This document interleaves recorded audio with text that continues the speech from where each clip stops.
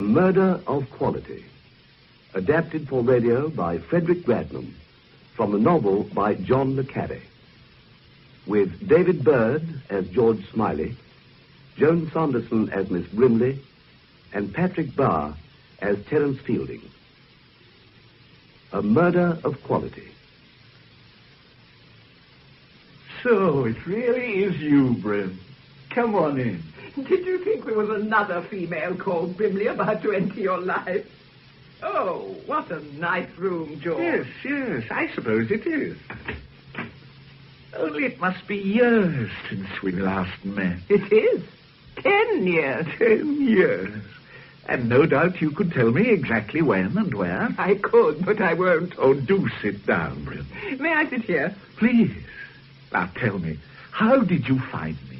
The telephone directory. Under Smiley. George Smiley. Ah. You're the only Smiley G.H. in the book. Then I telephoned first to make quite sure you weren't in, but I was able to leave a message which I assume you got. Yes. Oh, simple, isn't it? The obvious I always forget. Will you have a whiskey and soda? You still drink it? I do, and I will. Fine. You've left the service for good? For good? I wonder. One never knows with intelligence work, I find. No. And yourself, Brim? I edit a weekly paper. Ah, and trust, no doubt, that you have left the service for good. Exactly. Yes, I had another spell some time back. Oh, I didn't know that. Intelligence is all very different now. Ideas are different. People are different. The Steeds, Jeopardies, Fieldings aren't about anymore. All gone. Is that the right amount of soda? Thanks, that's just right. Your health, Brim. And yours, George. Fielding. Adrian Fielding had a brother. He teaches at Cairns. Yes, that's right. Terence Fielding, a housemaster. That is, if he hasn't retired. No, he retires this half, whatever that means. It was in the Times some weeks ago. You seem well informed. Not well enough. Tell me about Cairns School, George. Did you go there? Heavens, no. But you know about it? Yes, I know about it. Is it as bad as it sounds? Absolutely. Not that it always was. It didn't become really fashionable until about 100 years ago, and it was founded by Edward VI in 1550, I think. I've never really understood why some schools become fashionable with the rich, grow like Cairn into bastions of snobbery and privilege. It's generally a headmaster. I mean, there's one head who lifts the school up out of the rut, and the right people get to know about him, send in their boys, and the tradition begins. Well, there was a man in the 1850s, the master. Cairn calls the head the master. They don't have teachers. They have housemasters, house dons, and ushers. And half? A half is a term. They have only 2. What else? Cairn itself. I know it's a town in Dorset, but what's it beside? Well, I suppose the school is the town. The playing fields and the staff houses encircle it. It's miles from anywhere, you know, Brim. Beautiful countryside, but quite isolated. Has little to do with the world most people live in. One would have to fit in. Or get out, I imagine. Yes. But that wouldn't be easy for the wife of a house don, would it? What's the problem, Brim? Well, I had a letter sent to my paper the other day from the wife of a man who's teaching at Cairn. They haven't been there long. They're called Road, without the H. I see. Oh, what sort of letter? Oh, I'm a ridiculous spinster, I know, but it's worried me, and I knew you were the best person to come and see about it. Well, you'd better read the letter to me, Brim. All right. It's addressed from North Fields, Cairn School, Dorset, and dated the 7th of February. Dear Miss Fellowship, I don't know if you are a real person, but it doesn't matter. You always give such good, kind answers. There's something very wrong here. I don't know if he's really plotting to... I can't write the word, but I feel as if I'm dead already. Do you understand? It's this place. It's done something to him so that he hates me. No, it's not just my imagination, and I really am perfectly sane and normal. But I'm frightened of everything, of what he's thinking and what he might do. And now the long nights are coming. Please write and tell me what I should do. I hope you don't get many letters like this. Yours faithfully, Stella Road, Mrs. Nee, Glaston.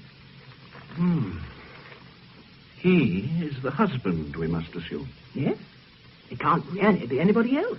And you're Miss Fellowship. Yes. Tell me, my dear Brim, what exactly is your paper, and how did you get onto it?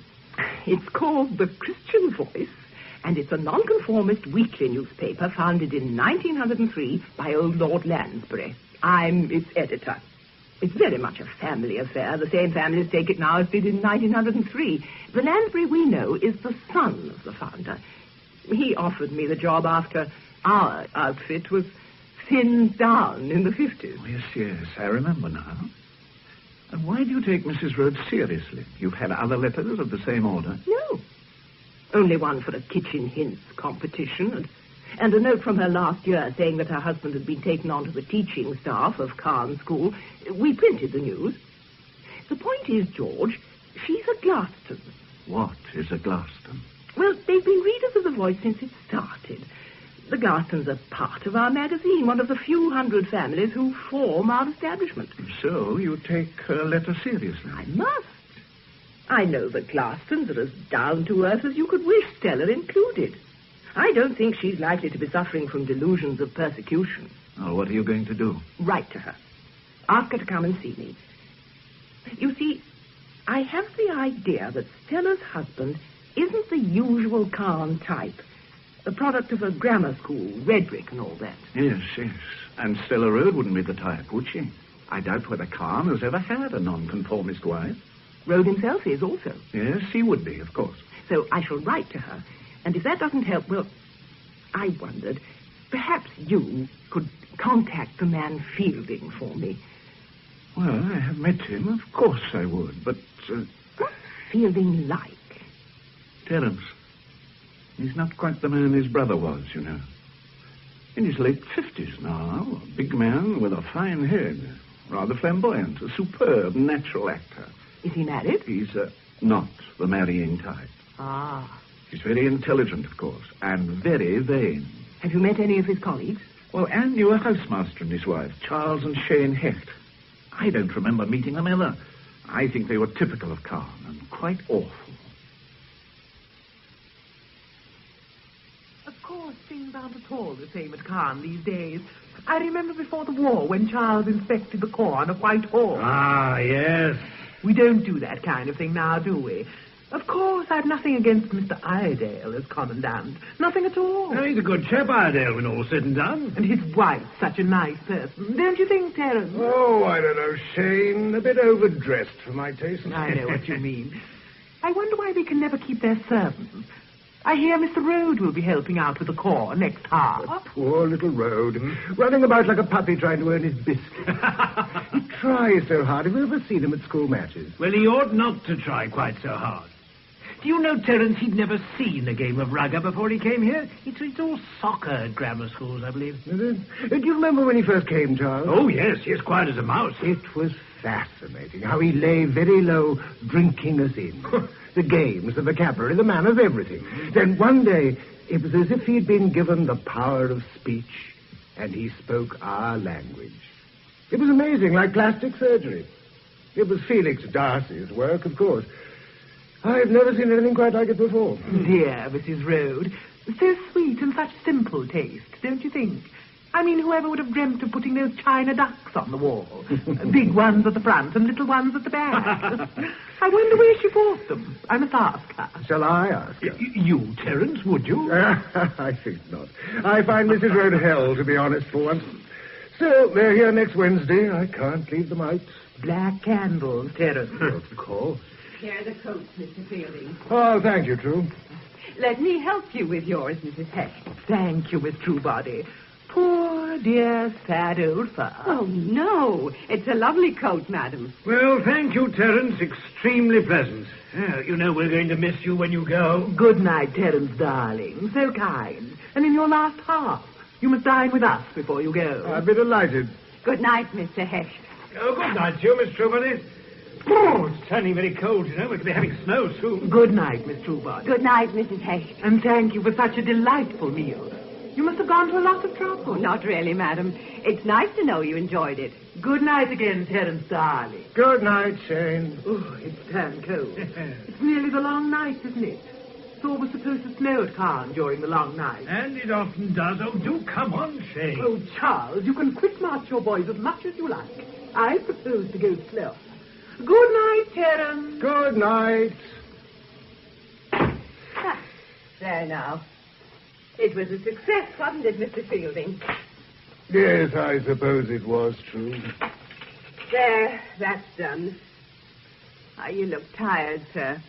I am a little true. Indeed, I am. Is there anything else, sir? No, nothing else. Sleep well, True. And you too, sir. Good night. Good night.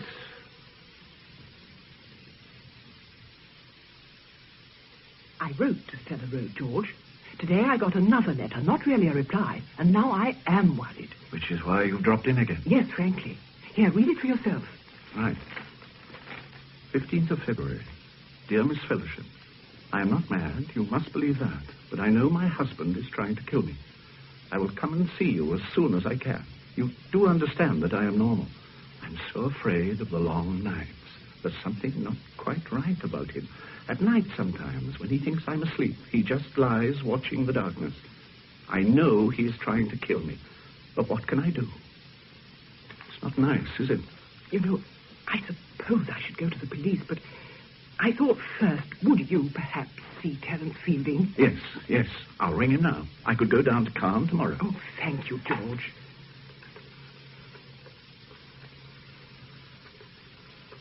I looked up Fielding's number after you were here the other day. Oh.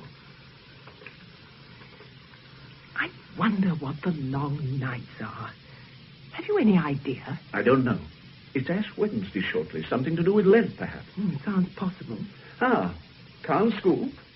I'd like to speak to Mr. Terence Fielding, please. George Smiley. No, from London. Mr. Fielding is being got. Good. I wonder just how the husband is trying to kill the wife.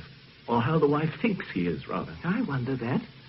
These long nights sound disturbing enough, even if you aren't expecting to be murdered. Yes. Maybe Fielding can tell us what they are. Ah, Fielding. Good evening. My name is George Smiley. I knew your brother well. We have, in fact, met. Yes, that was it. Look, I wonder if I might come to see you on a personal matter. A bad time? Or what has happened? No, for a friend of mine. She's received a disturbing letter from the wife of a Caen master. Yes, Stella Road. Oh. Yes. Thank you, Fielding. Goodbye. Stella Road is dead, I'm afraid, Bryn. Dead? She was murdered. Late on Wednesday night. That's last night. She and her husband had been dining with Fielding earlier in the evening. And the husband? I don't know. Fielding said something. I couldn't quite catch it. George, they'll have to know about the letter. The police, you mean? Yes. Yes, I think they will. You couldn't go down there, could you? To Caen? Well, I suppose I could. But would it really help? I've a feeling it would. All right, then. If you say so, Bryn. Oh, good. I'd better find out who's in charge of the case there. Special branch might help. I'll give them a ring. And no doubt be on my way in the morning. Oh, sorry, sir. I say, I nearly knocked you down. I say, you nearly did. What's the rush about? Sext, sir. Sext? Midday prayers, sir. We say them in the Abbey during Lent. Ah, I see. Is that the east gate across there? Yes, sir. I'll show you, sir. I had no need really to rush, but we always do. Are you visiting the school, sir? Yes, I suppose I am. I hope to see Mr. Fielding if I have the time. Oh, he's my housemaster, sir. My name's Perkins. I'm Mr. Fielding's head boy, sir. Oh, that's what's called a coincidence, isn't it? Yes, it is, sir. You have a lot of snow here. When did it start? Yesterday, sir.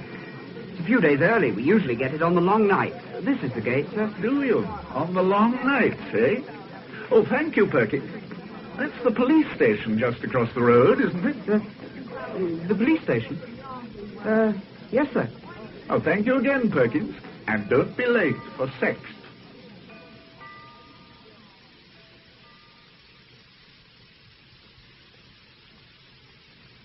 Oh, come in, Mr. Smiley. I was expecting you. Yes, I'd hoped. I'm Inspector Rigby. Ben Sparrow rang this morning, sir. Ah, that was good of him. Oh, come in, sir. Thank you. The two of you worked together on the war, I believe. Yes? Well, sir, I'll be happy to give you all the help I can. Oh, I could do with some myself, the way things are. Anyway, I'm very pleased you've come. Thank you. I believe you've got a couple of letters for me. Yes. I don't know if Ben explained, but here they are. Ah, thank you, sir. He told me all about Miss Brimley. Oh. Not nice letters, are they? I suppose Miss Brimley is sure of the writing. You can trust her. Aye, so Ben said. She's had other letters about a cake mix and so on from Mrs. Rhodes, and I suppose you can check the handwriting here. Oh, we can, but it's her writing without a doubt. Well, sir, how long are you staying? Well, I don't really know, Inspector. I should probably stay for a day or two just to have a word with Fielding. And go to the funeral, I suppose. I booked in at the Sawley Arms. Why not tell that? At least some think so. It's a funny place, Khan. There's a big gap between the town and gown. It's fear that does it. Fear and ignorance. Oh, I can call on Mr. Fielding and Mr. Darcy, and they say, "Good day, Sergeant," and give me a cup of tea in the kitchen. I don't get cross, but I can't get among them. They've got their own community, see, and no one outside it can get in on it. Yes, it would be like that. There's a lot I'd like to ask them. A lot of things. Who liked the Rhodes and who didn't. Whether Mr. Rhodes, the good teacher, whether his wife fitted in with the others. Lots of things. I've got all the facts I want, but I've got no clothes to hang on them. Well, if you want me to help, I'll be delighted. But why not give me the facts first? All right, then. Well, today is Friday the 18th. Stella Rhodes was murdered between 11:10 and 11:45 on the night of Wednesday the 16th. She'd been struck on the head. Must have been 15 to 20 times. It was a terrible murder. Terrible. At a guess, I'd say she came from the drawing room to the front door to answer the bell or something, and when she opened the door, was struck down and dragged round to the conservatory. The conservatory door was unlocked. I see. It's odd that he should have known that, isn't it? It is that, sir. He finished her off there, out of sight like. He was wearing Wellington boots, size 10, be around 6 feet tall from the spacing of the footprints. And covered in blood. Aye. Where was her husband? I'll come to that later. Now, I said there were footprints, and so there were.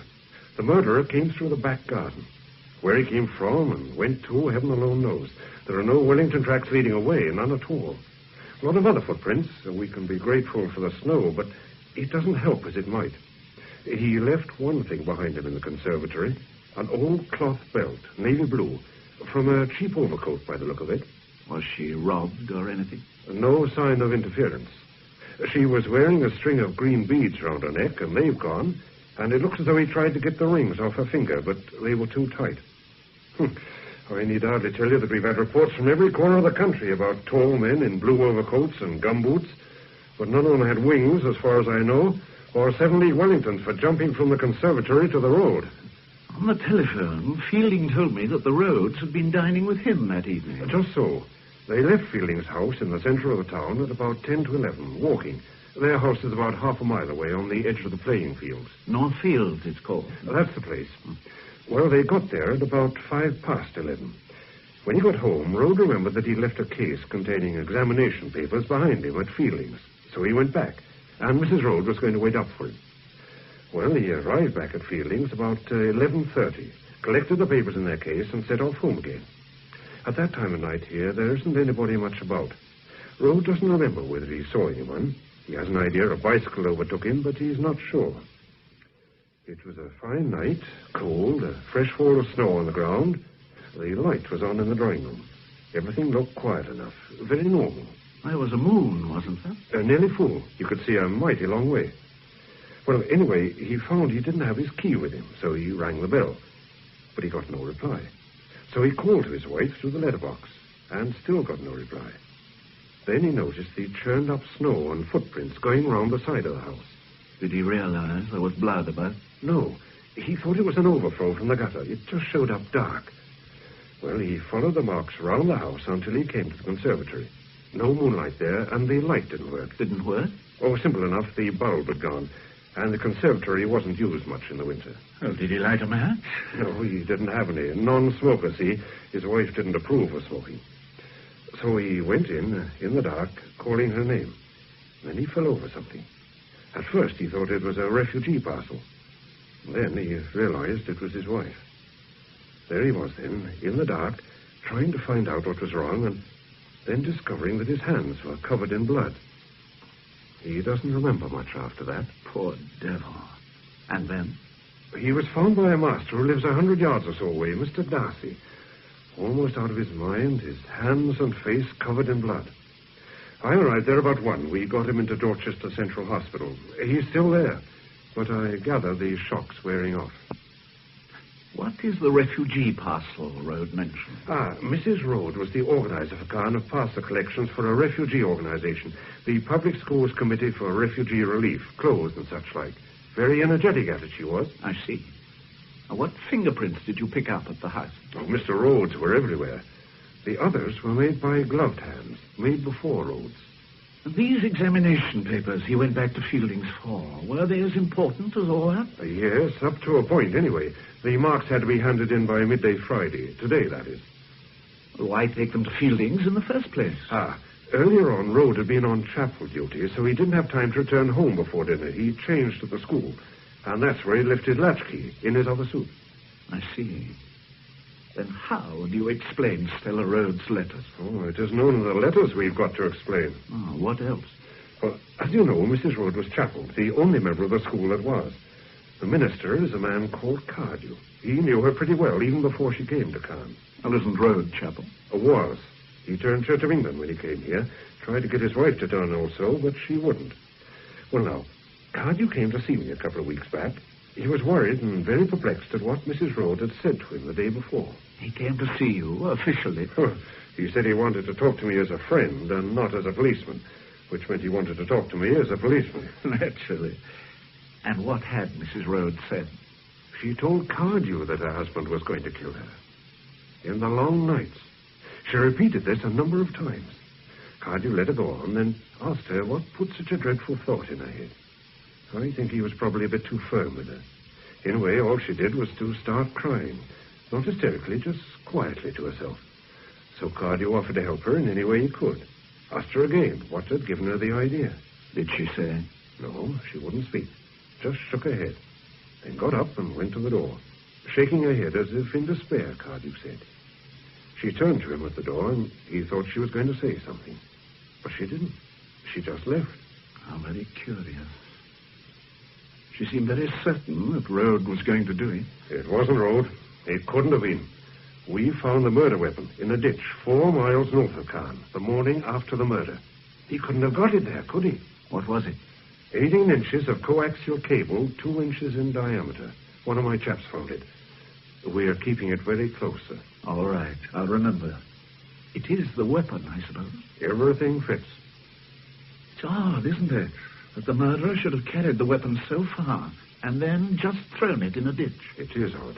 Very odd. And I'll tell you 2 things that are even odder.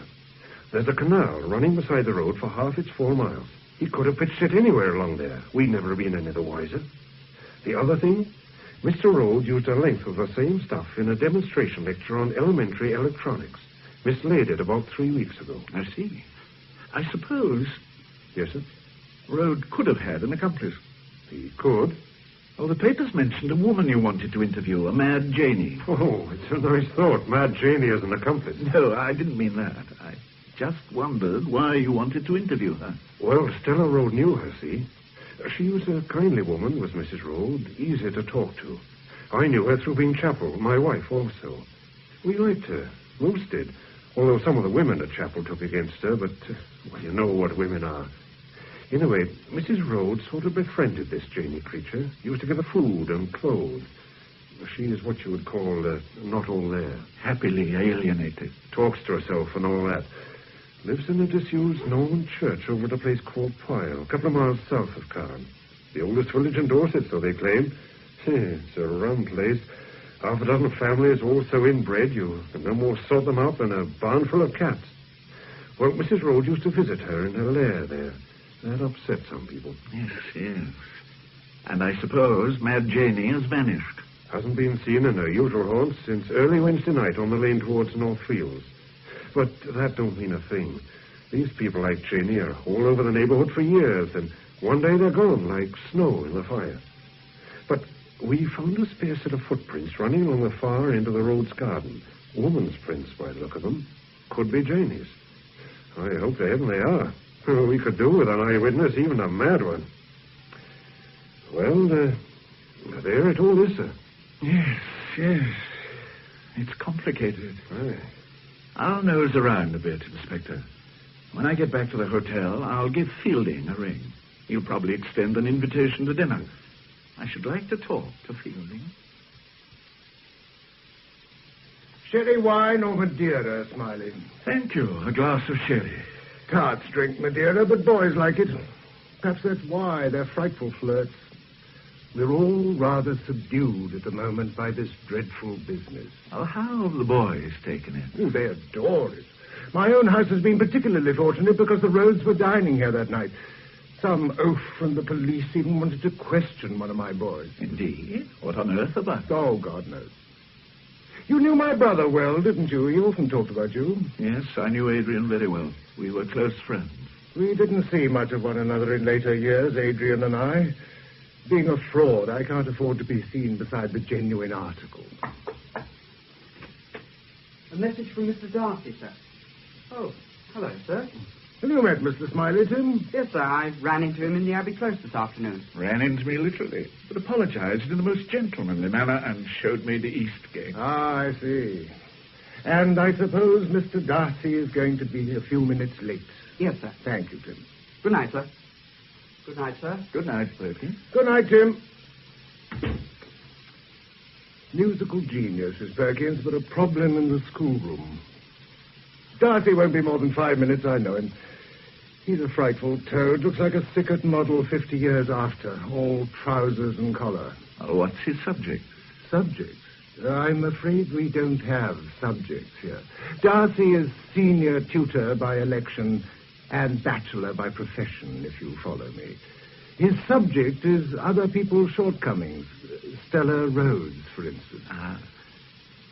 She was somewhat different from most of the wives here, I imagine. She was everything we are forced to ignore. She was red brick, council estates, new towns, the very antithesis of Carr. Yes. Did you like her, Fielding? I don't know, Smiley. I didn't dislike her. I found her rather touching. But of course she made enemies. She was too honest. And Khan has no defense against her sort of honesty. Ah, that'll be Darcy.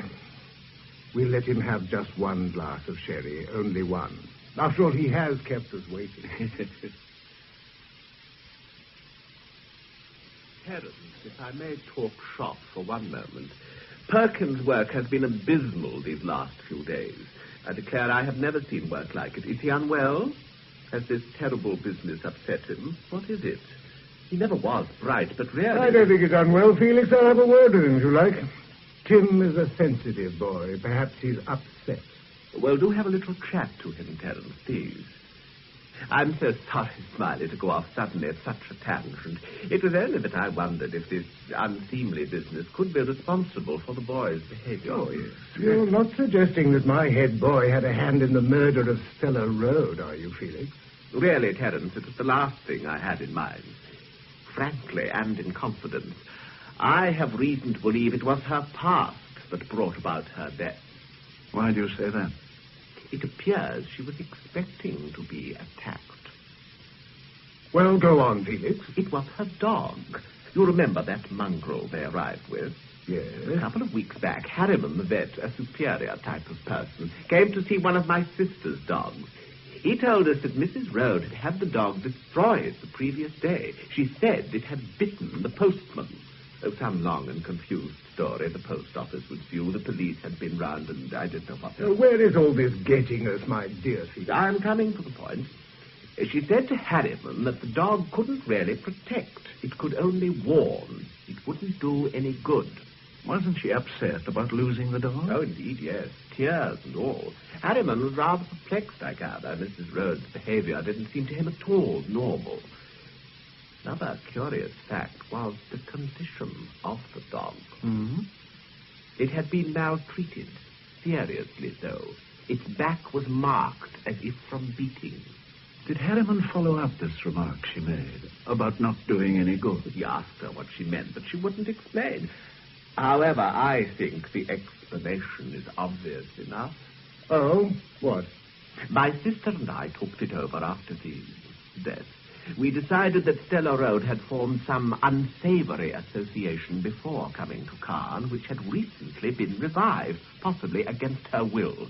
Some violent ruffian who would resent the improvement in her station. No doubt you've seen him lurking in the shrubbery, Felix. Well, How badly was the postman bitten by the dog? but that is the extraordinary thing, the very crux of the story, my dear fellow. The postman hadn't been bitten at all. My sister inquired. The whole story was an absolute string of lies from beginning to end. Glad you came, Felix. Oh, Smiley, just before you go. Yes? That business you rang me about, what was it exactly? Oh, a letter from Mrs. Rhodes just before she was murdered. The police are handling it, but they don't regard it as significant. She seems to have had a sort of persecution complex. So it seems, eh, Felix? Well, good night. There's been a fresh fall of snow.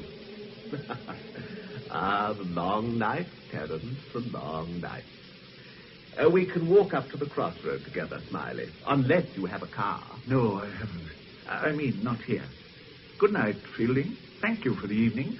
You must dine with me if you ever come to London. Do you? I'll let you know. Good night. Good night, Terence. Tell me, Darcy, what are the long nights? We have a proverb that it always snows at Caen in the long night. That is the traditional term here for the nights of Lent.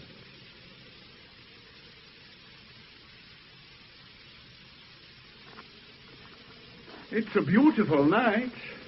Is this Northfield? Northfields Lane.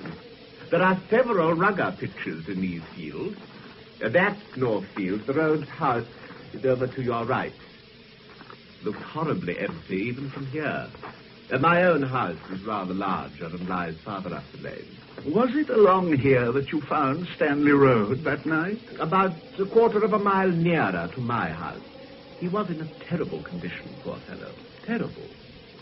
From what you were saying at dinner, it seems the Rhodes were a very ill-assorted couple. Precisely. If her death had happened in any other way, I would describe it as providential, a blessed release for Rhodes. She was a thoroughly mischievous woman, Smiley, who made it her business to hold her husband up to ridicule. I believe it was intentional, others do not. I do, and I have my reasons. She took a pleasure in deriding her husband. And Khan, too, no doubt. Just so. But was she such a problem? Surely her husband could have spoken to her. I never encouraged him to do so, I assure you. This is our parting of the ways. You must come to Sherry before you go. Do you stay long? I doubt it. But I'm sure you have enough worries at the moment. So what do you mean? Well, the press, the police, and all the attendant fuss. Yes, just so, quite so. Nevertheless, our community life must continue. I will send a note to the Thorley tomorrow. Good night. Good night.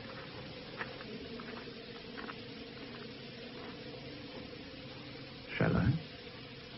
Always visit the ground, the scene of the crime. One never knows. Here goes.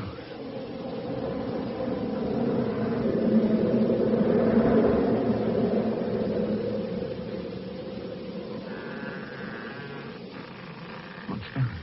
The conservatory door swinging. Good God, there's somebody. Or is it a shadow? No. Hello? Who are you? I thought you was the devil, mister. But you got no wings. But you can't do nothing, mister, 'cause I got this holly for to hold you. Yes, Jane. That's a very pretty coat you're wearing, Jane. A pretty blue coat, mister, for to keep me warm. From my darling. Who is your darling, Jane?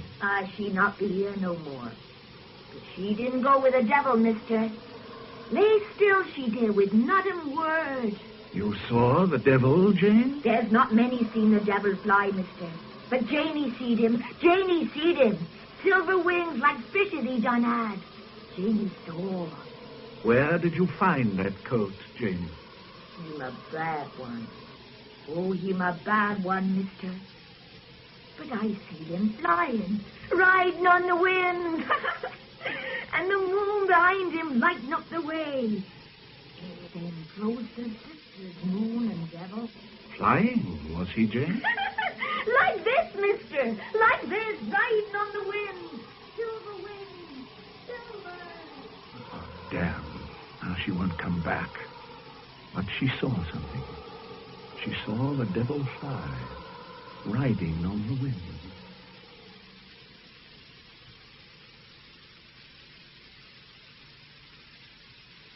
We found her in the old church at Pyle. I'll tell you about that in a minute, Mr. Smiley. She's made a sort of statement. This last part of it reads like a confession, if it reads like anything. Can you understand it? So I tells my darling, I tells her, you are a naughty creature to go with the devil. But her did not hearken, see, and I took angry with her, but she paid no call. I can't abide them as go with devils in the night, and I told her. She ought to have had Holly, mister, there's the truth. But Janie drove the devil on. And there's one will thank me. That's my darling. And I took her jewels for the saints to pretty out the church. And a coat for to keep me warm. The coat? I suppose it is the one. Yes, we've traced the woman who gave it to Cellar Road for the refugees. Janie must have pinched it from the conservatory. Did you find any, what she calls, jewels? We found the missing green beads. They were on the altar, on a cross of twigs. The whole place was scarifying. And, of course, she would go on about the devil. On and on. The devil flying. That's it. Flying on the wind. His silver wings stretched out behind him. Like a folk song it is. Do you think she did it? No. Do you, sir? No, of course not. It was quite impossible. But I think she saw whoever did it. Immediately afterwards. That's driving the devil off. But why flying on the wind? And why should he have silver wings? What are you going to do with her, Inspector? Hold her for the moment. I think she's better out of the way, just in case. Yes. The devil must have seen her also. Are you going to the funeral? Yes, I think so. And after it, I might try to get a word with Rode on behalf of Miss Fellowship and her paper, if you understand. Oh, I see what you mean, sir. Yes, that would be a very useful idea.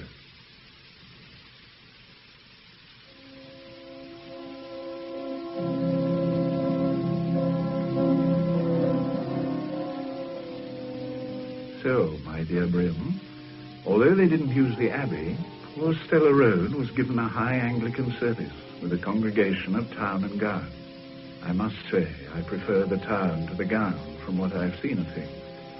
But I thought to write you this note just to say that Stella's father was there, a fine, upstanding old man. And I had my first glimpse of Stanley Road, a shallow, ordinary face, a short, ordinary body, black, ordinary hair. The odd thing about him was his impassive, almost too easy manner. Another piece of odd behavior.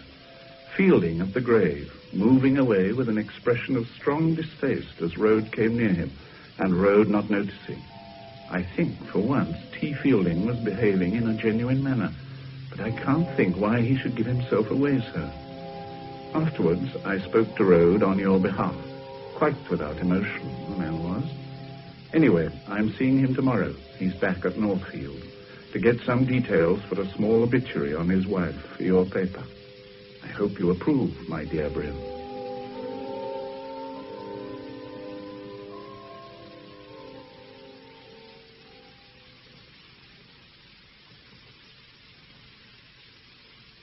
It's very good of you to spare the time to see me, Mr. Rode, in the circumstances. Not at all. You were married at Branksome, I believe, Mr. Rode. The Branksome Hill Tabernacle. A fine church. When was that? 12 years ago, last September. Did Mrs. Rode engage in charitable work in Branksome? I know she was very active here. No, not at Branksome. But a lot here. She had to look after her father at Branksome, you see. Did she take a large part in the social activities at Carn? She did a bit, yes. But being chapel, she kept mainly with the chapel people from the town. You should ask Mr. Cardew about that. He's the minister. But may I say, Mr. Rode, that she took an active part in school affairs as well? Yes, of course. Thank you. Now, is there any little fact that you would especially like us to include? Anything she herself would like to be remembered by? No. No, not really. I can't think of anything. No, you could say her father was a magistrate up north. She was proud of that. You've been very patient with me, Mr. Rhodes. We're most grateful on the Voice. I say you haven't got a car, have you? No. I mean, I'm afraid I left it in London. Oh. Never mind. I was only going to suggest we went for a drive. Had a chat at the same time. I get a bit fed up kicking around here on my own. I understand. Do you? I don't think many do. Understand the loneliness, I mean. They found out all my correcting. What am I supposed to do here all on my own? No teaching, nothing. You think they want to get rid of me? Oh, I'm sure that isn't so, Mr. Rhodes. I know they've done it for the best. But it worries me nothing to do. And my correction, well, not being handled as I would. Simon Snow gave one boy of mine in elementary science 61%. The boy's an absolute fool. Perkins is his name, nice enough boy, head of Fielding's house.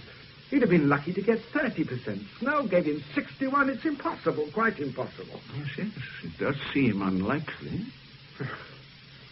I suppose really I should have moved out of here. The place is getting on my nerves a bit. This house, you mean? Yes. Miss Darcy asked me over to their place to stay, you know, but I didn't feel like it somehow. Not yet. No, of course. Very good people, the Darcys. Very good indeed. They have a sherry party on tonight. I'd quite like to have gone in a way. Who haven't you met, Smiley?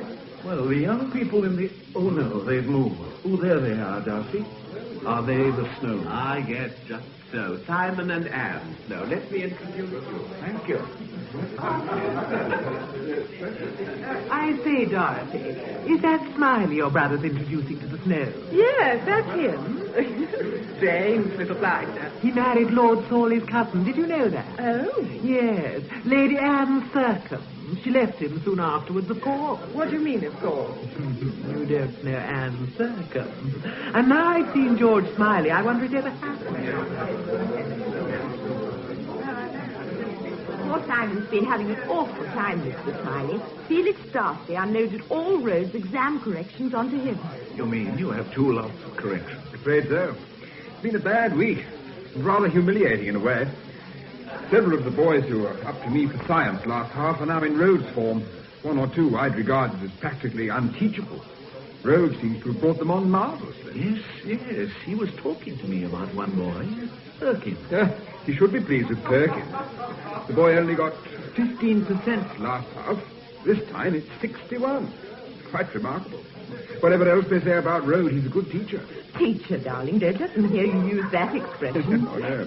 You know, Mr. Smiley, Simon's leaving at the end of this half. Oh, yes, thank heavens. Back to Oxford, a DPhil, and then a university job. You don't like car? Oh, can you blame me? I like it less than the poor Stella Road did, and that's saying something. Shane Heck's advancing. You must be dreadfully important, Mr. Smiley, for Darcy to have served decent sherry. What are you? President of the Royal Academy? Oh, I'm afraid not. Darcy and I were both dining at Terence Fielding's on Saturday night, and Darcy asked me for a sherry. I don't think Terence can be coming. He seemed frightfully upset at the funeral yesterday. Well, it was rather upsetting, don't you think? Oh, dreadful. Stella Road was such a nice person, I thought, and so unusual. She did such clever things with the same dress. But she had such curious friends. Mrs. Snow, I've been meaning to talk to you. I want you to take over Stella Rose's job on the refugees. The master's very keen on refugees. No good, Miss Darcy. We're leaving at the end of this half. I thought everyone knew that. Felix never tells me a thing, old Jack. And don't you ask me, Dorothy, darling. You know I'm up to my eyes in all sorts of charity. Refugees? Oh, it all started with the Hungarians, collecting for them. Stella Rose was one of the few wives who did anything. She worked very well, right until her death. I went over to North Fields on Friday with that parson man from the Tin Tabernacle and Cardew. Well, to see if there was any refugee stuff to tidy up, and there wasn't a thing out of place. Everything was all packed up and addressed. We just had to send it off. Oh, that was very efficient. Well, it was. Now, who the hell can I find to replace her? Darling Dorothy, never happy unless she's organizing somebody. Mostly poor Felix. I suppose I could help. After all, Stella Road was very kind to us, you know, Mr. Smiley. Yes, yes. The only Smiley I ever heard of married Lady Anne Thurcombe, a very curious match. I understand he was quite unsuitable. I never did hear what became of Anne. She went to Africa. Or was it India? No, it was America. So tragic. I must go. Charles is looking awfully lonely. If anybody deserved to be murdered, that's... Instead, it was Stella. How unjust things are. You said she was kind to you. Oh, very. Yes. Just one thing. When we moved into a little house in Bread Street, the rain was simply teeming down. We used a firm called Mulligan's. They were absolutely foul. Wanted paying straight away. And I didn't have the checkbook, and Simon was examining for the scholarship. So they even threatened to take the stuff away again. Yes, fantastic. Then Stella turned up. I can't think how she even knew we were moving. When she saw what was going on, she just went to the phone and rang Mr. Mulligan himself. I don't know what she said to him, but she made the foreman talk to him afterwards, and there was no more trouble after that. She was terribly happy to help. Extraordinary story, isn't it? But completely true. Yes, yes. A sort of magic spell. I hope you didn't mind my turning up like this out of the blue, George, but the chance came, and I thought I'd like to see calm. I can't think how the Christian voice will manage without you for a day, Brim. Don't be sarcastic. And anyway, I found a perfectly good young lady to hold the fort, if you can describe the voice as a fort. Oh, it's a description that would fit the Sawley Arms. Take where we are now. They call this the residence lounge. Yes, it's a rather extraordinary echo of the past, isn't it? Inefficient, antiquated, and smug. There's a framed tapestry in my room of a Buckinghamshire garden. Even I had forgotten such things once existed. And still do, it seems. The one in my room is of the wild garden of Sandringham. Good Lord. I didn't believe it at first, but it's true. I'm glad you came today. Thank you, George. It wasn't Road, was it? No, it was impossible. Rigby is keeping one piece of information very close. I can't tell you what, but it lets Road out. Not that he was ever in, not really. Have you any idea why Stella Road accused him as she did? Well, I wrote to you about the minister of the chapel, Cardew, didn't I? Yes, you wrote out everything very clearly. And as you said, cause and effect just don't go together. No reasonable sequence of events. No. Stella's obsession with her death in the long night seems to have been, well, unreasonable. There's one thing, though, Brim. Stella wasn't all of the whole. Not by any means. You mean not a sound, sane, nice Glaston? A pillar of the voice? There are a number of opposing views about her. In Caen, I mean. Darcy dislikes her and seems to have very good reasons for doing so, which he keeps to himself. And there was the dog that didn't bite the... Who was it? Postman. Yes, yes. Well, perhaps she was afraid of someone. But not her husband. Not Rhodes, no. Then at the party this evening, a very nice young couple, the Snows, told me how helpful she was when they moved in the town. Came and saved them when the removal men were being difficult. Rang up the owner of the firm, a Mr. Mulligan. Mulligan spoke to the foreman, and all was sweetness and light. What did she say to Mulligan? Well, that the Snows don't know. But Stella Road was of no importance in Caen. If she'd been the master's wife, then it would be understandable that Mulligan would kowtow to her. So she must have had something on the man. Yes, yes. Doesn't signify. It only places Stella Road in another light. Now, what was it Felix Darcy said to me? She was a thoroughly mischievous woman. And then he went on to say how she took pleasure in deriding Road, holding him up to ridicule. Road isn't weeping any tears, is he? No, he's indifferent. And it's an indifference which can only come from a clear conscience. About Road's briefcase, George, did he really have to go back to Fielding's for it at that time of night? Was he going to sit up marking the papers until the early hours? I don't know. Presumably he was, but I don't know. I know one thing, Brim. Not that it has anything to do with the murder. What's that? Fielding's head boy, Timothy Perkins, has been cheating in elementary science. Oh, it's obvious. His exam marks were unbelievably high. And the science papers were the ones in Rhodes' case. You mean the boy may have had a chance to look at them whilst the Rhodes were at Fielding's? More than likely.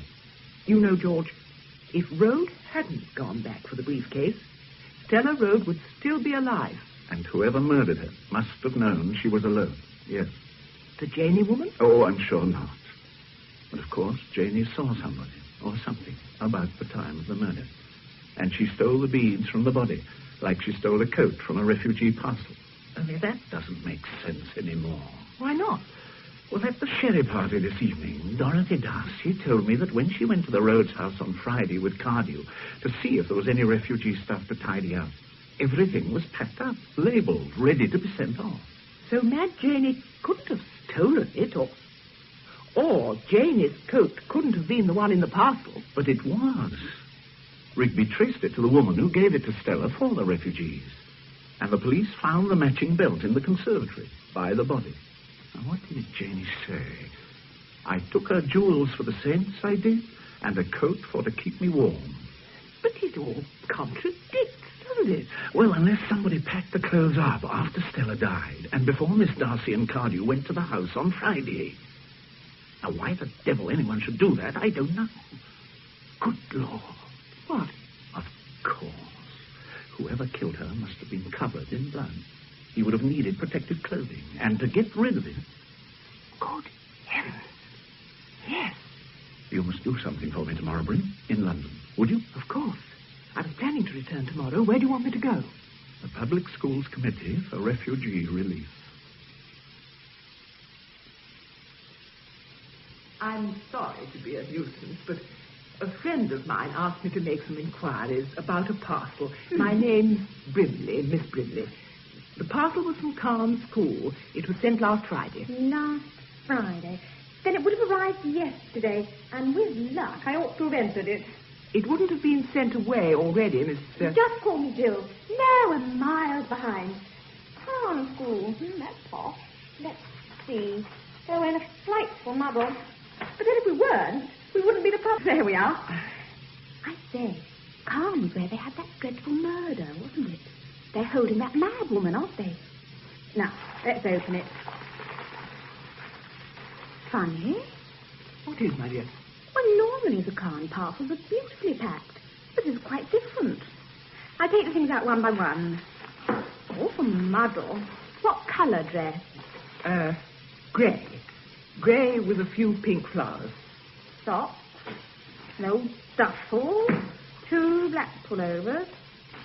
Well, honestly, they must be having a brainstorm. Look at these. A pair of filthy old gloves. Leather, I suppose. Awfully stained, aren't they? And look at these. Rubber overshoes. They're pretty grubby, too. Now, what's this? A plastic cape.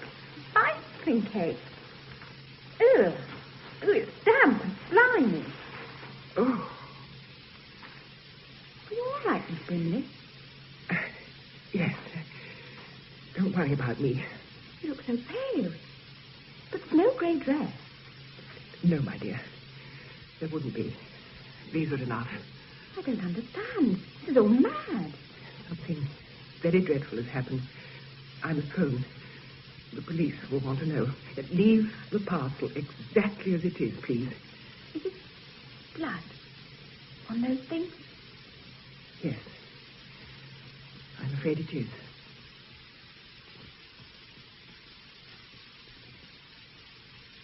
Tim. What? Oh, you did give me a start. And you haven't even put the light on. I was just going out. Standing there like a figure in Madame Tussauds. I'm just on my way to Mrs. Harlow. My music lesson. I know that, Tim Perkins. I know which evening it is. Yes, Miss Truebody. Well, Tim, what is the matter? I don't think there's anything the matter, Miss Truebody. Of course there is. Ever since poor Mrs. Rhodes died, you've been going about looking as if you'd seen a ghost. It's not like you. Did it upset you so much? Mrs. Rhodes? No. No, it hasn't, really. I was awfully sorry, but, well, I'd only been to tea with her once. Yes, Tim. I know what you mean. So it's not poor Mrs. Rhodes. What is it? Nothing. Well, it's only the exams. They've worried me. I'm not sure if I've done it all well or if Mr. Rhodes will see my results. I mean, will you see? I don't see, Tim. Let me tell you after my music lesson. All right. I'll be in my room. Thank you, True. Thanks ever so much. Mind how you go on that bicycle.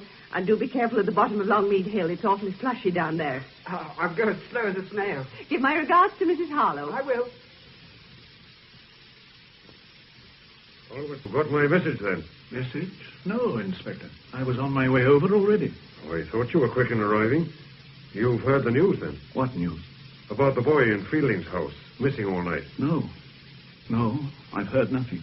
Well, 8:30 last night, Fielding rang us here. Perkins, his head boy, hadn't arrived at a music lesson with a Mrs. Harlow who lives over at Longmead. Neither had he come back. We found him an hour or so later at the bottom of Longmead Hill, half in the ditch, his bicycle beside him. Dead. Oh, my dear God. We've closed the road and we've been trying to reconstruct the accident. Looks as though he must have fallen from his bike near the bottom of the hill and hit his head on a stone, his right temple. How did Fielding take it? He was very shaken. Just seemed to give up. And then he broke down and asked to be left alone. How do you mean, broke down? He cried. Wept like a child. I would never have thought it. I suppose it was an accident. I suppose so. Perhaps, Inspector, before we go any further, I'd better give you my news. That's why I came to see you. I just heard from Miss Brimley. She's been looking at the contents of a parcel. Yes, they're at the refugee relief place at York Square. No, I'm not sure. I'm only hopeful. Yeah. Yes, fingerprints on all surfaces. Yes. I'll come up with the 4:25 this afternoon. At 8:05. Oh, one last thing.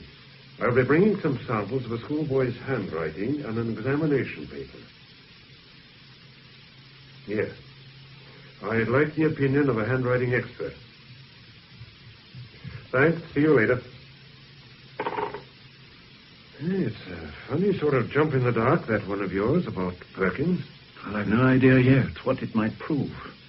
But that bicycling cape in the parcel looks like the answer to Jane's silver wings, and so long as you can possibly manage. No more accidents, for heaven's sake. We've had enough. Then you don't believe Perkins' death was an accident? Good Lord, no. And nor do you, do you? I put a detective onto it. This is a clever chap we're up against. Everything devised to the last detail, even the weapon you found where you did. Stella Rhodes' murder was a murder with clues cast to mislead. A murder planned to look unplanned. And somehow poor young Perkins got in the way. Or more likely knew something, without knowing it, if you see what I mean. God knows what, except it was important to the murderer. All right. I'll keep Janie in. If you find any fingerprints on the stuff in the parcel, will you have anything local to compare them with?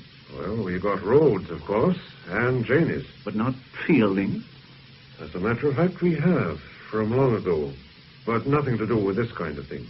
Oh, it was during the war. His brother told me, up in the north of England. It was hushed up, wasn't it? Yes. So far as I've heard, only the Darcys know. And the master, of course. Some Air Force boy. Yes, that was it. Well, I'll be off. Good hunting in London, Inspector. Are you making any calls or anything, sir? Well, I was thinking of dropping in at Fielding.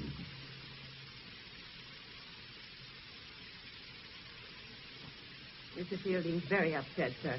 He told me he didn't want to see anyone, but I've said you're here, sir, and he'll be in shortly. Would you like me to take your coat? Yes. Thank you. All right, True. Yes, sir. Smiley, what do you want? I just wanted to say goodbye, Fielding, and to offer you my condolences. Well, goodbye. Thank you for calling. You needn't have bothered, really. You could have sent me a card, couldn't you? Well, I could have done, yes. But it just seems so very tragic when he was so near success. What do you mean? What the devil do you mean? Well, I mean in his work, the improvement. Simon Snow was telling me about it. Amazing, really, the way Rhodes brought him on. Goodbye, Smiley. Thanks for coming. Well, not at all. I suppose poor Rhodes must have been bucked with those exam results, too. I mean, it was more or less a matter of life and death for Perkins, passing that exam, wasn't it? He wouldn't have got his removed next half if he'd failed that science paper. You must have helped him wonderfully, both of you, you and Rhodes. Oh, you've heard the latest, I suppose, about that wretched gypsy woman who killed Stella Rhodes. They've decided she's fit to plead. Or just between ourselves, Fielding, I don't believe she did it. Do you? I don't. No. Khan killed them. It could only happen here. It's the game we play, the exclusion game. Divide and rule. Now, for God's sake, go. You've got what you wanted. Go. Oh, come on, Fielding. There's a fire here. Now, sit down. Good. Now, listen. If what I think is true, there isn't much time. I want you to tell me about Tim Perkins, about the exam paper. He would have failed, wouldn't he? Yes. I've had to leave. The day the Rhodes came to dinner, that day Rhodes left his case in the hall. It was unlocked. But you know that, don't you? Perkins took his chance, and later, when you asked him how he'd done in the exam... He wept. He wept as only a child can. And he told you he'd cheated. That he had looked up the answers and copied them onto his paper. And after the murder of Stella Rhodes, he remembered what else he'd seen in the briefcase. Is that right? No, don't you see? Tim wouldn't have cheated to save his life. He never cheated at all. I cheated for him. You? But you couldn't copy his handwriting. It was only formulae and diagrams written with a ballpoint pen, the kind we all use. Don't you see, Smiley, it was easy. His paper was hopeless. He'd only done 2 out of the 7 questions. So I cribbed 5 answers from the science book. It was in the case, too, and wrote them in. Then it was you who opened the case. You who saw... Yes, it was me, I tell you, not Tim. He knew nothing. And when Stella was murdered, you knew who had done it? Yes, I knew Rhodes had killed her. Yes. And what exactly was in the case, beside the papers? A sheet of transparent plastic. It may have been one of those pack-away cape things. An old pair of gloves and a pair of homemade galoshes. Homemade? The hack from a pair of Wellington boots, I should think. Was that all? No. There was a length of heavy cable, I presume, for demonstrating something in his science lesson. It seemed natural enough in winter to carry waterproofs about. Then, after the murder, I realized how he'd done it. Did you know why he'd done it? Rhodes was drunk with the pride of Khan. It had gone to his head. It must have hurt him terribly that Stella wouldn't take any part in the power and glory, wouldn't share any of it. The night they came to dinner, the night she died, she upset Rhodes. I never told anyone this, but she did. Rhodes was full of a sermon the master had just given. Hold fast to that which is good. Oh, Rhodes went on and on about it. He couldn't take too much drink, you know. He wasn't used to it. She kept quiet till he'd finished, then laughed and said, poor old Stan. You'll always be Stan to me. I've never seen anyone so angry as he was then. He went quite pale. I've watched her, too, at meals, at dinner parties, elsewhere as well as here. I watched the way she'd peel an apple. Oh, you know what I mean. Well, she must have seen how people do things here, but it never occurred to her she ought to copy them. I admire that. So do you, I expect, but Khan doesn't. And Rhodes didn't. And I think he grew to hate her for not conforming. He came to see her as the one factor which would deprive him of a great career. He couldn't divorce her. That would do him more harm than being married to her in the eyes of Khan. Rhodes knew that. So he killed her. He plotted a squalid murder. With his little scientist's mind, he fabricated clues. But something went wrong. Tim Perkins got 61%. An impossible mark. He must have cheated. And to cheat, he must have opened the briefcase, and then he must have seen the cape, the boots, the gloves, the cable. So Rhodes killed him, too. Yes. Thank you, Fielding. I'll have to let Rigby know. Yes, let the sergeant know. I'll have to face the music about the cheating. I feel much better now, anyway. Much. I sent a chap round to collect Rhodes. He should be here any moment. And no arrest, just a chat.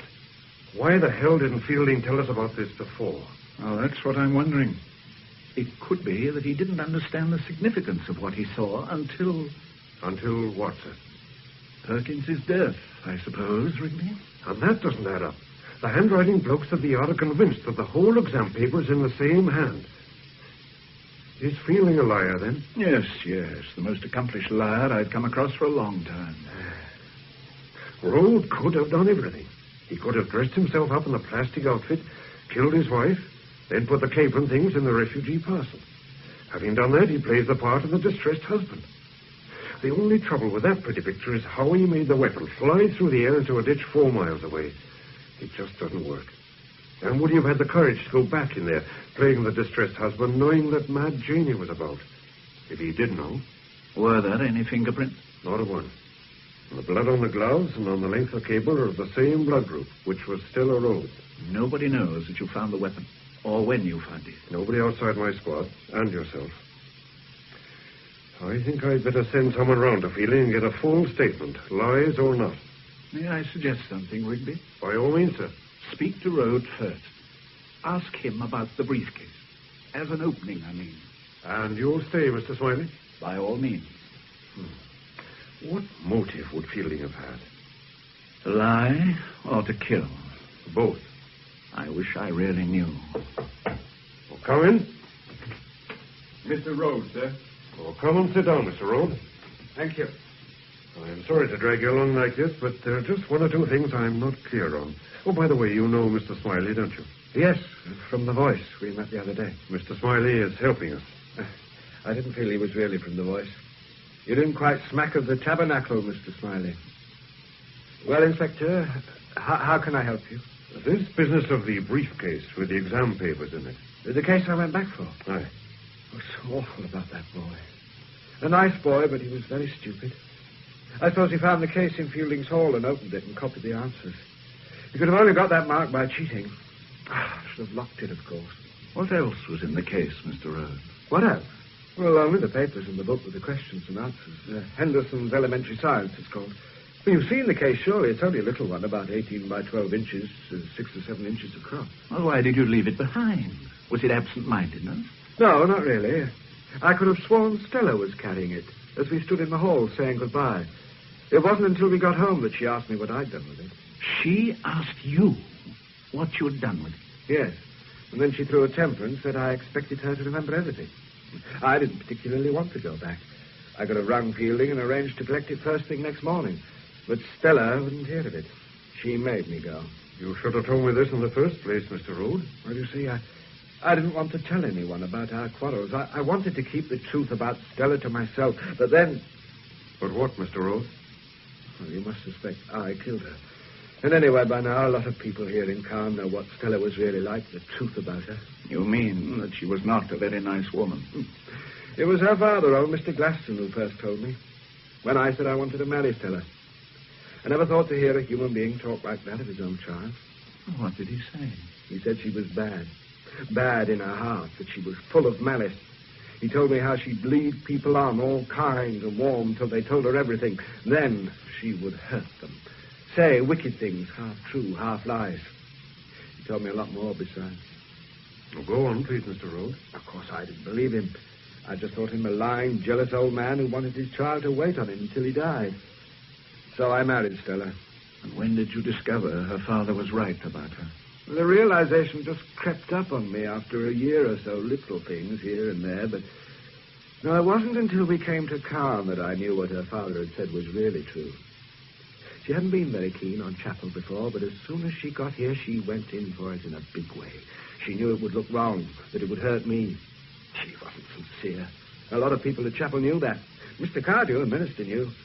He understood why I gave up chapel. I couldn't bear to see her going there every Sunday and going down on her knees. It was all wrong. Just made a fool of your faith. All she wanted to be was different, to spite the school and me by playing the humble one. My wife and you were at chapel, you know, Mr. Rhodes. Yes, I know that. But your wife never gossiped. Stella said that.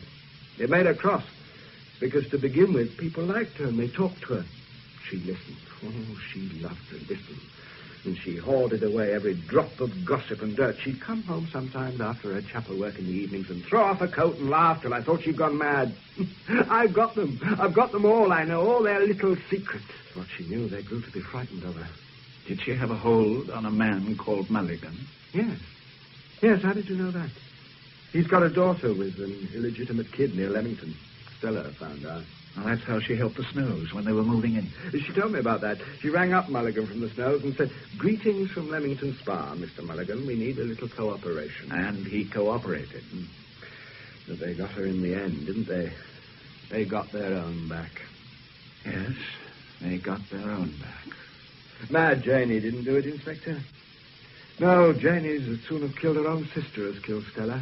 They were as close as moon and stars. That's what Stella said. She looked after Janie. You see, it gave her a feeling of power to help a creature like Janie and have her fawning around. Not because she was kind, but because she was cruel. Was she cruel to her dog? You know about that too, do you? Oh, yes, she often beat it. But one day she beat it until it was... Oh, poor brute.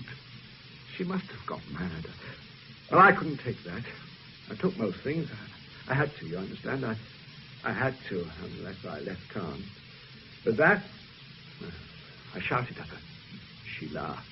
And then I hit her. Not hard, but hard enough. I gave her 24 hours to have the dog destroyed, or I'd tell the police. She took it to the vet the next day. I suppose she told him some tale. She could always do that. She said it had bitten the postman, Mr. Rhodes. Not very original. And she was found out by Miss Darcy. Ah. Well, the Darcys understood about her. Yes, Felix Darcy. Oh, that was strange. Anyway, after the business of the dog, she took to pretending I was violent, cringing away whenever I came near, holding her arm up as though I was going to hit her again. She even made out I was plotting to murder her. She went and told Mr. Cardew I was. Did you know that? Yes, sir, we knew that. She didn't really believe it herself. She'd laugh about it sometimes. Then at other times she'd whine and stroke me, begging me not to kill her in the long night. It was the words that got her. The long nights.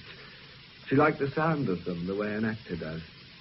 You were going to say something about Darcy. Darcy? Oh, yes. Yes, he knew about Stella, but not because she had anything on him. No, that was something different. She had something special there, something she'd never told me about, you see. There were nights when she'd slip out, all excited, as if going to a party. Quite late sometimes, 11 or 12 o'clock. You didn't ask her where she was going, Mr. Rhodes? No, I never did. You see, if I had, she'd have enjoyed not telling me or telling me a lie. I only knew she was going to meet somebody she had on the hook. Darcy must have known who it was. She said he did, but he couldn't tell. She liked that. Well, that was all I ever knew. Have you any idea who killed her? You know I didn't, don't you? Yes, I think I know that, sir. But you don't know who killed her. You don't know yet. I think we know who killed her, Rhodes. I think we do now. What the hell do you want with me again, Smiley? I thought you'd gone back to London. No, I didn't go back after all. Something cropped up. Here, I mean. You had to do some more of your wretched little spying, did you? No, not spying, Fielding. Talking. Talking to Rhodes. Yes, I heard the police had pulled him in. Not pulled him in, Fielding. They've just been getting his story. Well, thank you for telling me, Smiley. It's most interesting, but you needn't have bothered. I'm not concerned any longer with Rhodes or any of this dreadful, sordid business. At the end of this half, I leave Caen for good. Wash my hands of the place. Goodbye, Smiley. The story you told me yesterday when I came and saw you about cheating for Tim Perkins, how you took the paper from the case and altered it. Yes? It isn't true. They've examined it, and it isn't true. The writing was all one person, the boy's. If anyone cheated, it must have been Tim Perkins himself. My dear Smiley, you can't expect me to believe that. These policemen are practically moronic. And what does it matter? Tim is dead, isn't he? Rhodes killed him. Look, Smiley, I've things to do. I have to go to London tomorrow. Do you know why? I'm seeing a headmaster about a job. I've no pension when I leave here, you know. I have to go on working. I shall have to teach at a crammer's, a sort of breaker's yard for old dons.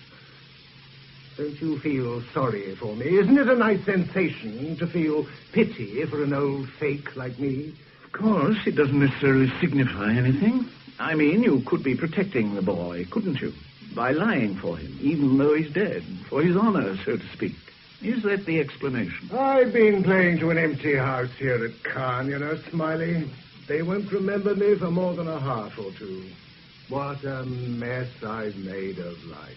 That's all there is to it. You've got to listen, you know, Fielding. There might have been collusion between you and the boy. A situation where you were moved by the boy's distress when he brought you the papers. And on the spur of the moment, you opened the case and took out his paper and told him what to write.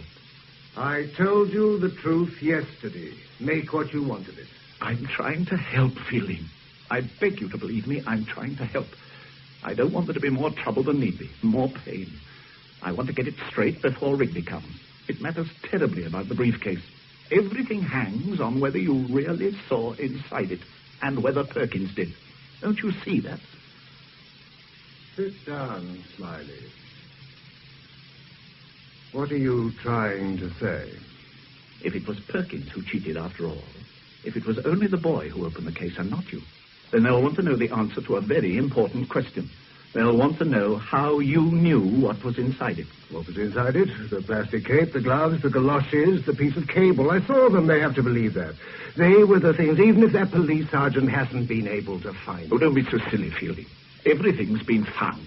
It was all in a refugee parcel. All but one thing. Well, Rhodes had every opportunity to do that, put things into one of Stella's parcels afterwards. Well, let's start from the other end. Suppose it was you who killed Stella Rhodes. Suppose you had a reason, a terribly good reason. Suppose you went ahead of Rhodes after giving him the case that night, overtaking him by bicycle. Suppose Janie saw you, like she said, riding on the wind. Then, Fielding, if that were really so, none of those things were ever in the case. You must have made it up, all of it.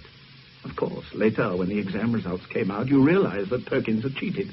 Then you knew he had seen inside the case, had seen that it contained nothing but the exam papers. And he could have told the police that. That would explain why you had to kill the boy.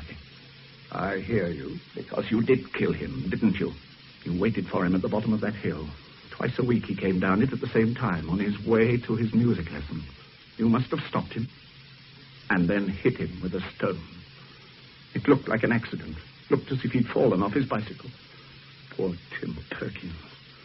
That was a terrible thing to do, Fielding. And it nearly broke you, didn't it? Shut up, for God's sake! Shut up! And why should I have killed Stella Rhodes? What was the reason you spoke of? Oh, I think it was like this, but one thing for certain first. When you were convicted, the RAF boy, in the north of England, the magistrate who convicted you was a Mr. Glaston, Stella's father. So she knew about that. It was the sort of information she would hoard and use. Rhodes told us the truth about her. She was dreadful, wasn't she? Evil, Rhodes called her. Really evil. Go on, Smiley. She came and told you what she knew. That was all. But she had you on the hook, as Rhodes calls it. You spoke to Darcy about her. Darcy knew of your conviction, and he suggested you played along with her to discover what she really wanted. So she summoned you to meetings at absurd times and places, in woods and disused churches, at night mostly. And she wanted nothing from you but your will. She made you listen to her boasts and her mad intrigues, made you fawn and cringe. At least, I believe it was like that. Although she also had the power to stop you getting another job, and she tormented you with that. You planned to kill her, Fielding. And then on the night when the case was left behind, you saw your chance, and you took it. Did I? Did I? And how did I know Rhodes was coming back for the case that night? It was part of Stella's little game. She left it behind purposely, and she arranged that you were to visit her after Rhodes had collected the case. She made him go back for the case. Then she sat there, waiting for you, Fielding. It was a perfect opportunity. There was only the slight risk that Rhodes might have recalled you riding past him. But bicycles are common in Caen, and with a plastic cape on, you might have been anybody. Sheer fantasy, Smiley. I saw what was in that briefcase. I told you Rhodes must have done it. Of course, you're quite right about her blackmailing me. But she did many worse things to other people, and not least to Rhodes himself. They know Rhodes didn't do it, Fielding. The point was that she could have stopped you getting any job in any school. And I think she would have done. Or if she'd let you obtain a job, then she would have still had you on the hook. How do they know Rhodes didn't do it? How can they know? He's got no alibi. Why should he have made all the bother with the case? Why didn't he keep the case with him all the time? To do what he did do with it doesn't make sense. But never mind.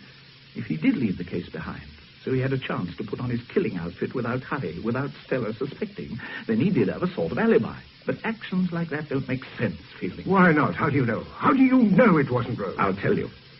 5 minutes after discovering the body, Rhodes was with Darcy.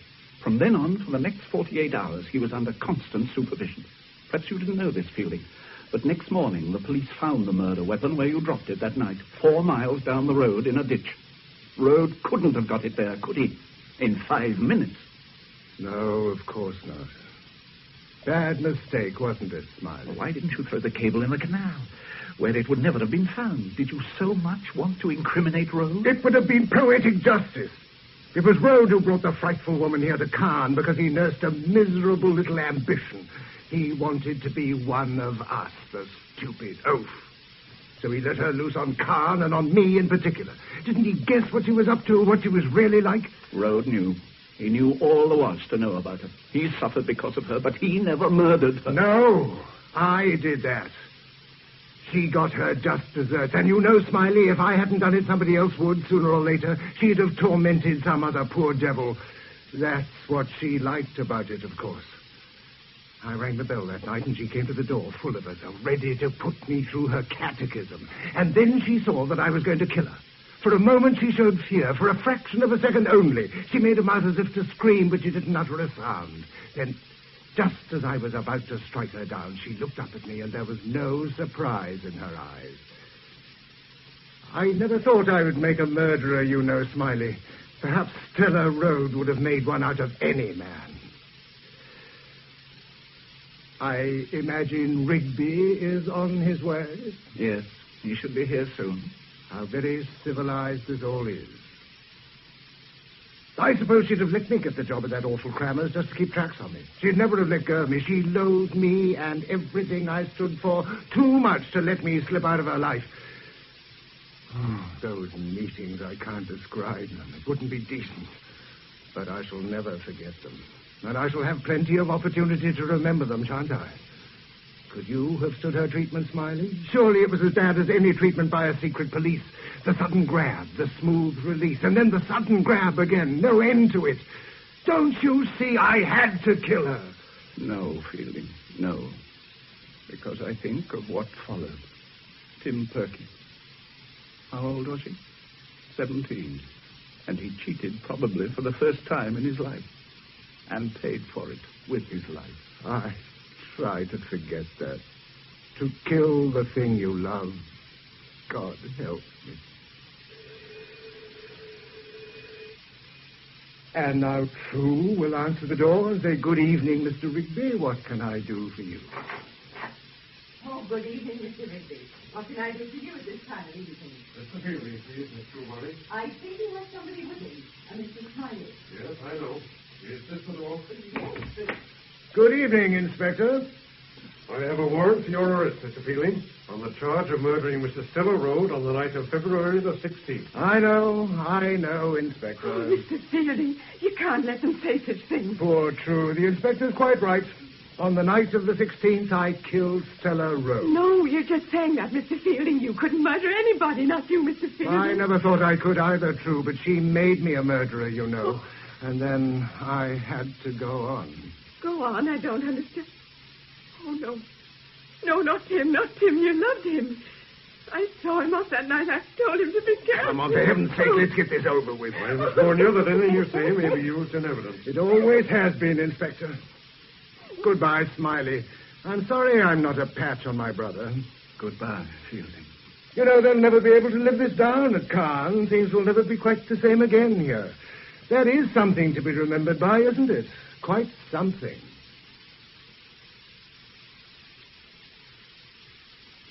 Patrick Barr played Fielding, and David Bird, George Smiley, in Frederick Radnam's adaptation of A Murder of Quality, the novel by John le Carré.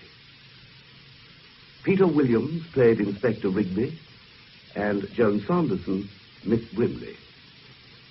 Michael Spice was Rhodes, Pauline Letts, Miss Truebody, Brian Hewlett, Perkins, Dennis Hawthorne, Darcy, Delia Payton, Dorothy Darcy, Maureen Beck, Mad Jady, Elizabeth Cassie, Jill, Claire Davenport and Edward Dewsbury, Shane and Charles Hecht, and Jill Carey and John Pulham, Anne and Simon Snow.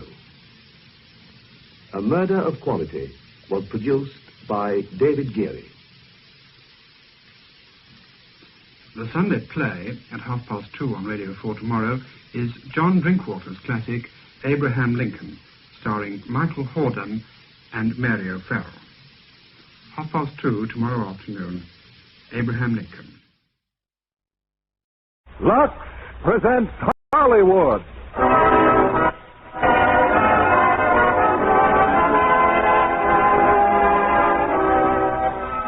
Lever Brothers Company, the makers of Lux Flakes, bring you the Lux Radio Theater, starring Mark Stevens, Richard Widmark, and Lloyd Nolan in The Street with No Name. Ladies and gentlemen, your producer, Mr. William Keeley.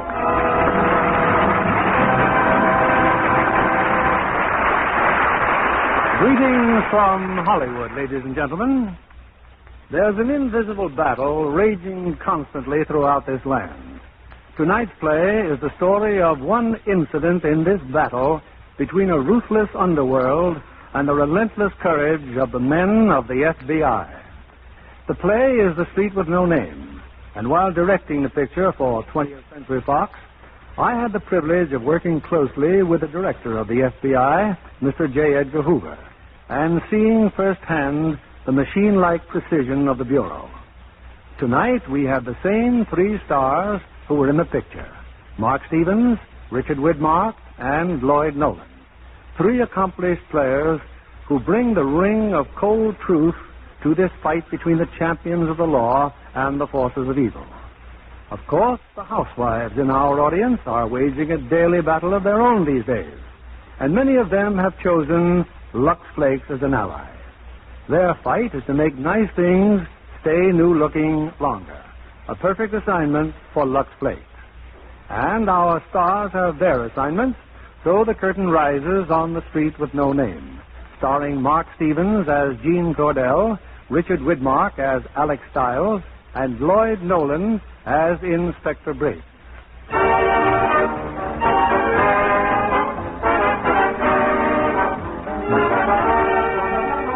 Some months ago, late at night, a group of men entered the Meadowbrook Club, a typical roadhouse on the outskirts of Center City.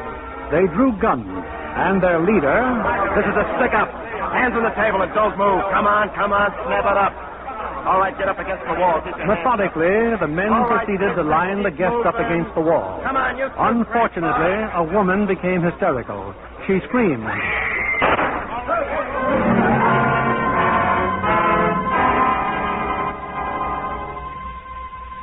Victim, Helen Jannings, housewife. Survivors, husband and 2 children. The bullet that killed Mrs. Jannings was sent by the Center City Police to FBI headquarters in Washington, examined and carefully cataloged. 5 days later, also in Center City, a guard was murdered while trying to prevent the holdup of a bank. 2 murders within 5 days in the same city. This bank robbery, a violation of a federal statute, gave the FBI jurisdiction to come in actively on the case. It was assigned to Inspector George A. Briggs. Briggs went at once to Center City. He was met by Richard Atkins, special agent in charge of the FBI field office. Well, your hunch was right, Atkins. The bullet that killed the bank guard came from the same gun that killed the Jannings woman, a Luger automatic. Tell me, you getting any help from the police? Full cooperation.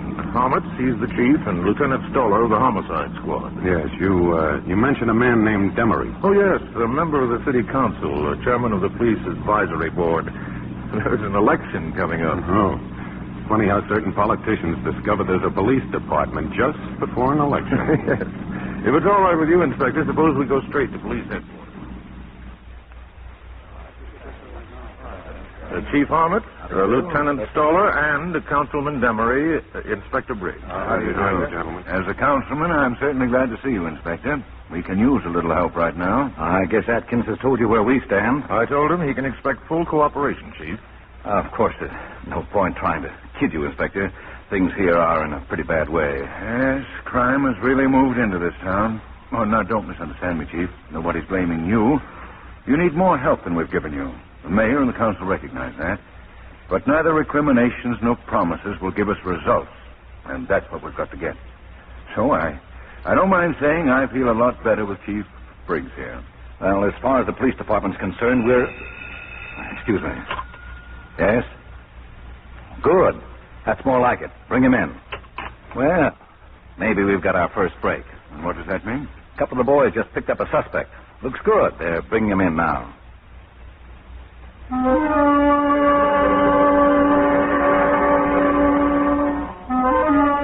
Yes, the suspect looked very good. Robert Danker, age 24. Tough guy. Police record. But Danker refused to confess. Now, you better stop this double talk, Danker, and start giving us some facts. What time did you leave the Meadowbrook the night of the holdup? I told you I was never in that clip joint. You're certain of that? Sure, I'm certain. Well, then what about this driver's license? State of California made out to Robert Danker. Is it yours? Yeah. Yeah, it's mine. This license was found on the floor of the Meadowbrook right after Helen Jennings was murdered. And you tell us you weren't there. That's the guy who swiped it how it got there. It's a frame. Who's framing you? I'll take care of him myself. Look, if you're being framed, we want to help you. Use your head, Danker. Your best chance to clear yourself is to prove you were framed. I'll prove it my own way when I get out of here. That may not be so easy. Okay, I'll take my chances. You claim that you were in Chicago the night of the holdup. Yeah, I was. Well, have you got any proof of that? Who saw you there? Look, it's a city. Nobody sees you in a city. Well, what about a room clerk, landlady? I didn't have no room. Well, where'd you sleep that night? Under a new building going up near the freight yard. Danker, this jacket you're wearing, what's this spot, this red spot here near the shoulder? It's paint, red paint. It come off a girder in the cellar of the building where I hold up. All right, Danker, take it off. It's paint, I tell you. What are you booking me on? For the time being, suspicion of robbery.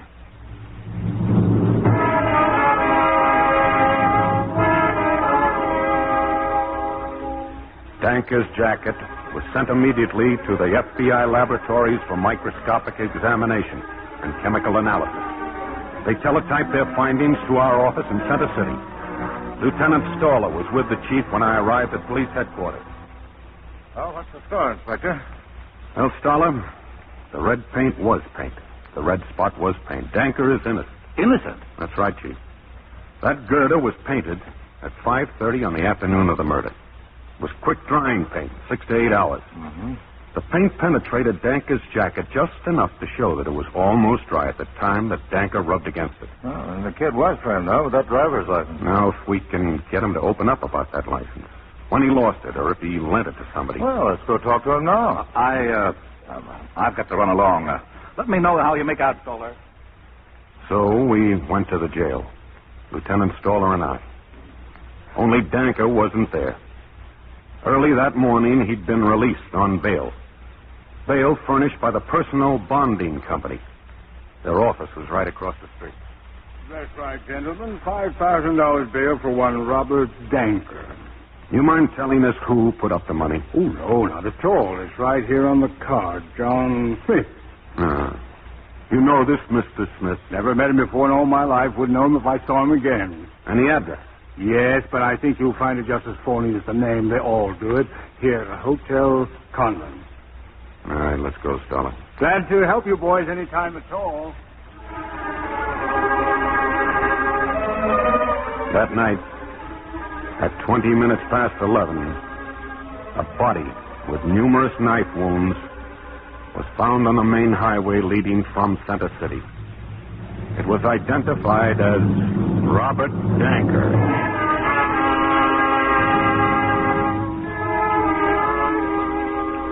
I spent the next day with Atkins, our field agent, getting together certain essential information about Center City. I then returned to Washington. This case wasn't for me, and it wasn't for Atkins. It would have to be handled by someone who had never been seen in Center City before. By someone uniquely qualified for a very tough assignment. 10 days later, I had picked him out. His name, Gene Cordell. I was going over the case with Cordell when Cy Gordon came into my office. Hello, Inspector. You tell me you got a job for me. Yeah, pull up a chair, Cy. Oh, I don't suppose you know Gene Cordell? Doesn't know me. Huh. Who brought me into the bureau? Kept me from being a wealthy lawyer. How are you, Si? Glad to see you again, Gene. Oh, I was just telling Gene about this Center City affair. Now, it's pretty obvious that the same gang that pulled the bank robbery also pulled the Meadowbrook job and framed Robert Danker. Gene, take a look at these maps. Now, we know that Danker's hangout was right here in this section. Skid Row, huh? That's right, Skid Row. Here's Dock Street. Here's where Danker had a room, Royal Hotel. These are the various pool rooms and dives he was known to hang out in. And here's the Dock Street Gym. Gym? That's right. It's up one floor from the street for prize fighters. It's a place to train, a few sparring rings. It's also a hangout for hoodlums and gamblers. Since the war, at least half a dozen gangs have sprung up in this one area alone. And I'm convinced that one of them is responsible for the murders of the Jennings girl, the bank guard, and now Danker. Now, Gene, you're going to follow in Danker's footsteps. Drift into Center City sometime next week. Get a room at the Royal Hotel. And start trying to work yourself in. Si here's going with you. I couldn't ask for anyone better. This is a one-man job, Gene. Si will only be your contact. He'll get a room across the street from the Royal Hotel and put in a radio. And as soon as you learn anything, pass it on to him. Now, this Danker was a tough kid who knew his way around. You're to be his carbon copy. Now, I'll tell you exactly what I've got in mind.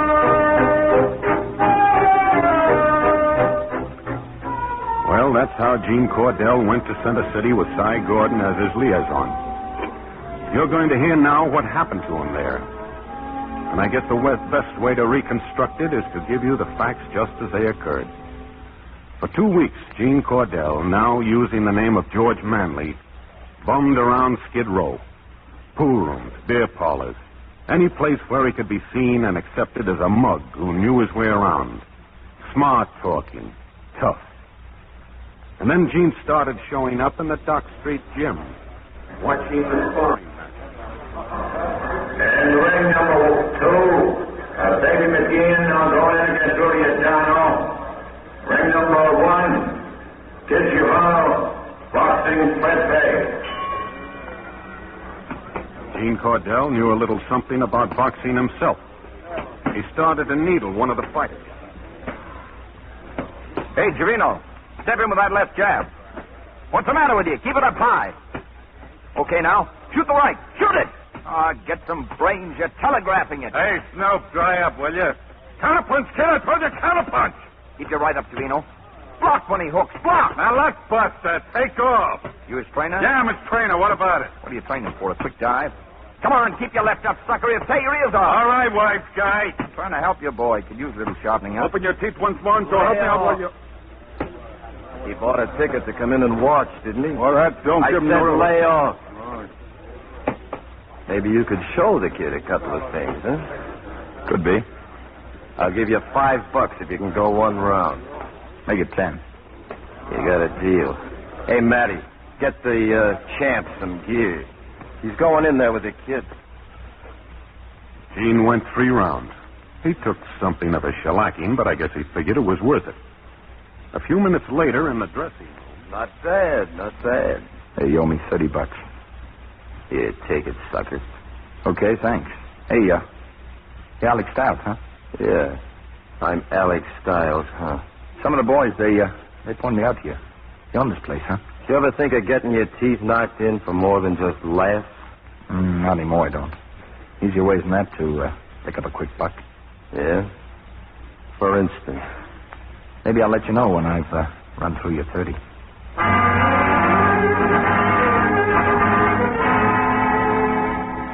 Around the corner from the Dock Street Gym, there's a penny arcade. Cordell and Gordon had picked it as one of their meeting places. Cordell was playing a pinball machine when Gordon wandered in and started playing the one next to him. I think I've got a lead. Go ahead. Dock Street Gym. Somebody went through my wallet. Lifted my Social Security card. Good, fine. Now, what you better do is take it easy, cop. What's the matter? What's your name? What's it to you? Come on, let's have it. Manley. George Manley? Yeah. You're under arrest. Now, wait a minute. What for? Next time you break into a jewelry store, don't leave your Social Security card. Let's go, Manley. This is Gordon calling WFBI. Gordon calling WFBI. Come in, Gordon. Get this to Briggs, Washington. Cordell arrested early tonight. Suspicion of robbery. Tell Briggs Danker's shoes fit Cordell perfectly. That's all.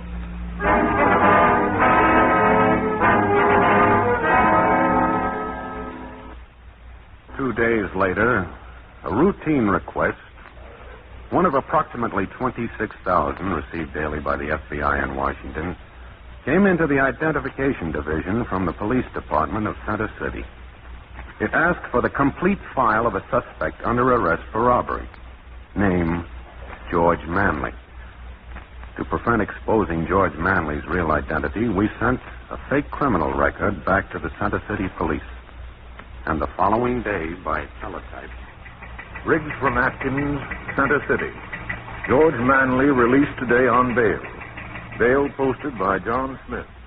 Bail posted by John Smith. Yes. What had happened to Robert Danker was happening to Agent Gene Cordell. Step by step. Cy Gordon was right. The shoes fit perfectly. And ring 2, Billy McClure, now going with Phil Giordano. Hello, Georgie. Well, I haven't seen you around lately. How'd you know my name? Oh, I know lots of things, Georgie. Been away, eh? Yeah. Weekend in the country. Courtesy of the city, eh? Yeah, something like that. Hey, wait a minute. What's your hurry, Georgie? What goes, Star? Nothing at all. I was just thinking that maybe we ought to get to know each other better. You busy tonight? Not yet, I ain't. Then you're invited. Where? You'll find out later. A friend of mine will pick you up around 9 o'clock. The Royal, isn't it? Crummy joint. See you, George.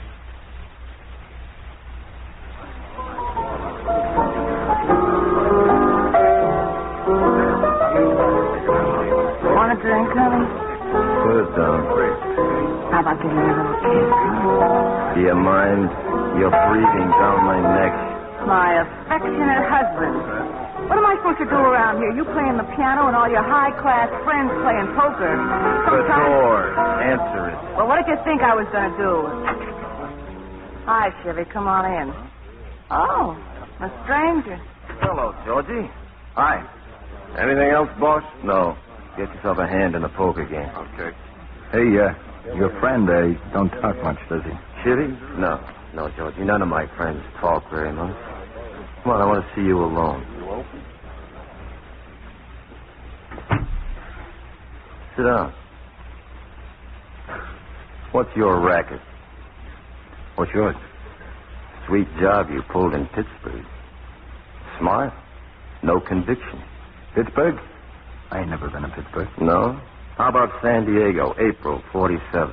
Suspicion of armed robbery, no conviction. You got me crossed. How about Philly, last December? Grand larceny, no conviction. Miami, Richmond, Trenton, no conviction. Look, what are you selling? Here. Take a look at this report. A report direct from the FBI. Or should I say indirect? Through my pipeline here in Center City. In the police department, Georgie. I don't get it. What goes? I'm sorry about that weekend I gave you, but, you see, I'm building an organization along scientific lines. I need men who know their way around, who can get by. That's why I screened you. Screened? Sure, just like in the Army. I spot a guy who looks good, so what do? I get him framed. The cops check his record through the FBI. The report comes through. I get the report. It's my own idea. It takes connections, but I've got them. Hey, this reporter me here. Ought to be back in the police files, huh, Georgie? He'll get back. Not bad. Coming in, Georgie? Well, if that's an offer, I'm sure grabbing it. It's an offer. Yeah, but wait a minute. What about my hearing? I'm supposed to show up in court Friday. That'll be fixed. Forget it. Oh, there's just one little thing you'd better get straight, Georgie. I do the thinking. I give the orders. That's okay by me, boss. Huh. You know, I want to like you, Georgie. You catch on fast. Here, buy yourself a closet full of clothes. I like my boys to look sharp.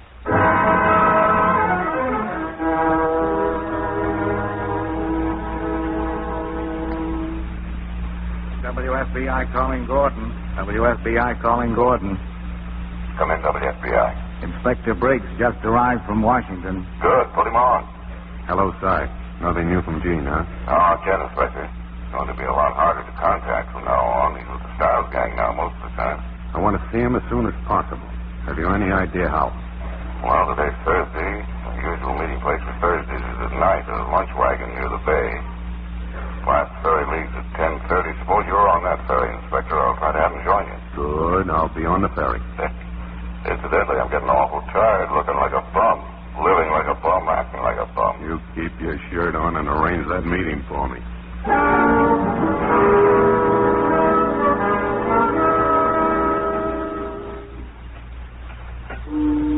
What'll it be, mister? Coffee, Ann. Out of donuts. Okay, give me some pie. Out of pie. Toast. You won't get an argument out of me, honey. Toast. Evening. Coffee. Yeah, a hamburger. With? Everything. Okay. Hey, miss, when's the next ferry? Every hour and a half hour. And by God, the waits, one out of a toast. Hey, never mind that toast, lady. I just remembered something. What's the matter with him? Hold the toast, Eddie. We lost one.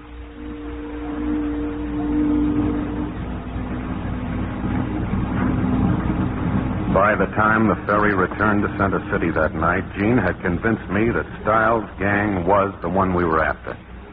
The important thing now was to secure concrete evidence and ferret out who in the police department was making our records available to Alex Styles.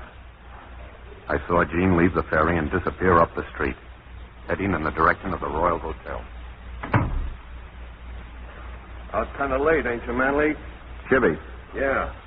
What's the idea? Where you been, Georgie? Took a ferry, across the river.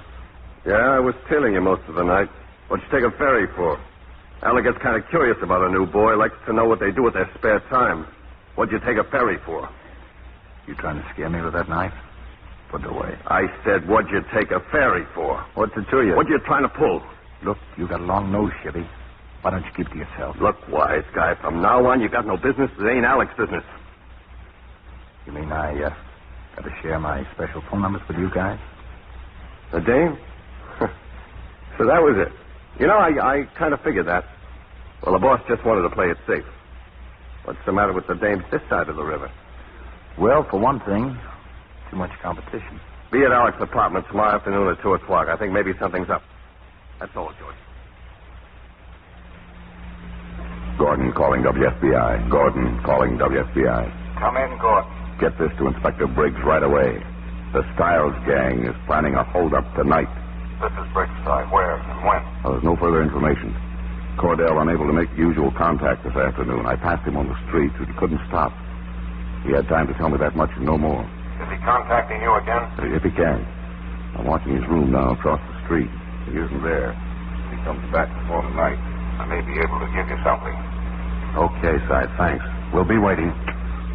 Atkins, better alert all the men. We may be needing them tonight.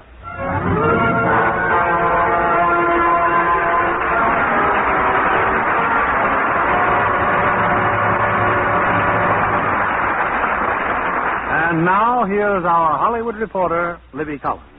May I say, Libby, how charming you looked at the premiere of Command Decision? Why, thank you, Mr. Keeley. But the men took the spotlight.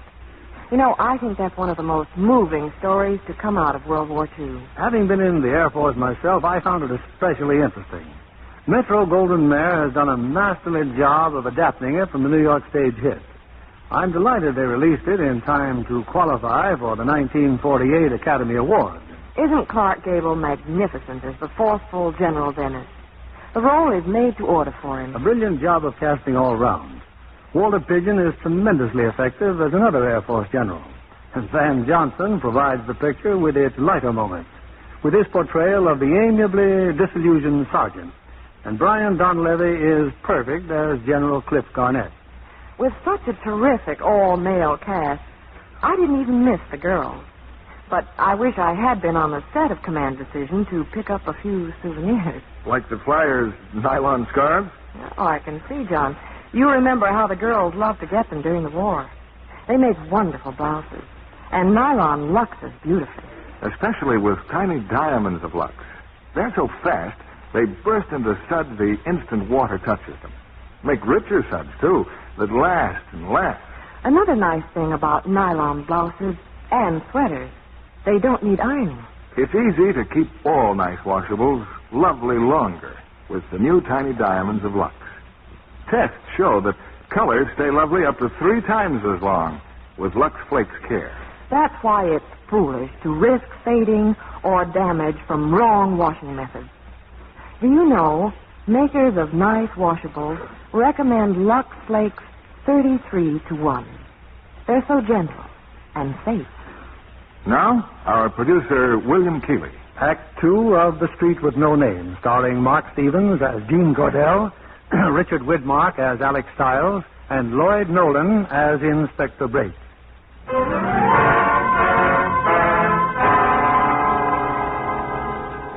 Yes, Gene had succeeded in getting word to us that the Alex Stiles gang was preparing to pull another job. But what job? We had to have the details. All afternoon, Cy Gordon, from his room across the street, kept his eyes glued on Gene's window. But the shade remained up, which meant Gene was out. He was with the Stiles gang in Alex Stiles' apartment. All right. That's how we're going to pull this job. And just to make sure you guys are as smart as you think you are, play it back for me. Okay. At 25 after 10, I drive up with you to the gate of the Willard Mansion. You're in the back seat, all dressed up in a monkey suit. Get on with it, Matty. Well, the guy at the gate takes us for one of the invited characters, so he lets us through. And once through the gate, I get out of the car and boing, rockin' to sleep. Okay. Come on. I pull him with car number 2 and keep the motor running. Same here in the third car. Just the third car pulls in, I'm cutting the wires to the switch box. Then I start whistling. And when Whitey whistles, me and Mutt get out of the car and go in the back door to the kitchen. I stand by and keep the motor running. At 10:30, 5 minutes later, Monk, Georgie, me, and you, we're going in through the front. All right, what's next? Oh, me. I cover him, boss. Look, are you with us or some dame? Shut up. I'm right with you, boss. You keep that head of yours where it belongs, or some cop will blow it off, pretty boy. Yeah, you ain't kidding. Nobody asked you. All right. We head for the banquet room. I line them up, face the right and left walls. I keep them covered. I take them on the left wall, work them over for whatever they got. I do the same thing on the right wall. Okay, now for the getaway. Shooting me, we carry the junk out. I cover you? Right. I head north on Highway 7. We meet back here. Any questions? No. Okay, Whitey, Nick, Mutt, swipe 3 cars. Bring them around back of the gym. Now everybody blow. Go on, get something to eat. We take off at 10 o'clock sharp. Okay, come on. Nice going, General. Well, what's the use of having a war, Georgie, if you don't learn from it? Hey, I'll need a gun. You got a gun, Georgie. Later. Okay. See ya. 10 o'clock. Bye, fellas. Not leaving already. Yes, they're leaving already. Go on, boys, shove off. Why don't you let them stick around here and clean up this mess? Beer bottles, cigarette butts, looks like they've been raising a top. You don't like it? Well, if the maid was here, she'd really blow a top. Gonna be busy tonight? Yeah, for a while. You know, I read where they got gold faucets in every bathroom. Gee, they must be free with money. I heard Mrs. Willard has a couple. Where did you hear that name? Who said anything about Willard? What? I heard Matty. He said the Willard man. I told you never to poke your nose into my business. Oh! Cut it out! Who do you think you're shoving around? I don't take it. You open your trap I and will. I'll fix you. You ever touch me again, I swear I will. Shut up. I hope they get you tonight. Yeah, I hope they do. For me.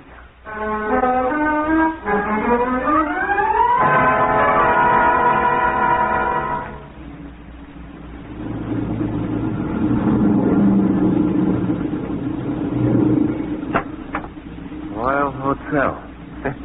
Some dump. Well, why don't you move out of this free bag, Georgie? Well, maybe after tonight I'll be able to afford something better. Got time, Matty? 10 minutes to 10. What you want to go to your room for? Did you hear what Alex said? Better if we break it up and show up behind the gym one by one. Yeah, drop me off around the block, Matty. Okay. See you in 10 minutes, George. Okay.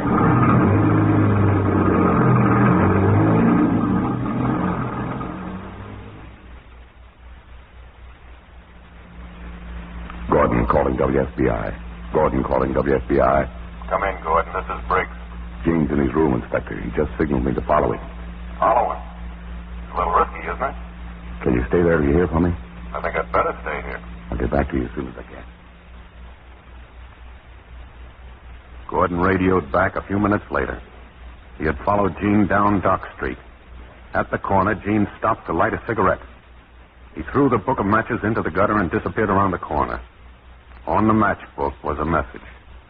Stiles gang hitting Willard Mansion about 10:30 tonight. A few minutes later, I was at the Center City Police Headquarters. Well, my men are on their way there, Inspector. The Willard Mansion. How'd you get this tip? I'll tell you all about it later, Chief. We'll surround the house. Any luck, we'll get every last one of them. Well, if we're all set, let's get out of here. I got away as soon as I could, Chief. I appreciate your letting me in on this. Good evening, Inspector. Well, you wanted me to keep you posted, Mr. Demery. Well, we're ready to leave. I've got my own car. Is it all right if Lieutenant Stoller comes with me? By all means. Take the bridge route, Stoller. Yes, sir. We'll go by way of Agnes Avenue, Demery. Oh, in your car. Less conspicuous. Better leave now, Inspector. We'll follow in a minute.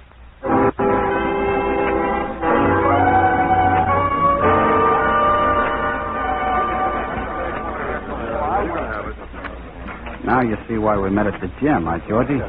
How do you like this, Matty? Regular arsenal.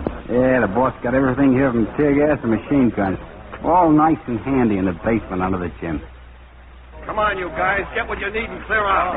Yeah. Come on. Say, ain't it kind of risky, Matty? All these guns so close to home? Risky? Good thing to look down here. Go on, Georgie. Pick yourself a boom-boom. I'm taking this one. Boy, this is a honey beluga. Lay off, Georgie. That's the boss's gun. Yeah. You like Lugas? Take this one. Okay. Swell. Answer the phone, will you? Yeah, sure, boss. Yeah? He's busy. Okay, hang on. For you, boss. Says it's important. Okay. Get those guys out of that room, lock it up. Hello. What? Yeah, okay. Guess we're about set. You want to check over everything? It's off. The job's off. What do you mean it's off? Chevy, tell the boys to dump those cars they grabbed, turn in their guns, and beat it. Go on, beat it. Hey, what happened? What do you mean, beat it? What's up, Chevy? Trouble? Don't ask questions. Go on. Start spreading.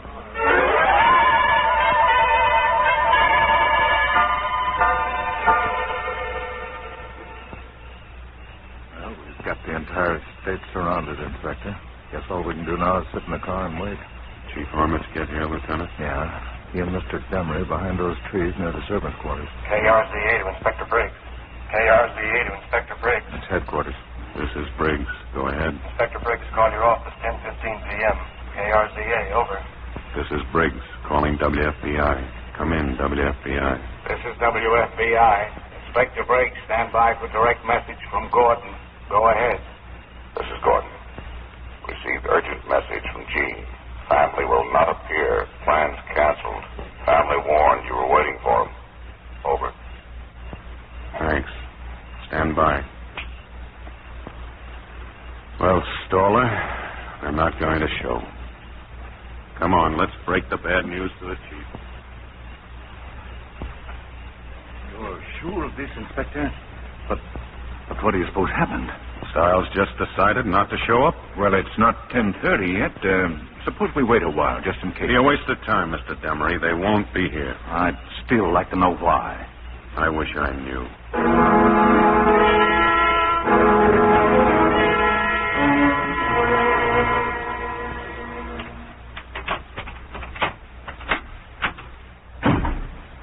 Alex? What's the matter?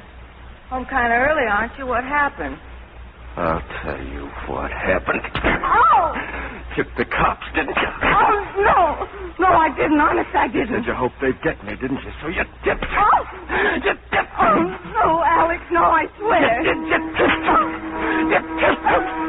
You tipped them.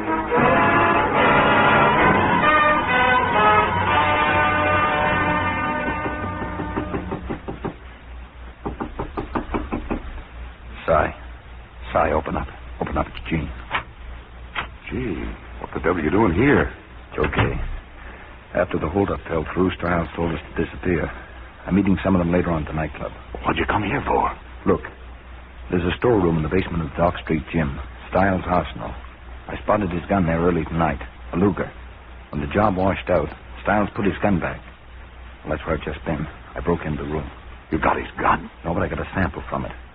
I brought along a Luger ammunition clip, loaded Stiles' gun, and fired a shot into a bale of newspapers. Now, here's the slug. Get it to Inspector Briggs. The slug can tell us if it was Stiles' gun that killed the Jennings woman and the bank guard. Well, gee, that's fine. That's great. But you know our setup. What if somebody saw you come here? I had to take a chance. Anyway, I think I've already been spotted. You what? Just after I fired the shot, somebody came in the basement. It was dark. I got away. But he may have seen me. Now you know I had to come here. Get out of town. I'll tell Briggs. Look, if I disappear, they'll know it was me. I'll have to take my chances. I figured they're pretty good. Don't worry about me. Just get this slug to Inspector Briggs as soon as you can. The bullet fired from Stiles' gun was on its way to Washington on the midnight plane. At 2 a.m., I heard again from Cy Gordon. The light was on in Gene's room at the Hotel Royal. Whoever had seen him in the basement of the Dock Street gym undoubtedly had failed to recognize him. But that wasn't all that happened that night. In a fashionable section of Center City, Mr. Demery had a late visitor. All right, Stiles. What's so important that it couldn't wait till morning? And coming into my home. The tip-off, Mr. Demery. The tip-off to the cops about the Willard Mansion job. Where'd it come from? The FBI. Lucky for you, I was around. Take my advice, Stiles, and lay off for a while. They've got nothing on me. But maybe I've got something on them. What do you mean? This gun here. Somebody just busted into my arsenal, shot it off tonight. But why? What for? What do you think? Bright boys. Trying to match the bullet with a couple of souvenirs I left behind in the Meadowbrook in that bank. Bright boys thinking only they can play at being cops. Okay, you're taking this gun, Demery. You're getting the fingerprints off it. The way I figure it, maybe the same rat who tipped them tonight shot it off. You got any ideas? Yeah, I got 8 ideas. It's got to be somebody in my outfit. I saw him running out of the basement. Nobody else knew where that arsenal was hidden. You better get it out of there fast. I'm way ahead of you, Mr. Demery. When do I get the dope on whose prints are on this Luger? Tomorrow, maybe. I'll call you. Okay. And don't let that gun out of your sight.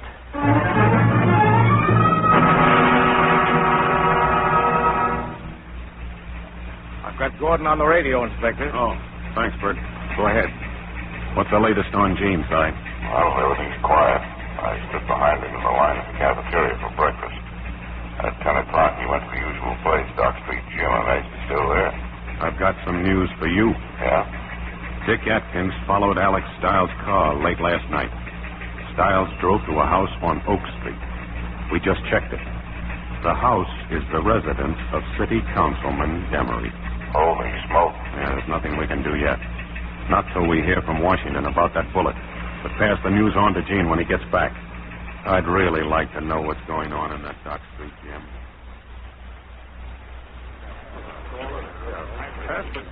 Well, it's been open. Oh, hello, boss. Hi, you want me to clear out of your office, boss? Just killing time. I like little poker games. Stay where you are. Anybody phone? Boss. Not yet. Okay.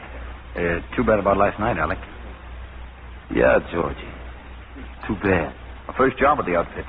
Fizzled. You want to tell us what happened? Just a little change of plans. I sure could have used that basket of lettuce. That blonde of mine. I'm sick of you and your dames. It's for you, boss. Telephone. Okay. Alex sure burning. What's eating him? He's always burning, Georgie. Good job last night. Come on, let's get back to the game. This is Stiles. You know someone by the name of George Manley? Yeah. You shouldn't. I'll see that he gets your message. What about the package? I can get it back to you this afternoon. Okay, meet me at 4, usual place. Chivy. Yeah? Here's $500. Go over to the apartment. Give it to my wife. Yeah? What is it, her birthday? Just tell her I'm sorry for last night. I made a mistake. Okay. And then come back. I found out what went wrong with the Willard job. Georgie Manley. Take it easy. He's looking this way. Keep him on tap. We'll take care of Georgie tonight.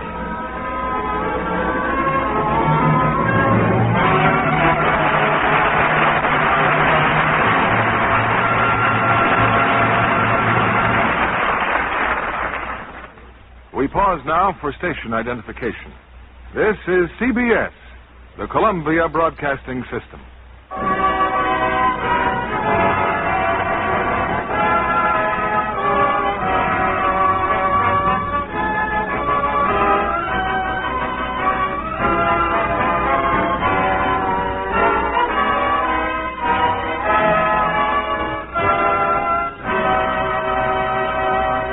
Our stars will return with Act 3 of The Street with No Name in a moment.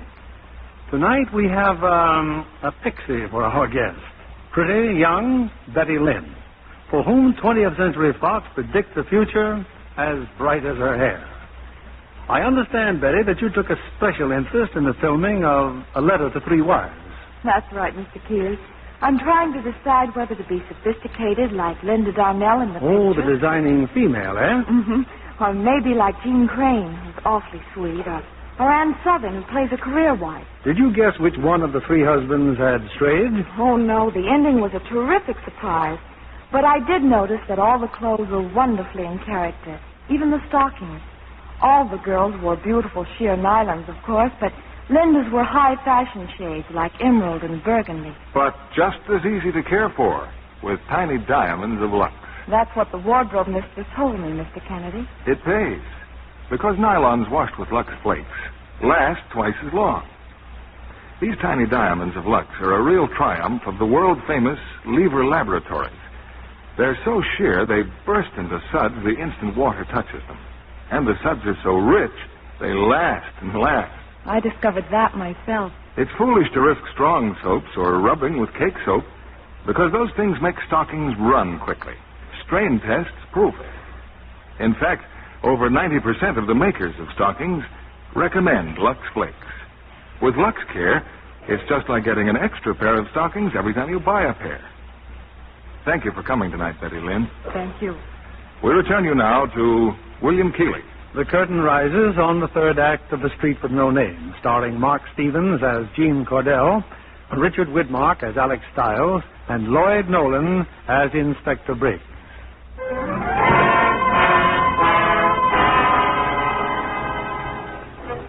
Here's where we stood the day after the holdup of the Willard mansion had failed to materialize. Gene Cordell, by winning a daring gamble, had secured a bullet fired from Alex Stiles' gun, which, when we got our report, might send Stiles to the electric chair. We had also succeeded in establishing an association between Stiles and Councilman Demery. Toward the middle of the afternoon, I got a phone call from our local agent, Dick Atchison. I've been tailing Demery all day, Inspector. We're across the bay now in Salem. Half an hour ago, Demery registered in a hotel. And just now, Alex Stiles went up to his room. Well, keep watching him. There's nothing new here. But with Demery out of the way for a while, I'll go and see Chief Harmer. Okay, I'll keep you posted. Yes. By now, we knew considerable. But what we did not know was that Alex Stiles, in that hotel room, was already planning his fourth murder. So the fingerprints on my gun belong to Georgie, eh, Mr. Demery? That's right. Here, here's your gun back. Well, you know, you're going to get a bonus for this, Mr. Demery. Yes, sir, I'm going to vote you a great big bonus. Where's it coming from? With a stoolie in your outfit, they've got you stopped cold. All we've got to do is chop the stoolie and we're in business again. You don't know when to quit, do you, Stiles? Well, go ahead. Kill Manley. Give the FBI an engraved invitation to put you in the chair. Who said I was going to kill him? No. No, that's where you come in, Mr. Demery. Well, you're out of your mind. You're going to be a great big hero tomorrow. Yes, sir, your name will be all over the front pages. Demery gets armed robber. Mayor's little man wins big police medal. If you think you can mix me up nothing like this... The cops will do the killing. Now, listen, Stiles. No, you listen. I kicked in plenty when I didn't need you. Always around for the payoff, weren't you? Well, you're sticking around for this payoff, too, so sit down. Go on, sit down. We've got a job to do tonight. Here's where you come in. About 3 miles out of Center City, there's a factory, the Anderson Manufacturing Company. I've had it cased for weeks. And tonight, Georgie's going to be on hand when a couple of us open up this city.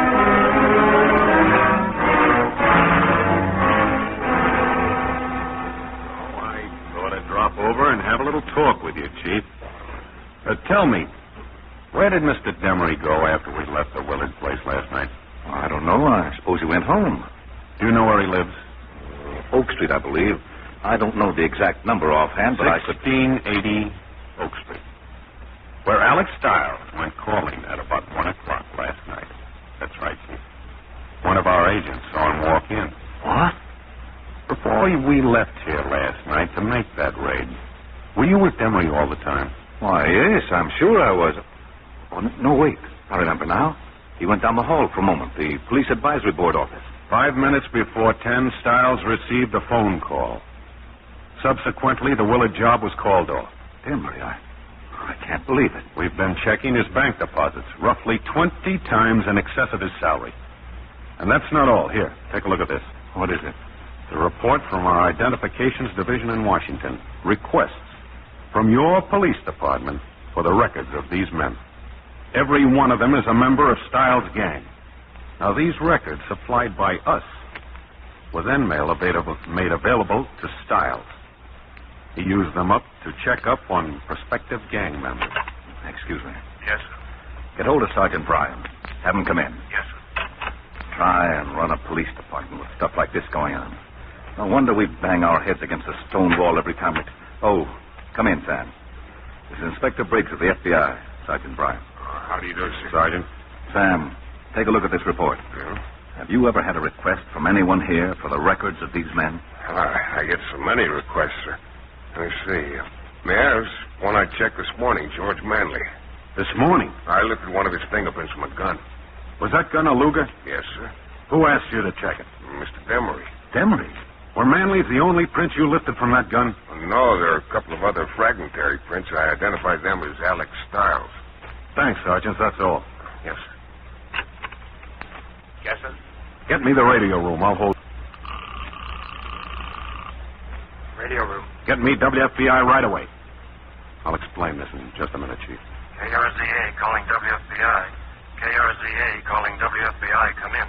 This is WFBI. Go ahead. Stand by. Go ahead, sir. Thanks. This is Briggs. Get me Gordon. Yes, sir. WFBI calling Gordon. WFBI calling Gordon. Come in. This is Gordon. Go ahead, Inspector. Si.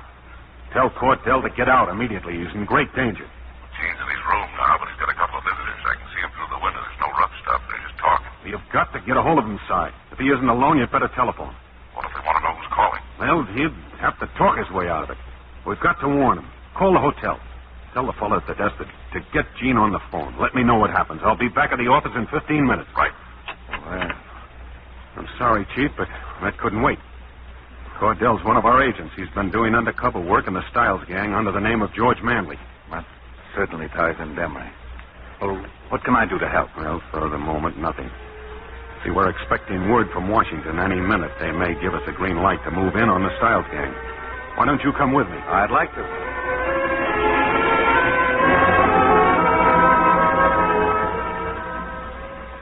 So you've just been changing your clothes, huh, Georgie? Well, you know how it is. Boss said he always likes his boys look sharp. Hey, what's pitch, Sheriff? Alec told me and Matty to pay a little call. Just to tell you there's a little job on for tonight. Yeah. Yeah, wanted on the phone. Well? He says you're wanted on the phone. Tell him I'm tied up. Tied up? Okay. Dames. You sure? Who else would know where to get me? I don't know. Yeah. Now, what's the deal? The boss will tell us when we get there. We got a car downstairs. Let's go, Georgie.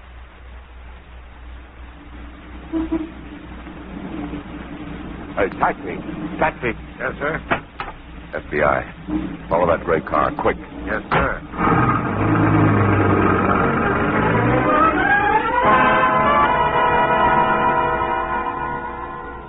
It's been 20 minutes since you spoke to Gordon, Inspector.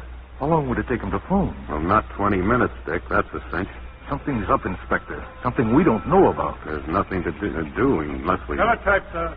Washington. Let me get there. Ray test bullet from Luger 7.65 millimeter.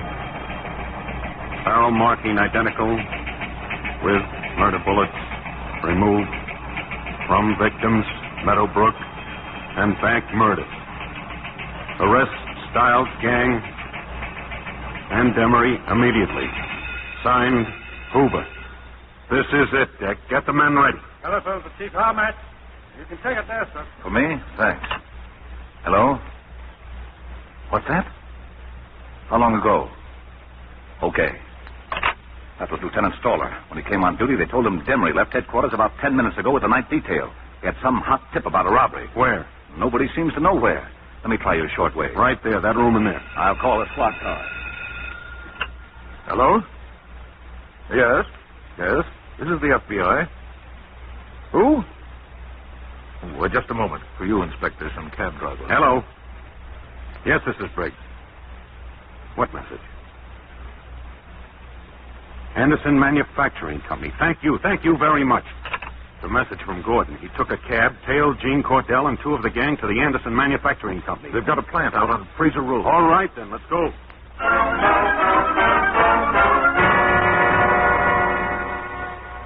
Right in here, Georgie. The cashier's office. And there's the safe. Sweet job, huh? That looks like a lead pipe cinch. Yeah, I pulled this one right out of the air. How you doing with the safe, Matty? It's open, boy.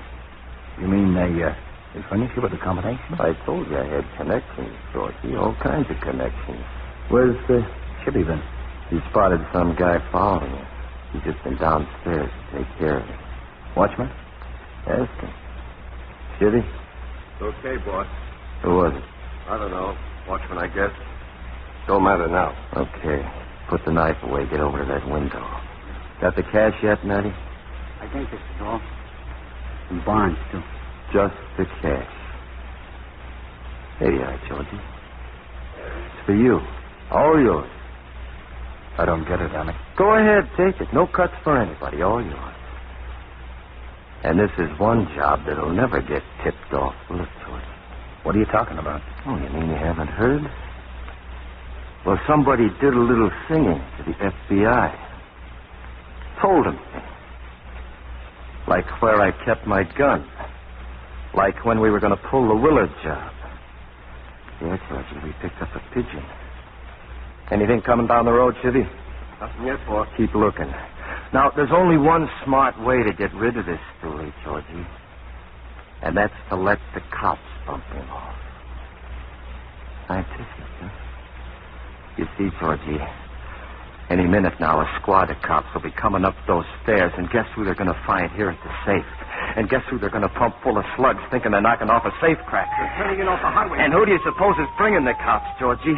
My number one connection in the police department. We worked it out together. They come from down there. We go out the fire escape. You'll never get away with this. Okay, Matty, take care of the stoolie.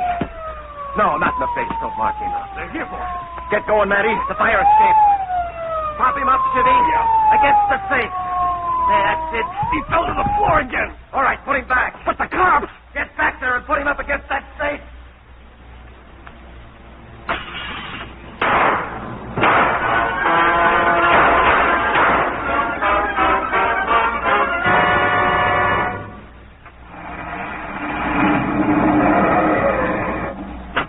FBI. What's up, officers? Robbery. Cashier's office on the second floor. Who are those men over there? Mr. Demery and some detectives. They're covering the fire escape. You'll find the others upstairs. Let's get up there, Atkins. Sergeant here saw him bending over in front of the safe. He's dead, all right, Inspector. Who is he? One of Stiles' boys. They call him Chivy. Was he the only one who was in here, Sergeant? There was someone else, I'm sure. The room was dark, just the light from the corridor. The other one seemed to be on the floor, crawled behind the desk and got away. Probably still in the factory somewhere. Inspector? In here, Atkins. Any sign of Gene? No, but I just found Cy Gordon. He's been knifed. He's just coming to. All right, you stay with him, Atkins. Get somebody to help you. I'm going to look for Gene. Inspector, there's a couple of men over there near the dynamo. Inspector Briggs. This way. Inspector Briggs. Gene! It's Stiles. He's getting away. The fire escape. Watch yourselves, men. Those shots up there. Look, Mr. Demery, I still think a couple of us ought to cover that freight entrance. You'll stay right here. Get back. That door up there, the fire escape. It's It's opening up. Stiles. That's Alex Stiles. Let him come down. He doesn't see us, Mr. Demery. We'll get him without having to fire a shot. He's got a gun. We're playing it safe. Let him have it. I said let him have it.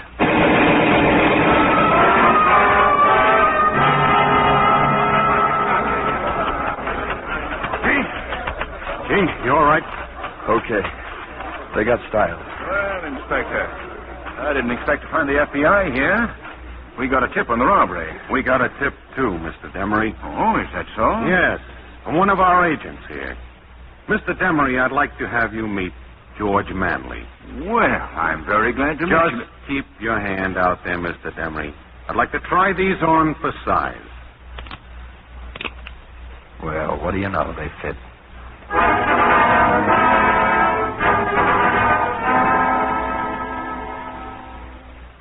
I just let the inspector sign. He says we're going back to Washington, both of us. You got them all. Yeah. The chief just radioed. They picked up the others at the gym. Si, you're sure you're all right, huh? Me? Old rhinoceros hide. What do you think?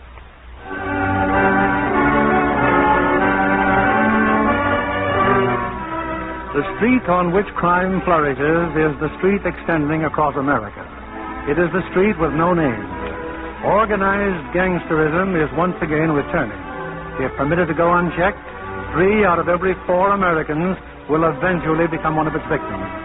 Wherever law and order break down, there you will find public indifference.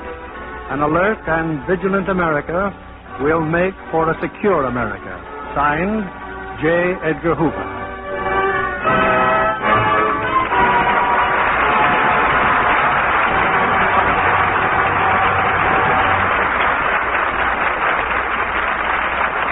Our stars will return for their curtain calls in a moment. Libby, what is the finest vacation you could imagine? Well, that's easy. A cruise around the world. Well, some lucky listener can win one in Lever's $50,000 travel contest. It's the chance of a lifetime. First prize is a round-the-world tour for 2. All travel expenses paid, plus $1,000 pocket money and $700 for new clothes. Or $10,000 in cash. Think of visiting the famous sidewalk cafes in Paris, historic London, the fabulous Orient, the beach at Waikiki. There are 15 thrilling second prizes, too. Each an all-travel expense trip to Europe. Or $2,500 in cash. You travel in state. Best accommodations everywhere. All trips arranged by Thomas Cook & Son. And there are 400 additional cash prizes. Each a crisp new $10 bill. It's easy to enter. Just finish this statement in 25 words or less. I like the large size box of Lux Flakes because. Send each entry with a box top from large size Lux Flakes to Lever Tour the World Contest, Box 1, New York 8, New York. Only residents of continental United States, Alaska, and Hawaii are eligible. You'll find complete rules on entry blanks at your store, where the large size sale is being featured. Send in your entry this week. Now, here's Mr. Keeley with our stars. There's only one thing to say to a cast after tonight's performance, and that's well done. Here are the stars of our cast returning to the microphone. Mark Stevens, Richard Widmark, and Lloyd Nolan.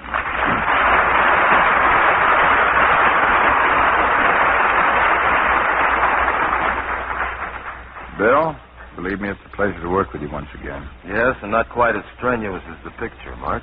Well, I was kind of black and blue for 2 months after that one, Dick.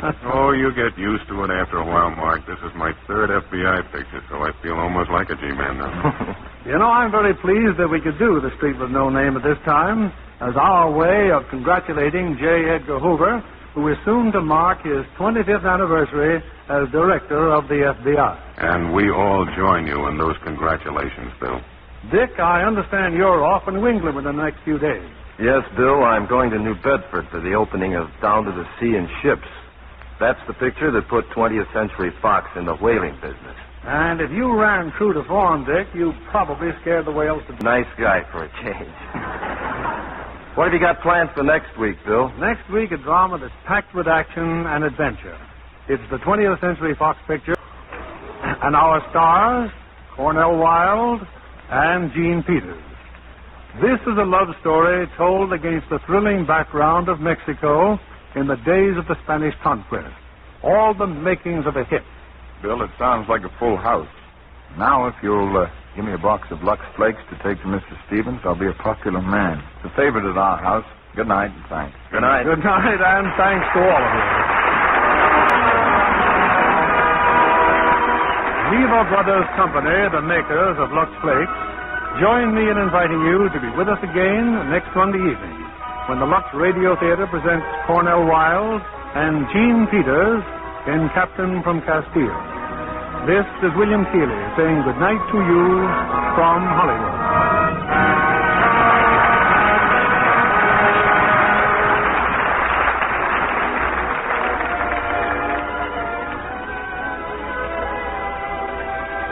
Mark Stevens appeared through the courtesy of 20th Century Fox and is currently co-starring with Olivia de Havilland in The Snake Pit.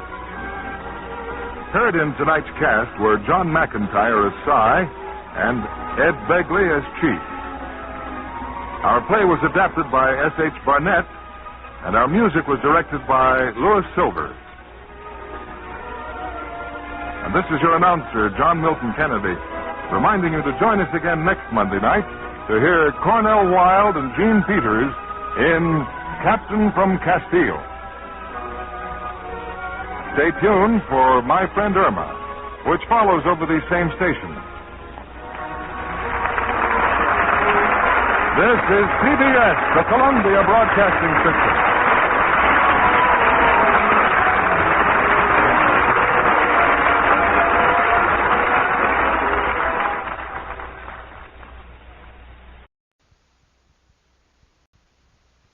Stay tuned for Mystery Theater.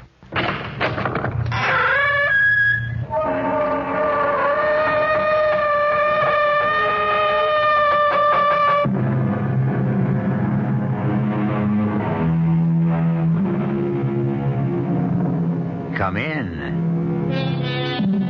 Welcome. I'm E.G. Marshall. I'd like to ask you something.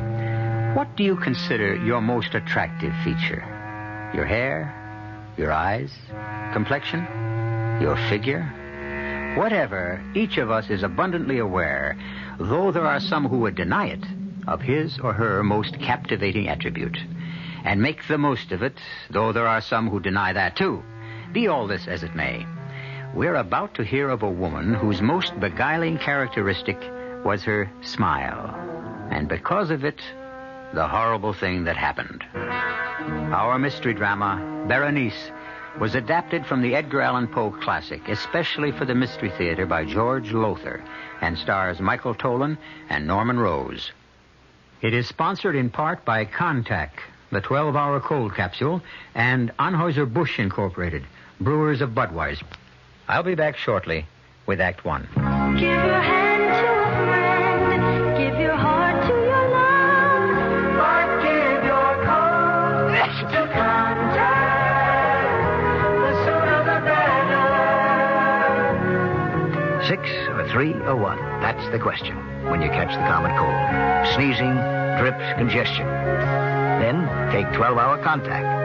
You need 6 cold tablets, 2 every 4 hours, or 3 ounces of Cold's liquid, 1 every 4 hours, or just 1 Contact for up to 12 hours continuous relief of those symptoms. The tiny time pills do it. Both the others contain things for aches and fever. The liquid, something for coughs, not found in Contact. Your cold, your choice. Give your code to Contact. 6 or 3 or 1. Take Contact, only as directed. This is Tommy Makem. I'm sitting in the John Barley, located at 209 East 45th Street, just off 3rd Avenue.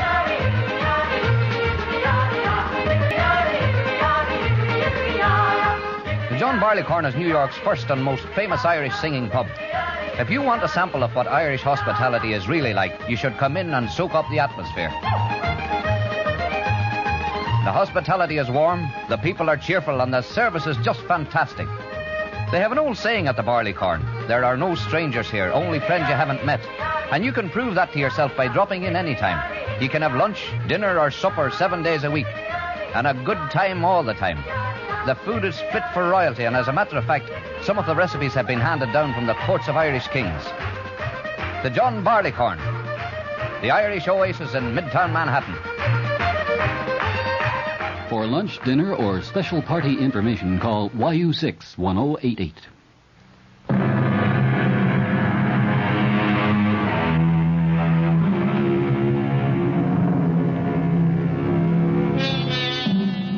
What we call a fixation, an idée fixe, is one of the most extraordinary and mystifying aspects of the human mind. For example, love. Young love, at least, is a fixation. For the lover cannot get the loved one out of his thoughts. He thinks of her night and day, or she of him. And there is, I need scarcely say, no more wondrous person in all the world. What cure can be found for a fixation? Well, when it comes to love, and I don't mean to sound cynical, I suppose marriage. But when it came to Ernest Montresor and his wife Berenice, well, that's our story. Do not tell me, Anthony, what I must do or must not do. Ernest, please. You are my friend. You are my attorney. You have come here to Mangrove Manor to straighten out whatever legal matters attend Berenice's death, and that is all. Ernest, I didn't mean to offend you. I am not offended. I am irritated. You can sit there and say, Ernest, your wife is dying. Try not to hate her as you do. Let me tell you something, my good friend. Had you lived 1 month, 1 week, 1 day in this house with Berenice, that shrew, that spitfire, you too would know what hate is. But I don't understand. I was at your wedding a little over a year ago, here at Mangrove, and you were deliriously in love with her. Not her. Her smile. What? I know you'll find it hard to believe, but that is the truth. Oh, there were other qualities that attracted me. Her charm, her gentle manner, her warmth. But these vanished quickly once we were married. I soon learned that her charm was a veneer, her gentle manner a mask that concealed a vicious temper. I am sorry. I didn't want to hate her. For months I put all feelings of hate from me, the while asking myself how and why I still went on loving her. That's when I realized it was her smile. I still fail to understand. Look at Berenice closely, and you will see that she's really very plain. Almost ugly. But one doesn't look closely at first. I didn't, surely. Because of her smile. Of what her smile was then. She had teeth so even, so white, so perfect, they are as matched pearls. As for her lips, nowhere will you find lips so beautifully modeled, so sensuously inviting, so absolutely enthralling. I remember, yes. But Anthony, soon after our marriage, her smile changed, too. The lovely contour of her lips became an ugly sneer. She no longer smiled. She bared her teeth like a vicious animal. But there must have been a reason, something that impelled her to... I'll give you a reason if you must have it. Constance. Berenice's younger sister? Yes.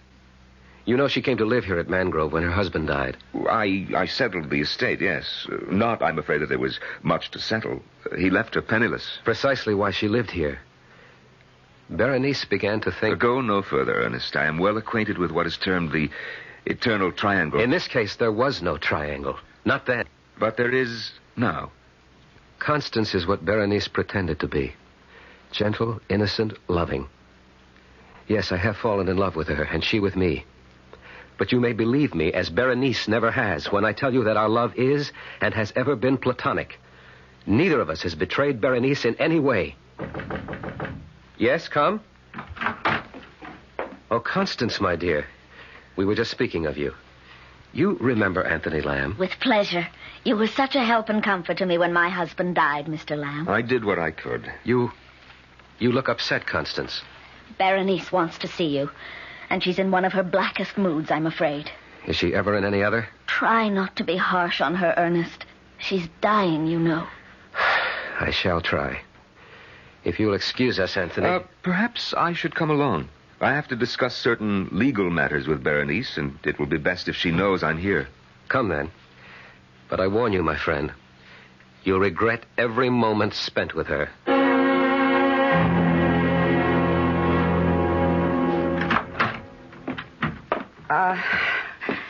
It's you. You wanted to see me, Berenice. You. Not this army you've brought with you. Get out of here, Constance. Of course. And who are you? I've seen you somewhere. I remember you. I'm Anthony Lamb, Berenice. I don't blame you for not recognizing me. It's been over a year. Oh, yes. Our Ernest's friend, the pettifogging lawyer, the shyster. Why are you here? Well, now I, Yes. Well, Ernest asked me to come because... Well, Berenice, I'm told you're quite ill, and at such times it's best to...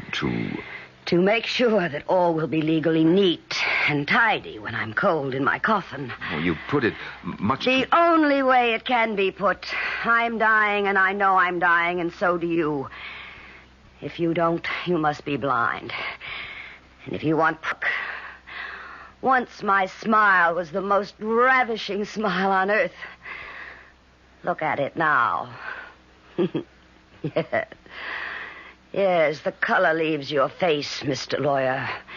You all but shrink away because it's no longer the beautiful smile of the living Berenice, but the ghastly grin of the Berenice who'll soon be cold in death. Stop it. Stop smiling. Dear husband, what is it? You used to tell me my smile captivated you, enslaved you. Can it be that it now repels you? Oh, don't turn away. I won't look at you, not when you smile. Don't look then for all the good it'll do you. Soon I shall be dead. But my smile will never die. It will live on in your brain, Ernest. Wherever you go, whatever you do, it will be with you. No. This smile, this ghoulish grimace... Because it was what you married, what you loved, and then came to hate. And you will hate it till the day you die, Ernest. For till that day, awake or asleep, it will haunt you.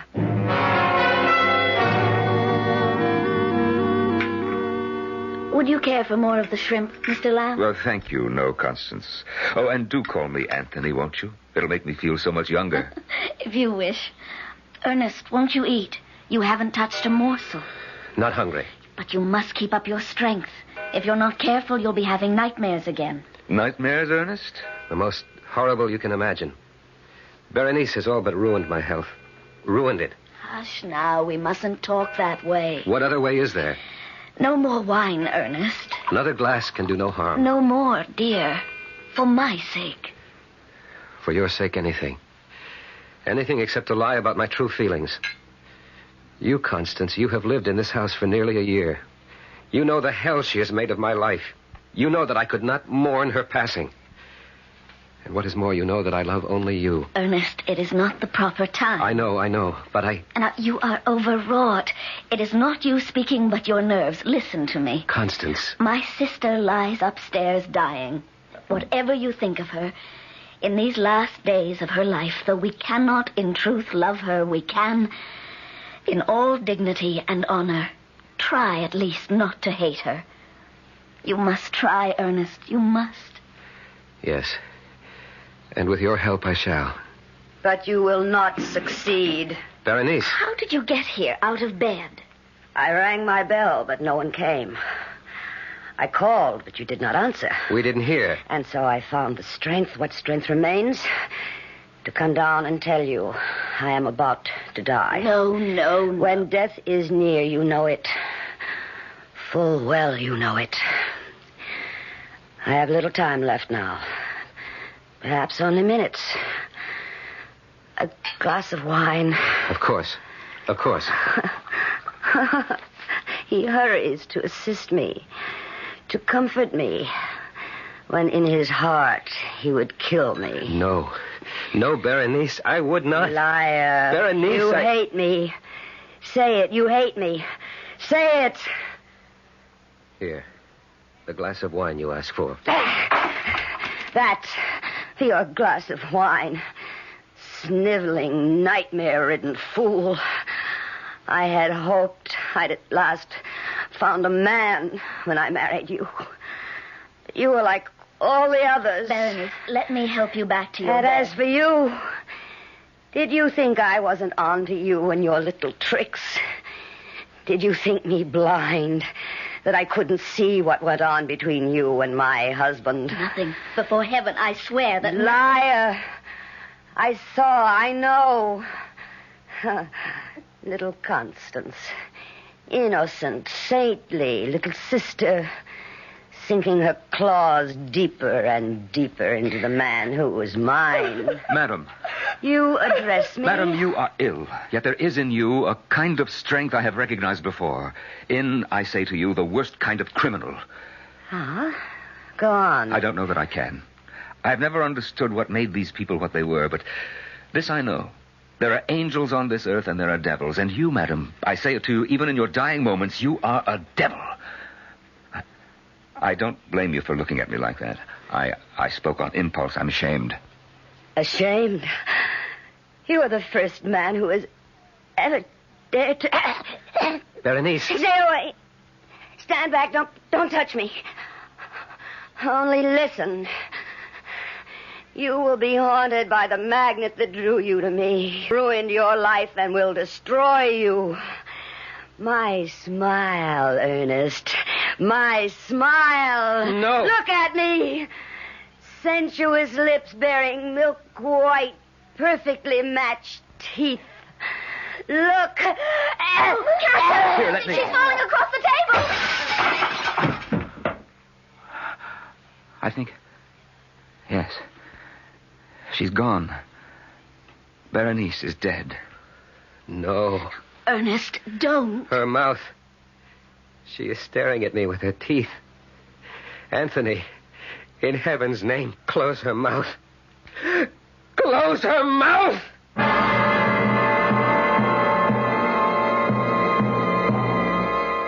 I said at the outset, you'll recall, that because of Berenice's smile, a horrible thing happened. What has just happened in the dining room of Mangrove Manor is indeed horrible, but nowhere near as horrible as that which is about to take place. I will return shortly with Act 2. Inside you're free. Inside you're free after all. You hear freedom spirit like a wild bird's call. Inside you're free. Inside you're free after all. Living free. You're driving a car you knew you were going to buy the minute you saw it.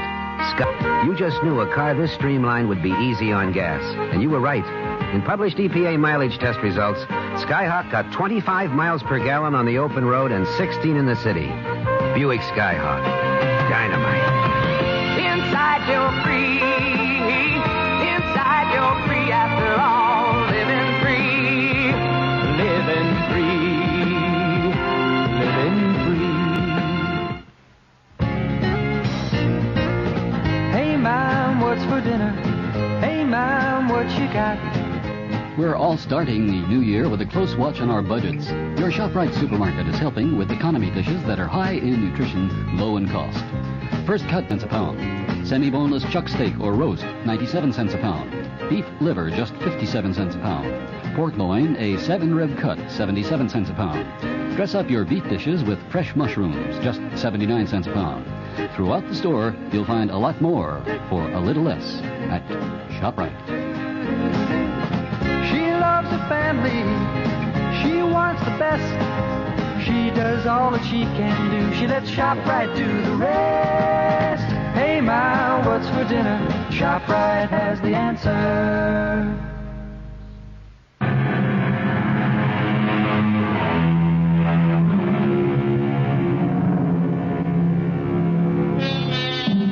I think it was Sir Winston Churchill who said that when the human brain grabs hold of a thing, a worry, a concern of some sort, an anxiety, it grips that thing as in an iron fist and will not let it go. Clearly, then, this is what has happened to Ernest Montresor, who, even while she was alive, could not get his wife's sneering smile out of his head. And now that she has been placed in the family vault on the estate near Baton Rouge, Louisiana, well, listen. Ernest. Ernest. Yes, Anthony, what? It's more than half an hour since everyone left.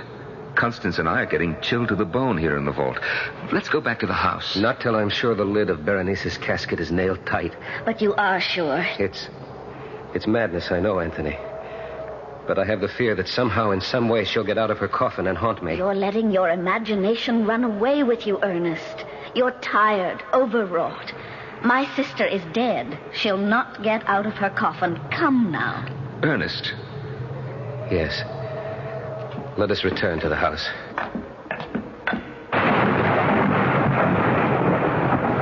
I'll close and lock the gate. No, I will. There. She's well nailed down in her coffin. Well locked in, too. Yes. Now let's... No, wait.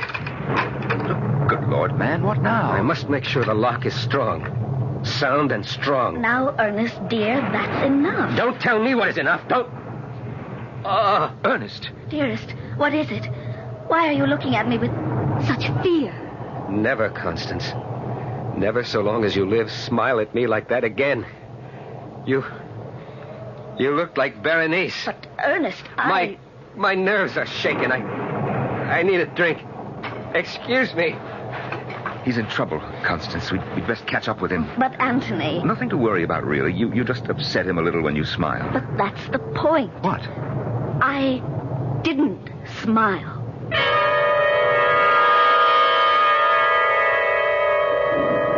Will you take another brandy, Anthony? Thank you, no, Constance. As they say, one is as good as more.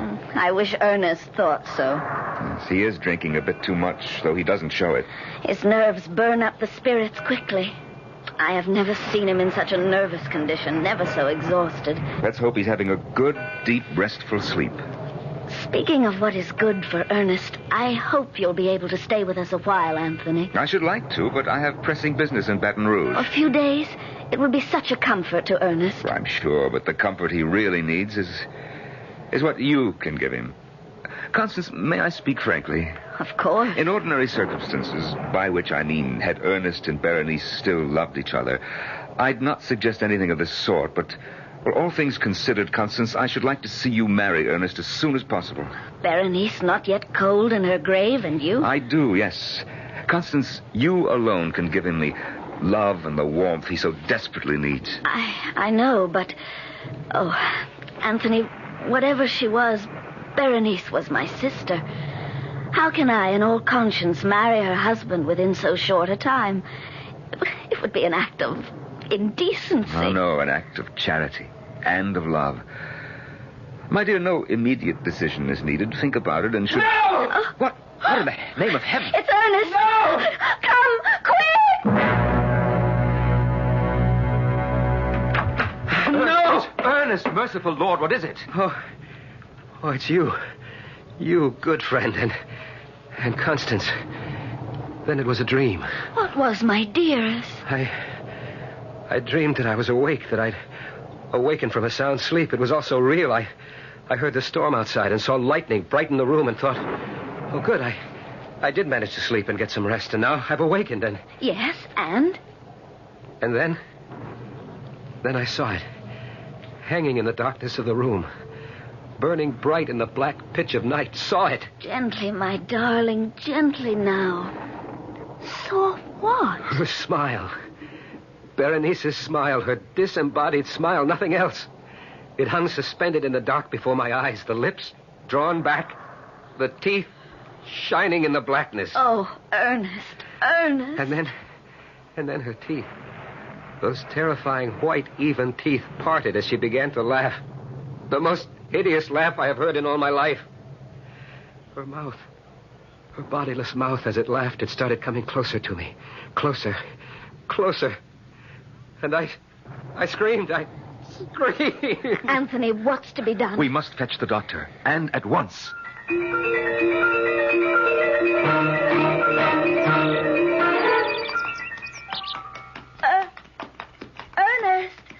Ernest, stop for a bit.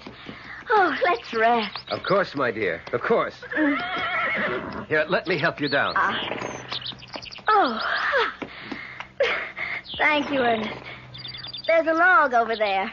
Shall we sit? I would rather stand. and hold you. Oh, you are feeling better. Come, let's sit down. No, wait. Ernest? Please, listen, Constance. Anthony returns to Baton Rouge tomorrow. I had a talk with him this morning. He knows I'm devoted to you and you to me. He urged, not that I needed urging, that I ask you to marry me. Ernest, Do say yes, Constance. I beg you. Say you'll marry me. That's exactly what I was going to say once you gave me the chance. You will?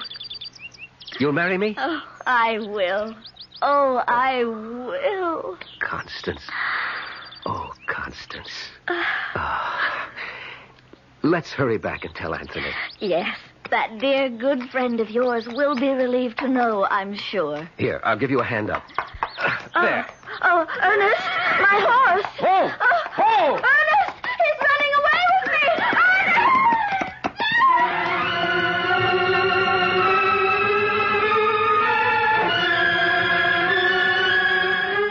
Anthony, I must go up. Patience, good friend. The doctor should be down any moment. But he's been with her for more than an hour.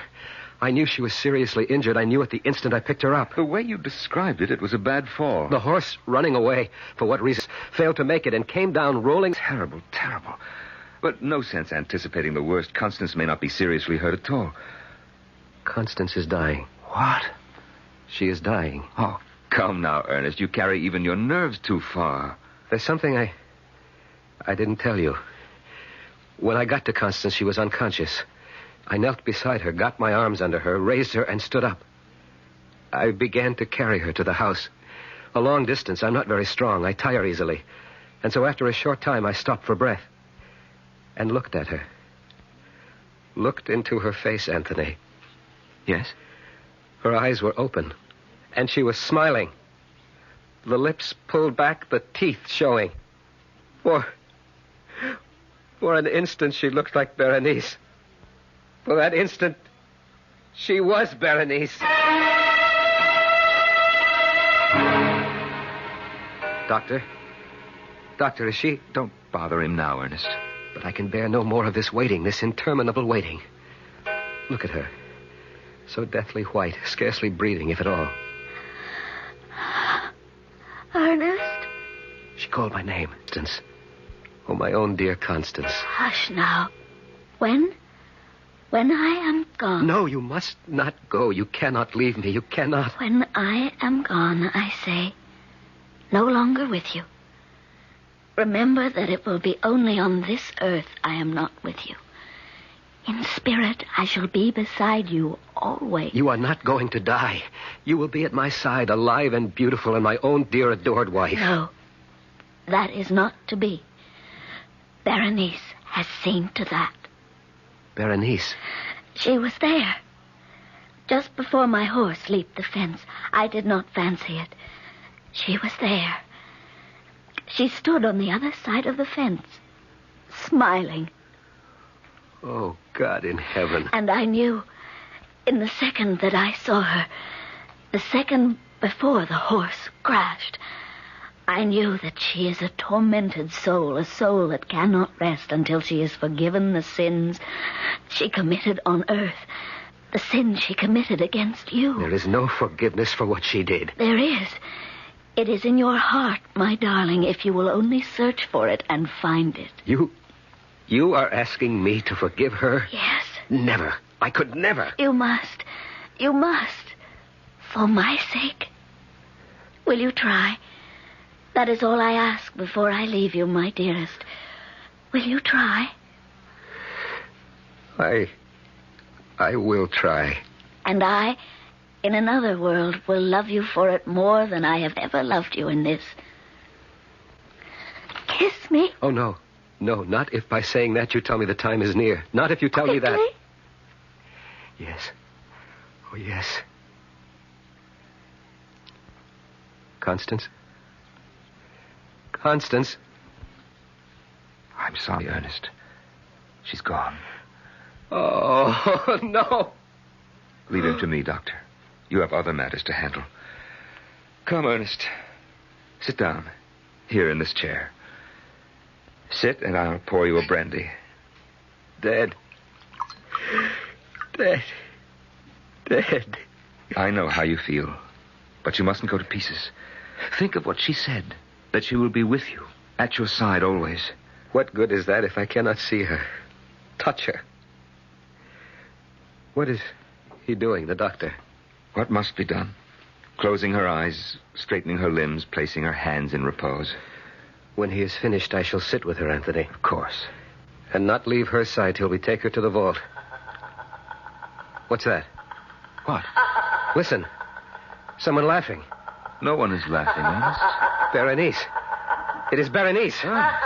She is laughing from the vault. From the vault. You that window. You hear? You hear? I hear nothing. Laughing in triumph. Vicious triumph, because once again she shattered my heart. Laugh, damn you, laugh! But I shall golly.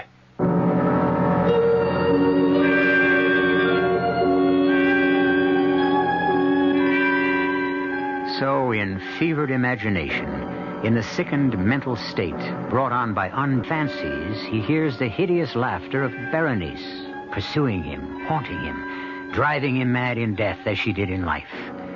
Or is it fancy? We'll know more about that when I return for Act 3.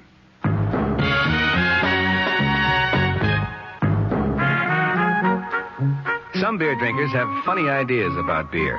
They think beer improves with age, like wine. Well, find a brewmaster, though. You'll find a beer drinker who knows better. The Budweiser brewmaster says it all depends on how beer is aged. Just letting beer sit in lagering tanks makes it older, not necessarily better. That even goes for keeping a case around the house for a couple of months. But there is one kind of aging that's good for beer. The Budweiser kind. Beechwood aging. In this kind of aging, something happens. It lets all the flavor of the choicest hops and best barley malt that go into Budweiser get through to you. Sure, it takes more time and trouble to brew Budweiser that way, but brewing beer right does make a difference. Anheuser-Busch, St. Louis.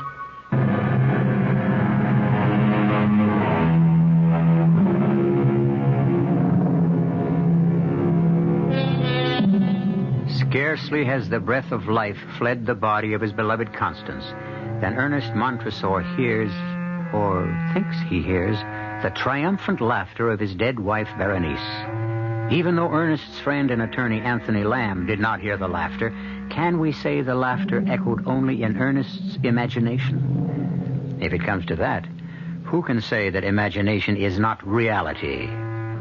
Be that as it may, let us now join Ernest and Anthony in that family vault. It would seem that you're right, Anthony. Berenice must still be in her coffin. The lid is tightly nailed. Of course. But her laughter, so horribly clear. Ernest, there was no laughter. You imagined it. No, I heard it. She murdered Constance. She made the horse run away, fall, and kill her. Oh, Anthony, how can I rid myself of Berenice? Can I get rid of her? She was vile, vicious, clever. Clever. That's it, clever. We look at this coffin lid. We see it tightly nailed, and so we think she's still there. But of course she is. No, don't you see? She was clever enough to nail it shut again after she left it. Here, give me that pry iron. You're not going to... I must be sure. I must make absolutely certain she is still in her coffin. Otherwise, I dare not bring Constance here. Ernest. Can't you understand? Constance will lie here in the same vault with Berenice. If Berenice has the power to leave her coffin, what might she not do to the sister she hated as she hated me? You see? You understand? Yes, Ernest. So then... There. Well, are you satisfied? The body seems not to have moved. She is dead. No doubt about it. Berenice is dead. No question, my friend. You can set your mind at rest. Anthony, would you nail the lid back on? I want to go to Constance. Be with her until we bring her body here.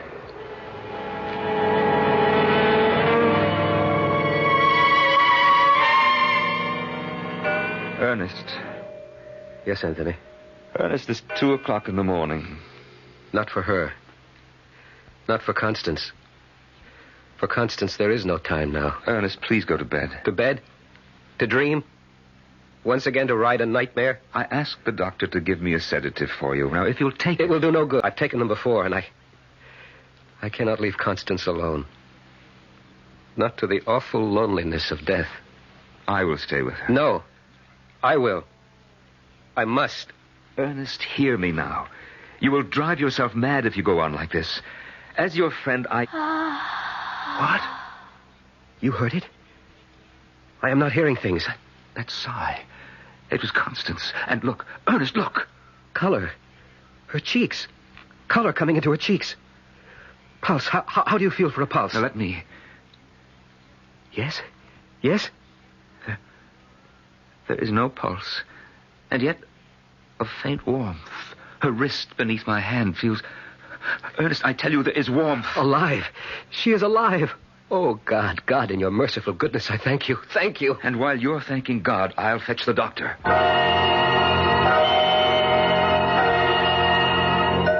Thank you, Doctor. I'm sorry to have put you through all this trouble. Thank you, and good night. I'm sorry, Ernest. Strange. Strange. Very. There was color in her cheeks, warmth in her body. Yet by the time the doctor arrived, the warmth had fled. The color vanished. She was once again a corpse. Anthony, what do you make of it? I cannot say. I don't know. It's one of the most baffling things I've ever seen. But then Mangrove Manor seems alive with strange things. Not so strange if you had lived a year with Berenice. If you had come to know her as the devil she was. I begin to believe you. It's 4 a.m, and I've been up. We both have been since early yesterday. There'll be much to do tomorrow, and both of us must get some rest. No, not I. I will stay with Constance. All right, Ernest, but be sensible. But take that large armchair in the corner and see if you can at least doze for a time. Very well. I'll go to my room for an hour or two of sleep. All right. And Anthony, thank you for all you've done. That's nothing. Nothing.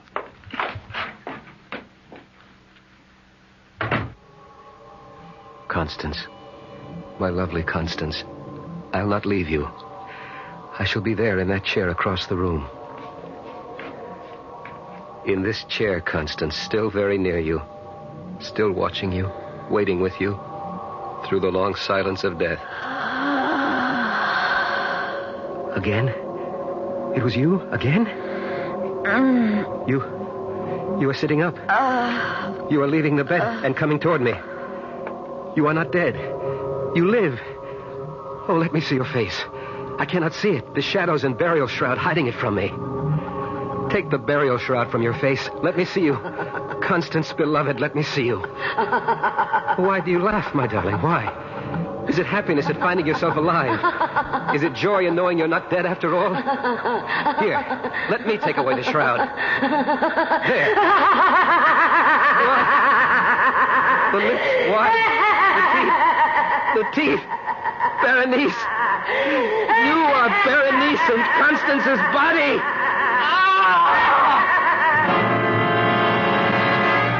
No, Ernest, no, it was not a nightmare. I thought it was. I thought I'd had another horrible dream, that I'd gone to sleep in the chair and dreamed it all. I might have thought so, too, if I'd only found you lying on the floor unconscious. But, my dear friend, I cannot describe my shock. Constance's body was sprawled across yours. Constance's body. But Berenice's spirit. Don't think about it. Put it out of your head. Impossible. It is etched in acid in my memory.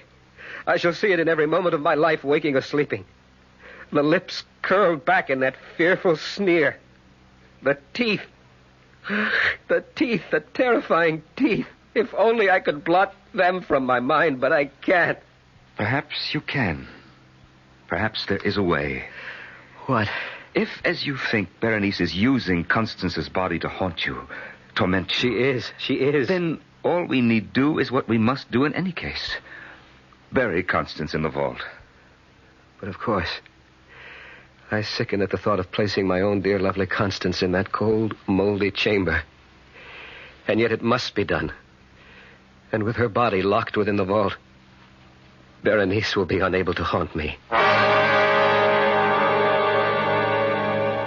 But I must leave, Ernest. I have stayed as long as I can, far longer than I anticipated, and I do have other business, pressing business in Baton Rouge. The thought of being alone in this huge and empty house, Is there no way to persuade you? I'm sorry, Ernest, but there isn't. I've done all I can for you. You know I have. Of course I know it. There is no better friend in all the world than you, and I have no right to urge you to stay, none at all. But I am afraid. Afraid to be alone. Afraid. Of all things, it is a madness. Afraid of Berenice's teeth. I suppose it is a form of madness. Berenice is dead and buried. Constance is dead and buried, and so Berenice cannot inhabit her corpse to torture you. She'll find a way. She will not. She will. She lies in that vault out there, and in time her body will rot. But teeth do not. And so long as a tooth remains in her skull... Ernest, it's 10 o'clock. I have a long, hard ride ahead of me tomorrow. I must get to bed, and so must you. We are both very much in need of rest. Rest. So long as I live, there will never again be any rest for me.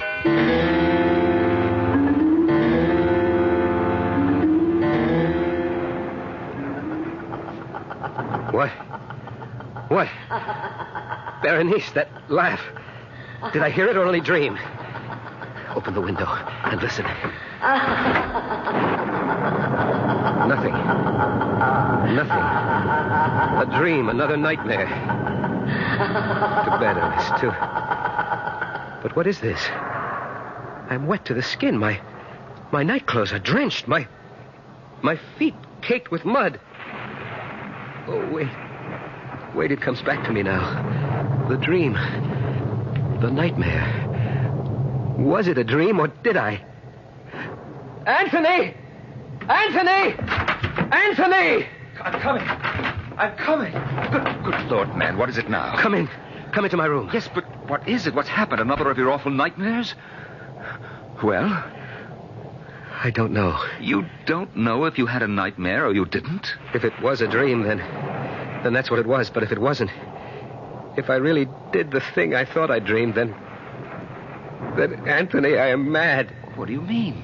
I mean that if I really did it, I've done something so horrible it could only be the work of a madman. Ernest, what did you do? I dreamed. Oh, make it a dream. But look at me. My clothes soaked through, my feet muddied. I must have done it. Done what? What? I left my bed and went outside to the tool shed. The tool shed? And found what I was looking for. And then I went to the vault. In this storm you went? Yes, to the vault. I unbolted the gate and went in. And then I pried open Berenice's coffin. Oh, no. Yes. There she lay, moldering in death. But the lips drawn back and the teeth, those white, even, perfect, gruesome teeth, exposed. I stared at them, stared in a horror of fascination. And then taking the instrument I brought with me, I did what had to be done to save my sanity. What? What did you do? I dare not speak of it, put words to it. Nor can I bear to look. Look? To see, was it dream or reality? Look at what? When I had done it, I returned here to my room. I placed the instrument on the mantel. In my dream, I placed it there. And though it must be a dream... Please, go to the mantel. See if the instrument is there. Very well, Ernest. I see nothing here but a pair of pliers. Oh! This is the instrument you used in your dream? No dream. No dream. Can't you understand that now? No dream. The pliers are there. I did it. May a merciful God forgive a madman. I did it. The table. My bedside table. Look there now. Look. They are there. They are here. Table. All of them. All of Berenice's teeth.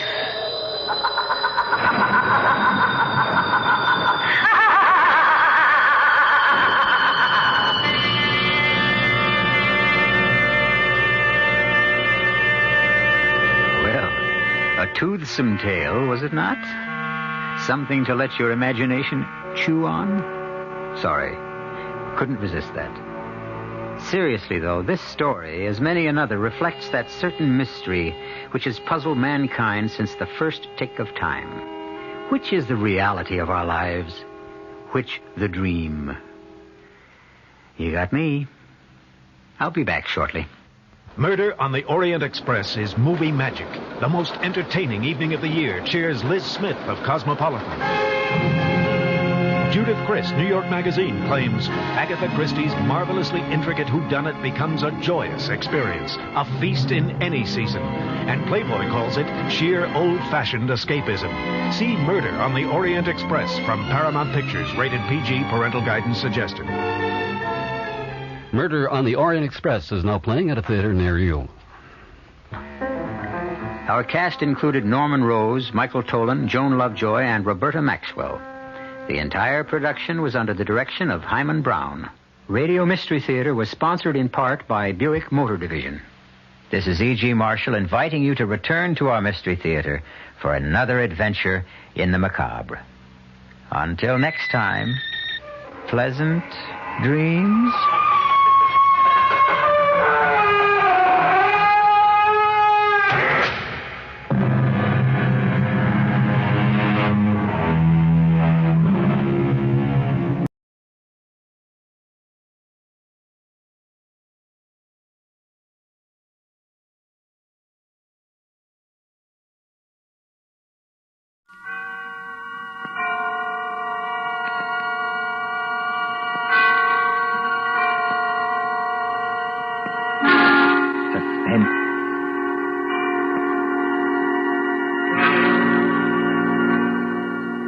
This is the Man in Black.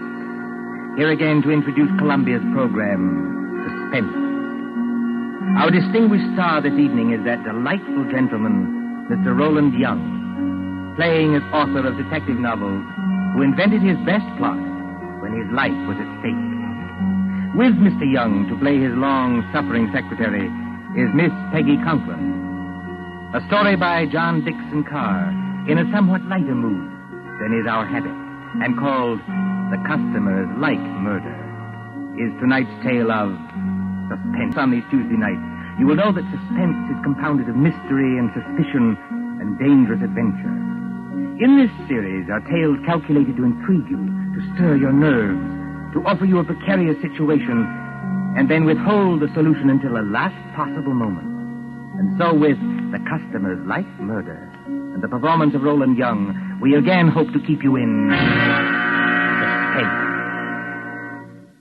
On a hot summer night in a village on the east coast of England, a famous writer of detective stories is dictating to his secretary.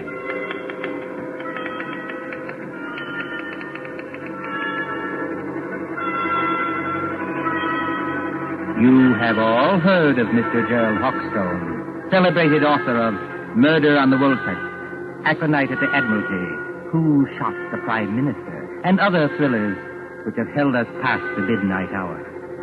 You have followed the exploits of Pendleton King, diplomat detective. Gerald Hawkstone lives quietly at Deal with his friend Dr. Roberts nearby, in case he should need medical knowledge. And his pretty, if somewhat pert Canadian secretary, Miss Patricia Phillips. Gerald Hawkstone would be a happy man, even in wartime, if it were not for... You got all that, Miss Phillips? Yes, Mr. Hawkstone. Good. New paragraph. Yes, Mr. Hawkstone. At the head of the great banqueting table, comma, the Lord Chief Justice staggered to his feet, full stop. His face was a ghastly whitish color, and his eyes had become glassy. Is he drunk, Mr. Hawkstone? No, Miss Phillips, the Lord Chief Justice is not drunk. Sounds pretty cockeyed to me. For your information, Miss Phillips, the Lord Chief Justice has just been poisoned with curare because he discovered the identity of the master criminal. Is that clear? Yes, Mr. Hawkstone. But I wish you wouldn't do it. Four books, Mr. Hawkstone. You have shot the Prime Minister, killed the Lord Chancellor with an axe, poisoned the Home Secretary, and blown up the First Lord of the Admiralty. Why don't you stop picking on the poor government and murder somebody else for a change? The Lord Chancellor, Miss Phillips, was not murdered with an axe. No, Mr. Hawkstone? Definitely no. He was beamed with the Great Seal and found dead on the woolsack. And there's another thing, Miss Phillips. Whether you talk like this because of a dense vacuum in what we will charitably call your mind... Really, Mr. Hawkstone? Or whether you are really making out what you might define as hot cracks, I don't know. But I don't want any more of it, do you hear? Just as you please, Mr. Hawkstone. Oh, Lord, where was I? His face was a ghastly whitish color, and his eyes had become glassy. Sounds like me. All right. A single choking cry escaped his lips, comma, and his body crumpled to the floor. Full stop. New paragraph. With one swift stride, Pendleton King had reached the fallen man. He can't have done that, Mr. Hawkstone. Who can't have done what? Pendleton King. What about him? Well, on the last page, you had him sitting at the foot of the table. So he can't get there in one stride. Unless you want him to sail across the room like a kangaroo. There are times, Miss Phillips, when I should like to poison you with curare and dance on your grave. I was only trying to help. All right, change it, strike it out. With hardly a second's delay, how's that? Comma. Pendleton King had reached the fallen man. Full stop. New paragraph. Quote. I feared it, comma. Close quote. He muttered. Full stop. Quote. Note the rigidity of the muscles. Exclamation point. Note the characteristic odor of curare, which... That won't do, Mr. Hawkstone. Why not? Curare hasn't got any odor. Now there, Miss Phillips, you've really gone too far. But I can't help that. It's true. If you will permit the small vanity, I am noted for the correctness of my medical knowledge. Who is murdering the Lord Chief Justice, you or I? You are. But you might murder him properly. Curare hasn't got any odor. I say it has. And I say it hasn't. Listen, Miss Phillips.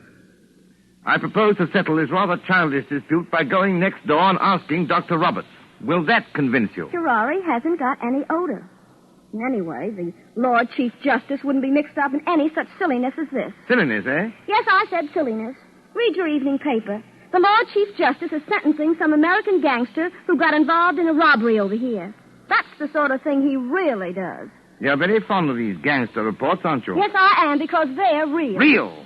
Ha! Don't you say fa to me. Merely remarking, Miss Phillips, that with your usual ingenuity, you sidetracked the argument. I am going to see Dr. Roberts. That's not necessary, of course. My own knowledge of poisons is as great as that of any doctor. Dr. Fa. And finally, kindly don't say fa to me, either. When I return, Miss Phillips, I hope to find you in a better frame of mind. Please observe that I, at least, have been able to keep my temper. Excuse me. Oh, see if I care.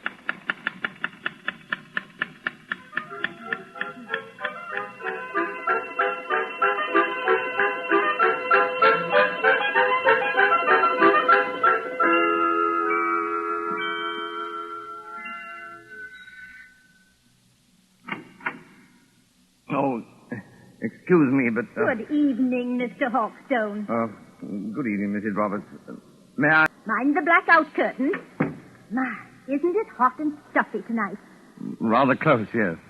Is the doctor in? I'm afraid he isn't, Mr. Hawkstone, but I expect him back any minute. Oh, out on a call? No, I'm almost certain he isn't, because that's his medicine case and stethoscope there on the table. I think he's just gone up the road to get some tobacco.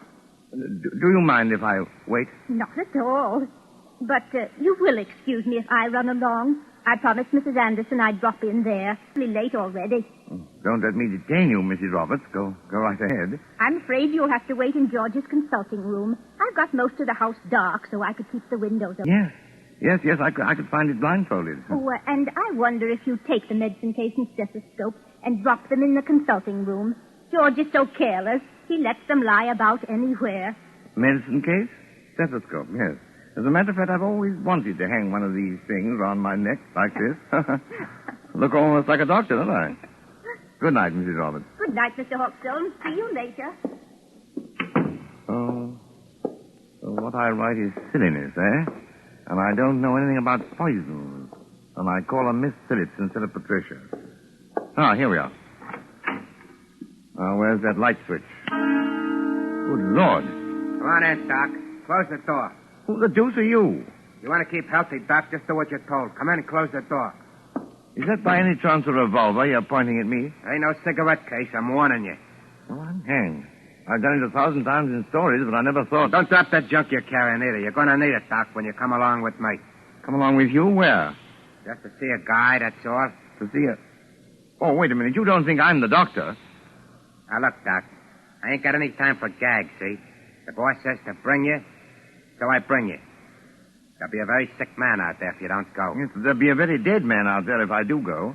I tell you, old man, you're making a terrible mistake. Now, look, Doc. My name is Hawkstone. I live next door. I'm not a medical man, and I never... Somebody's coming. Miss Phillips. Now then, Dr. Hawkstone, just look here in the encyclopedia. So you ain't the doctor, huh? That's done it. Just a real old-fashioned kidder, ain't you? Now, you keep quiet, lady. You know it's good for you. I know you. I've seen your picture. You're Big Louie Miller. Pretty smart dame you got here, Doc. Listen, Louie Miller and Slats Kelly. Slats Kelly is the gang leader. Well, we're supposed to be friends of this gangster who's on trial in London now. But I hadn't heard they were in England. No, lady. Neither is anybody else. Nowhere for it. Who is this dame, Doc? Your niece? No, she's my secretary. She doesn't know anything about this. She seems to know too much about it, if you ask me. Come on, lady. You're going with us. Going? Where? Just for a little ride, lady. Just for a little ride.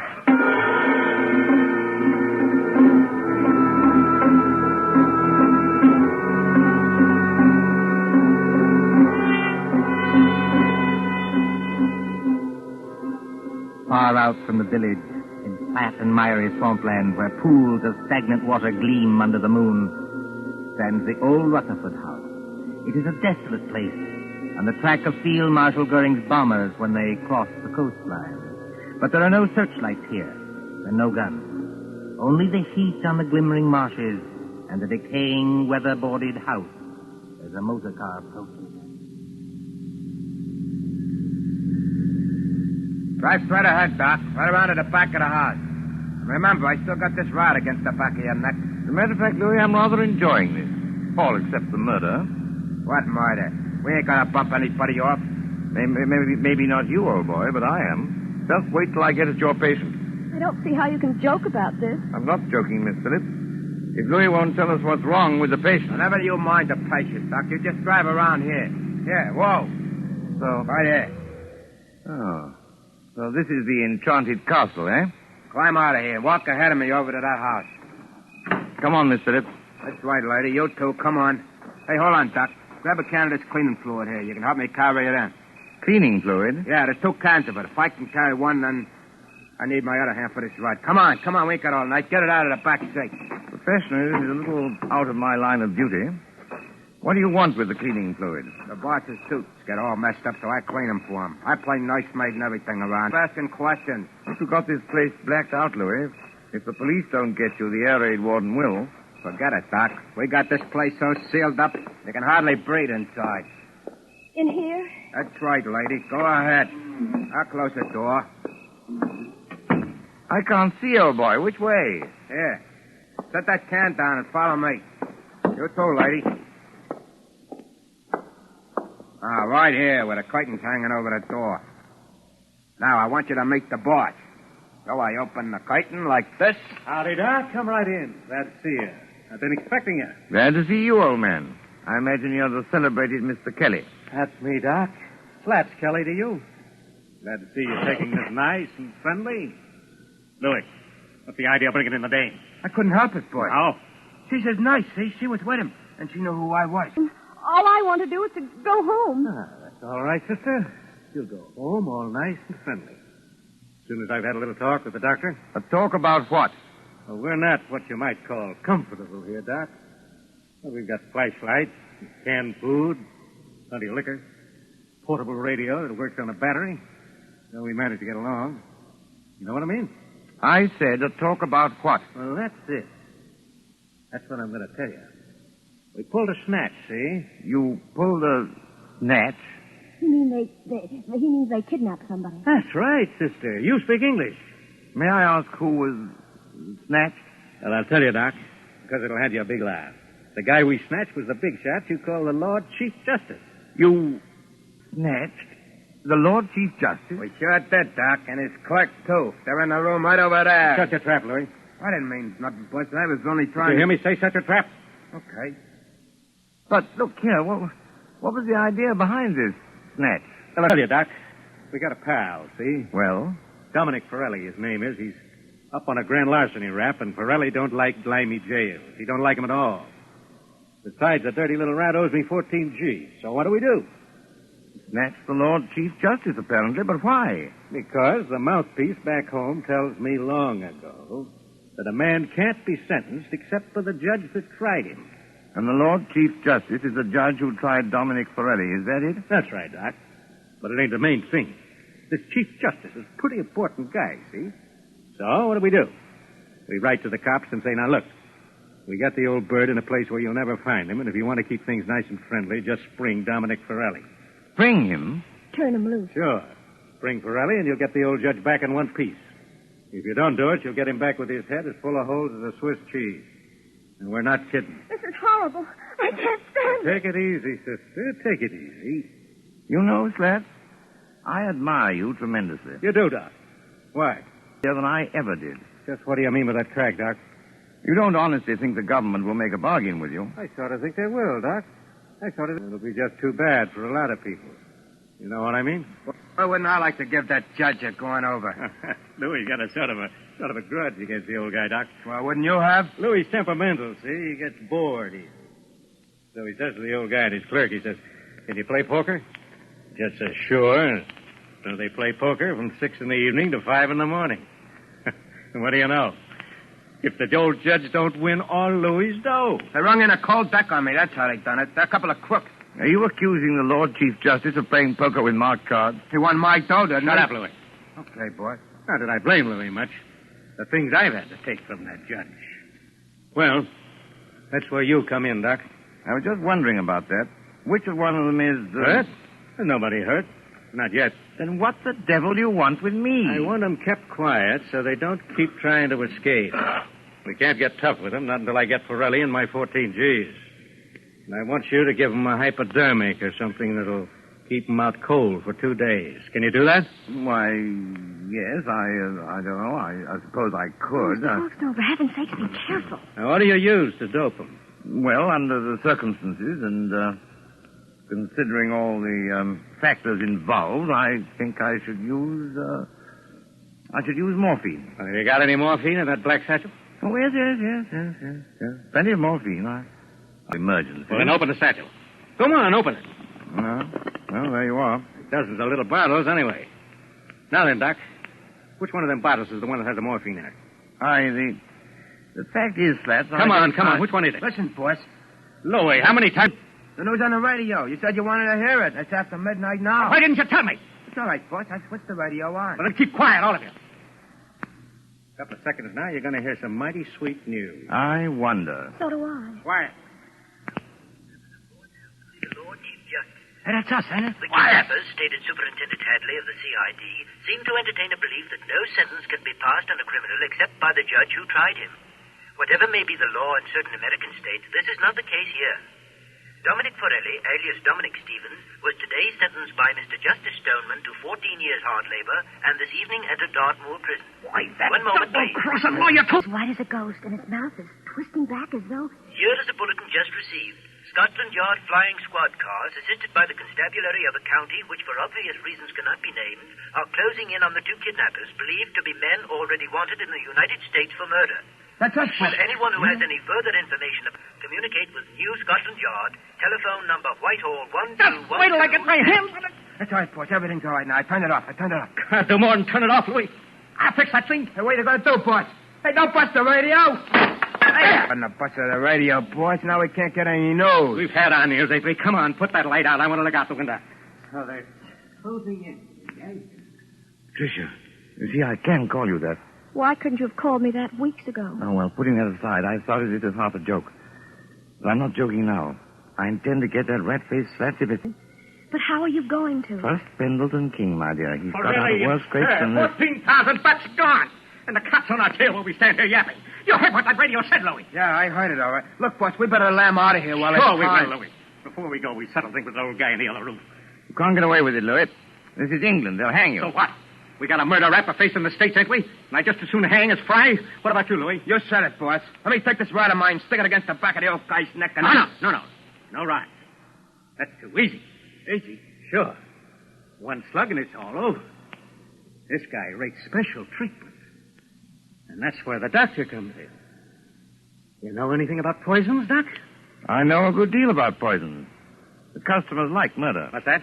Oh, nothing. Just a slogan in my profession. Look, Louis, do you remember the time Johnny Presco was running the old Third Avenue Social Club? Yeah. And Mike Delaney talks out of turn? And they feed him some white stuff called strychnine? Oh, yeah. And sit around and light cigarettes and watch him die. It took 4 hours, Doc, and you could hear the rats screaming as far as 81st Street. Now, wait a minute, Slats. You I can't... can't, huh? We'll see. You got any of that white stuff, Doc? Well, Come on, I you've might. got I something don't know. in that bag that'll make the old guy squeal now, haven't you? Why, yes, I suppose I have, but... Listen, get this sure. You can do it the hard way, Doc, or you can do it the easy way. Louis gets to work on you. Maybe you'd be smarter to hand the stuff over right now. What do you say? Listen, boy. Listen. What's the matter, Slats? Trouble by the heat? It is hot in here with all the windows sealed up. That sounds like planes. It is planes. British planes going over to put the heat on Germany? No such luck, old boy. German planes coming to bomb us. About a dozen Heinkels, flying 20,000 feet up. Mm-hmm. Very keen ear, Miss Phillips. I'd say not over 15. That's the first wave, Slats. There'll be another wave in a minute or two. But you needn't be alarmed. They're going somewhere else. They only... Duck, Louis, duck! The way I heard you forced them under the table already. Only a little visiting car. That Why light, Louis, bother? pull that curtain back off the window. Yeah, but what's it? See what you can see. Okay. Do as I tell you, all right. big luck. All right. Hey, can't see a thing. The sky's as black as pitch. Oh, look over there. Well, what is it? It's a light, boy. Funny kind of a white light. Up there over the trees. It's not very steady. It starts and then dims, and then it starts and dims. Only a basket of incendiary bombs, Louis. Incendiaries, eh? What is it, Jerry? You got an idea? Louis, this is just what we've been waiting for. Those Scotland Yard cars are going to get held up until we can settle things with those guys in the other room. Come along with me. Why don't you two lugs get smart? Jerry. What's that? You don't want to have your neck cracked on a rope, do you? Or burn in the electric chair back home? What are you getting at? Why not take advice from somebody who's been killing people in a professional way for 15 years? I'm not in the mood for gags, Doc, but keep on talking. This Lord Chief Justice... A little guy with a bald head like me. And the other one is a big guy with a punch-drunk pan like Louis. Why? I thought so. I've seen their photographs. When the next wave of planes comes over, and it will, why shouldn't an incendiary bomb hit this house? You mean you think it ain't too safe here? Be quiet, Louis. Go ahead, Doc. In other words, you leave the Lord Chief Justice's clock tied up in the other room. Then all you have to do is to set fire to the place. Justice cheated, Medicine gangsters die and blaze. Jerry Hawkstone is... Eventually, yes. But it'll give you a few days' start. Hey, maybe you got something there, Doc. And it's got to look good. This house must go up like a piece of paper in a furnace, past any possibility of being put out. Yeah, and that's the catch. Why so? This house is in the middle of a swamp, see? It's as damp as your own climate. You couldn't make it burn with a blowtorch. The cleaning fluid? Cleaning fluid? In that other room, you've got 2 gallons of cleaning fluid. That's benzene, the derivative floor of that room with it, every inch of it, mind, and the place will go up like tinder. Well, it's worth a try, Louis. Turn on your flashlight. Okay, boss. And, what about you two, Doc? Afterwards? We're accessories, aren't we? Are we likely to talk? Better put a couple of slugs in them, boss, and drop them on the road. What's 1 or 2 more bumps in a spot like this? Maybe you're right at that. Well, anyway, Doc, thanks for a swell idea. You heard what the doc said, Louis. Get going with that cleaning stuff. Both of you had better do it, I'm warning you. Oh, what? Because there isn't much time. Here they come. You can't have a fire start after the last wave of planes has gone over. Well, maybe you got something there, too. But I'll just take a little precaution first. What are you going to do? These are handcuffs, sister. 2 of the neatest pair of cuffs we ever swiped off a dumb cop. Now, I'll just lock your arms around the back of the chair, like this. And the doc's arms around the back of his chair, like this. And we'll get going. Come on, Louis, through the curtain. Okay, I'm coming, boss. Bye-bye, Mr. Hawkstone, and your lady friend. Be seeing you in the funny papers or in the morgue.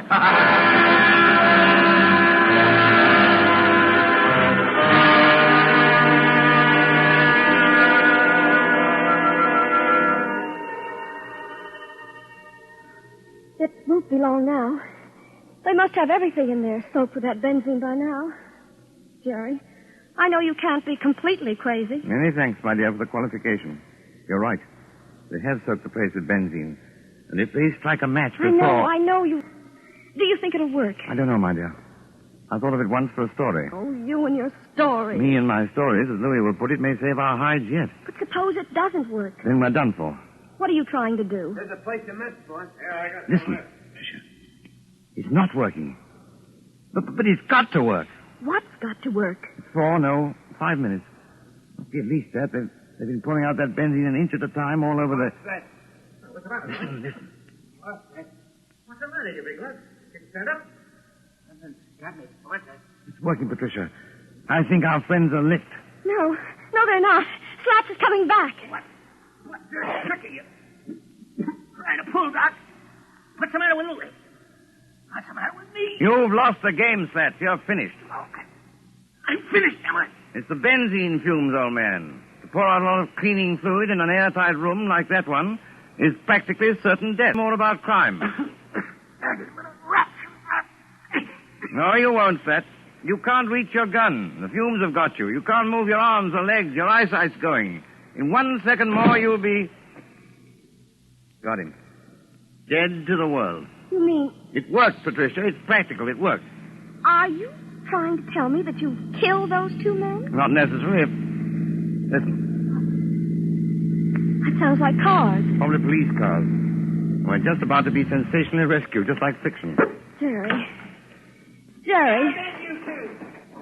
on out of there. Come on in and get us, you lug. Don't talk like Louis or we'll get a bullet through the head yet. Yes, that is a thought. We're prisoners. We're victims. This way, please. It's a sergeant, and I was never so glad to see a uniform in my life. Here now. What's going on in this place? Louis Miller knocked out in that room? And blimey, if it's not Slats Kelly knocked out in this room. Just a couple of mugs I polished off, Sergeant, all in the day's work. You mean they're dead? They'll be all right if you drag them out in the open air. Oh, I recognize you. You're the writer who was kidnapped tonight. Yes, and you will find the other snatches in that room. But first of all, have you got a key that'll unlock regulation police handcuffs? I certainly have, sir, and I'll get you loose in a jiffy. Never mind me, Sergeant. Never mind my handcuffs. Get this lady free. She's the one I'm concerned about. You know, that's awfully kind of you. It's something practically... Yeah, young lady. Have you got your notebook and pencil in that handbag? You don't want me to take dictation now? A true artist, madam, takes no account of time or place. Are you ready? Yes, Mr. Hawkstone. Well, you admit now that my plot is practical. Yes, Mr. Hawkstone. Now then, The Income Tax Murder by Gerald Hawkstone, Chapter 1. But, Mr. Hawkstone... Just as Big Ben was striking midnight, a hooded face looked into the window of the luxurious study occupied by the Chancellor of the Exchequer. Full stop. The hooded figure chuckled as it softly lowered inside the window a large tin of cleaning fluid. New paragraph. The Chancellor himself was hard at work devising a new scale of income tax. But, Mr. Hawkstone, that's a completely different story. I thought you were going to murder the Lord Chief Justice. Haven't you any professional taste? How can I murder the Lord Chief Justice when I just saved his life?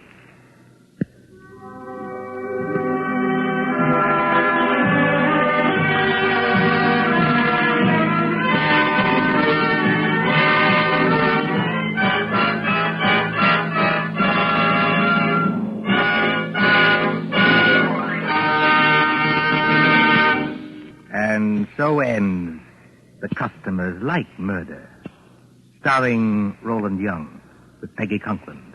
Tonight's tale of suspense. This is your narrator, the man in black, who conveys to you Columbia's invitation to spend this half hour in suspense with us again next Tuesday, same time, when our story will be The Dead Sleep Lightly.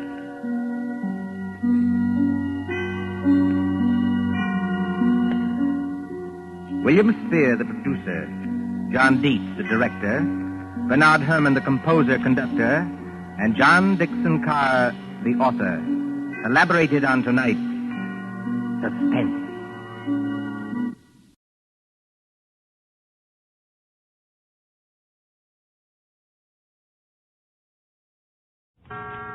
Use Gem Blades. Use Gem Blades. Use Gem Blades. Gem Razors and Gem Blades present The Adventures of the Falcon.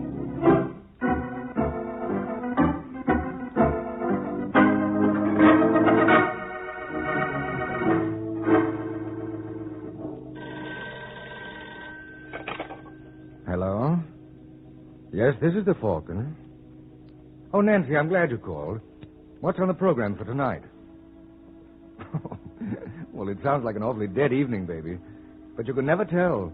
Tomorrow there may be morning.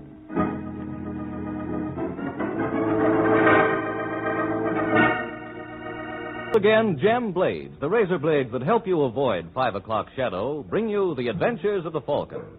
The Falcon, as you know, is Michael Waring, freelance detective, who's always ready with a hand for oppressed men and an eye for repressed women. So join him tonight when the Falcon learns murder is a family affair.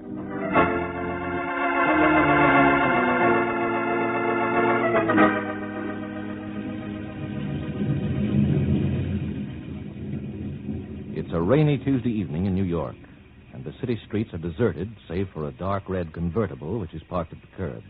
And at the wheel sits Brenda Sinclair, fondling her pet Pekingese, Wang Pu. No, baby, don't be impatient. Daddy's going to meet us shortly. Then you and Mama are going to go far, far away where nasty men can't find us. Hello, Brenda. Oh, Kenny, darling. Have you been waiting long? It seemed like years. That's just the way I felt in that hallway. Ray. Oh, hello, Sinclair. Fancy meeting you here. I thought I warned you to stay away from my wife. Brenda doesn't care about you. She hasn't for years. Ray, I'm leaving you. Really? Kenny and I are going away on a little trip. Maybe Kenny is, Brenda, but not you. Ray, put away that gun. What's the idea, Sinclair? I warned you to stay away from my wife, Kenny, but you wouldn't listen. Ray. Maybe this is the only language you can understand. Ray, go!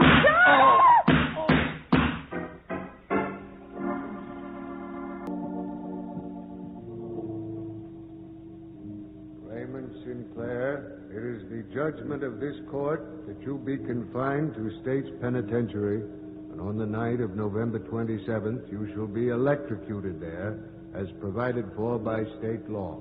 And may God have mercy on your soul.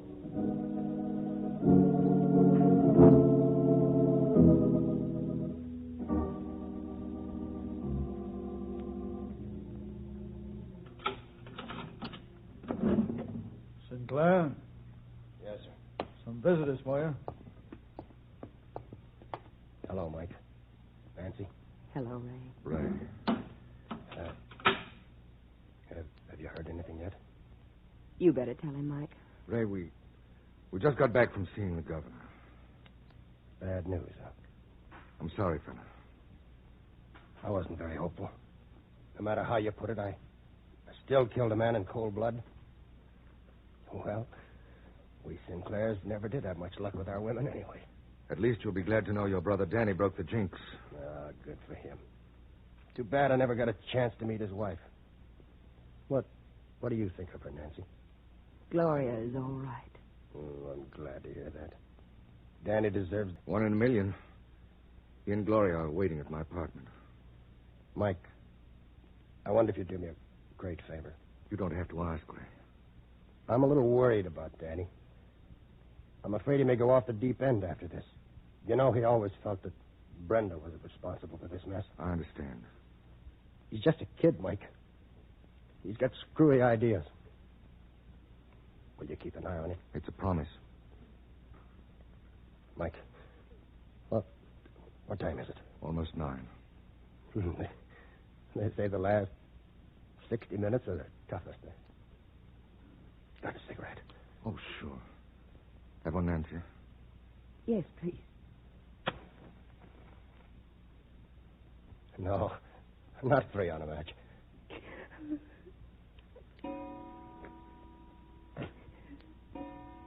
Mike, you're going to stick around for the... I'd like you to. Very much.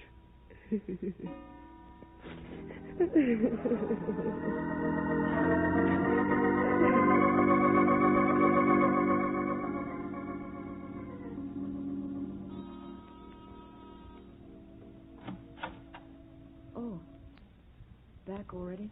Yes, it's all over, Gloria. I know. We heard the flash on the radio. Where's Danny? In the living room. How's he taking it? Not so good, Mike.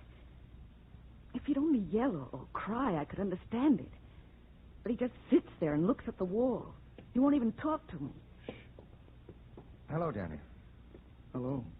How's the boy? Great. Danny, I can't tell you. Mike, maybe Danny would like some coffee. Oh, that's a swell idea, darling. Why don't you make some? No, don't bother, Nancy. Danny, for heaven's sake, stop it. I'm sorry, Gloria. Danny, you've got to stop tormenting yourself. We know what you're going through. No, I don't think you do, Nancy. No, you see, kid, it was kind of taken out of my hands. Oh, what do you mean? Your sister-in-law, Brenda, claimed the body. Oh, good old Brenda. She doesn't miss a trick, does she? I hope there were plenty of sob sisters around to catch her act. Yes, she ought to get a headline out of it. And without any effort. All right, Danny, spill it. What have you got on your mind? Murder. Danny. That's right, Gloria. I got an appointment with Brenda tonight. And I'm afraid she doesn't know about it yet. Danny, you're not being funny. I didn't intend it to be. Why didn't you get wise to yourself? What? It's time you grew up. Try to be a man for a change and not a sniveling brat. Oh, I'm glad to find out what you think of me, Gloria. Oh, Danny, don't you see she's only telling you that for your own good? Oh, don't argue with him, Nancy. It isn't worth the effort. He'll go along all his life feeling sorry for himself, wondering why everybody picks on him. I've seen kids of 10 with more stuff than he's got. Anything else you'd care to add? No, I've said my piece, Danny. Anytime you want to go, it's perfectly all right with me. Thanks for your permission, dear. Mike, don't let him. Danny, where'd you get that gun? It's yours. I got it out of your desk drawer. Let me have it. I'm sorry, friend. No can do. Danny, I want you to give me that gun. Now, Mike, you've been swelling me, so please don't make me do something I'll be sorry for. I'll stay where you are. Are you going to give me that gun? I'll come closer next time, Mike. Danny, listen to me. I have, Gloria, and I've taken it very much to heart. So I'm just a kid making big talk, am I? Well, watch me change to a man of action.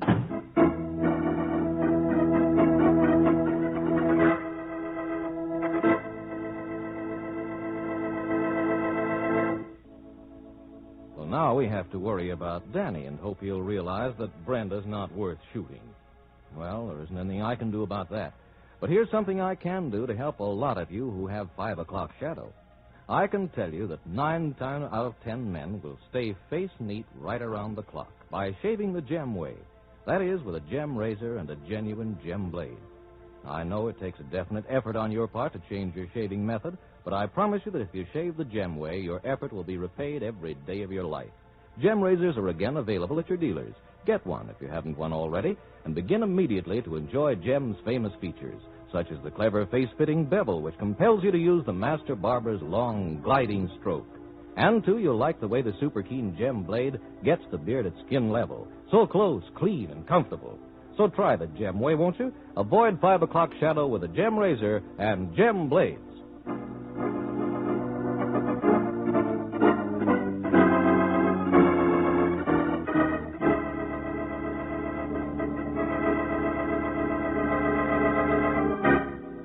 Now back to the adventures of the Falcon.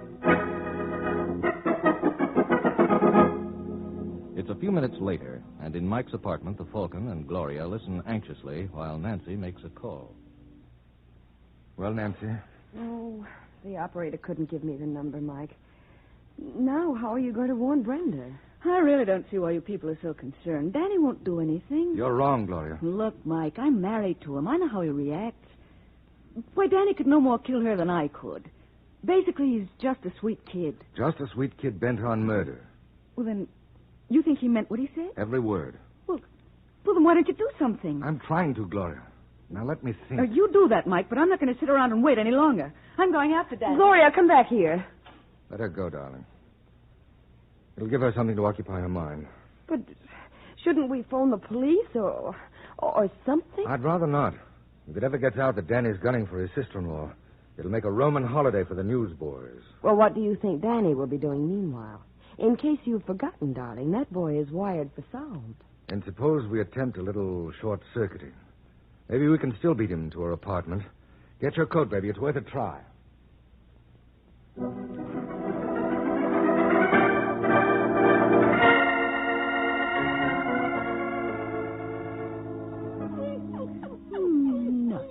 Dog, you did, Miss Brenda, didn't you, baby? Come on, let's see who it is, darling. Oh, it's you, De Silva. What do you want? How can I talk to you when all the time you got that lousy dog in your lap? Don't speak that way about Wang Pu. Excuse me, please. Brenda, in the last month you borrowed close to $12,000 from me. You'll get your money back. Sure. But when, Brenda? Any day, as soon as they settle Ray's estate. I got news for you, darling. What are you talking about? Papa didn't leave you a cent. How do you know? It's my business to know. He's a dirty double-crosser, and after I gave him the best years of my life. You know, for a smart dame, Brenda, you don't use your head so good. $12,000 don't mean so much to the Silver. Now, you like me to call him off, huh? What's the catch, De Silva? You never gave away anything in your life. No catch? Just marry me. Are you kidding? You could do worse. Why, you fat slob, I wouldn't have you for all the gold in your teeth. For a dame who's in hockey, you're awful fussy. Don't make me laugh. Now go on, get out. You want to watch your mouth, girlie. Nobody ever talks to the Silver like that. Are you threatening me, you big ape? Come on in. Hello, Brenda. Oh, why, Sugar Plum, this is a surprise. It was awfully sweet of you to call. Isn't it sweet of me, too? Oh, Nancy, I didn't see you. Are we interrupting something? No, nothing important. Mr. De Silva was just leaving, weren't you, Fatso? Have your little joke. Maybe when you think him over, they won't be so funny. Oh, there, darling. Did nasty man frighten Mama's baby? Isn't she sweet, Michael? She's pedigreed, you know. Takes after her mother, doesn't she? Yes. What did you mean by that crack? You exactly little... what you think I mean. Well, Nancy never liked me, Michael. You were the only one who ever understood me. Yes. Why, Sugar Plum. Oh, come now, Brenda. This is Sugar Plum, remember? We knew you when. Very funny. Well, what do you want? I don't suppose you came around to offer your condolences. No, but I came around to offer some advice. Your brother-in-law, Danny's gunning for you. Look, Mike, if that's all you've got to say, you can beat it. Little Brenda can look after herself. All right, darling, let's go. Okay. Oh, Sugar Plum, Huh? did Ray leave all his money to Danny? Why? Nothing. It just dawned on me that my brother-in-law isn't such a kid at that. He's got possibilities. The right woman could do a lot for him. Maybe the right woman could. But if I were you, I'd forget it, Brenda. But then you're not me, dear. Because what I've forgotten, you'll never learn. Good night, you lovely people.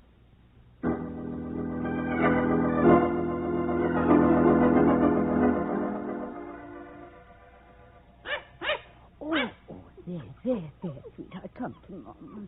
That's the sweet thing. Mama's little baby was so hungry, and I'm going... All right, I'm coming. Danny, darling, I'm so glad you dropped in. Nothing could keep me away. Here, let me take your coat. Never mind.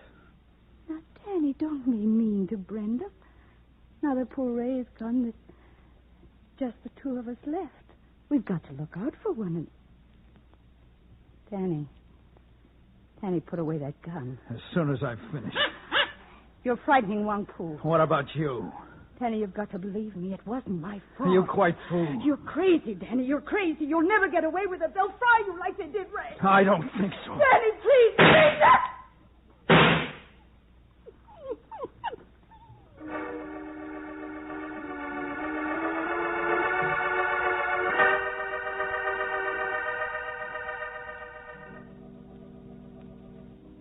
Mike, I'm worried. But there's no reason to be, Nancy. When I think of Danny roaming the streets with a gun, Well, don't you worry about Brenda. That baby can take care of herself. And don't you know her? Yes, and don't I know... Well, And just how well did you know her before she met Ray, darling? Saved by the bell. Come in. Mike, did you find Danny? No, didn't you? No, I looked everywhere. I even went up to Brenda's apartment. Well? There was no answer. Mike, I'm scared. But there's nothing to be scared about. Oh, excuse me. Hello, Falcon? Yes? This is Johnny Gleason down at headquarters. Oh, hi, Sergeant. How's tricks? Well, outside of a couple of twinges in my back, I can't complain. Say, Falcon, you were a friend of Ray Sinclair, weren't you? That's right. then it might interest you to learn that murder runs in the family. What are you babbling about? Danny just knocked off his sister-in-law. No. There must be some mistake. There's no mistake. He tried to kill himself afterwards, but he lost his nerve. Listen, Gleason. Hold everything. I'm coming right down. Take your time, Falcon. There's no hurry. The way it looks now, your friend's going to be with us for a long, long time.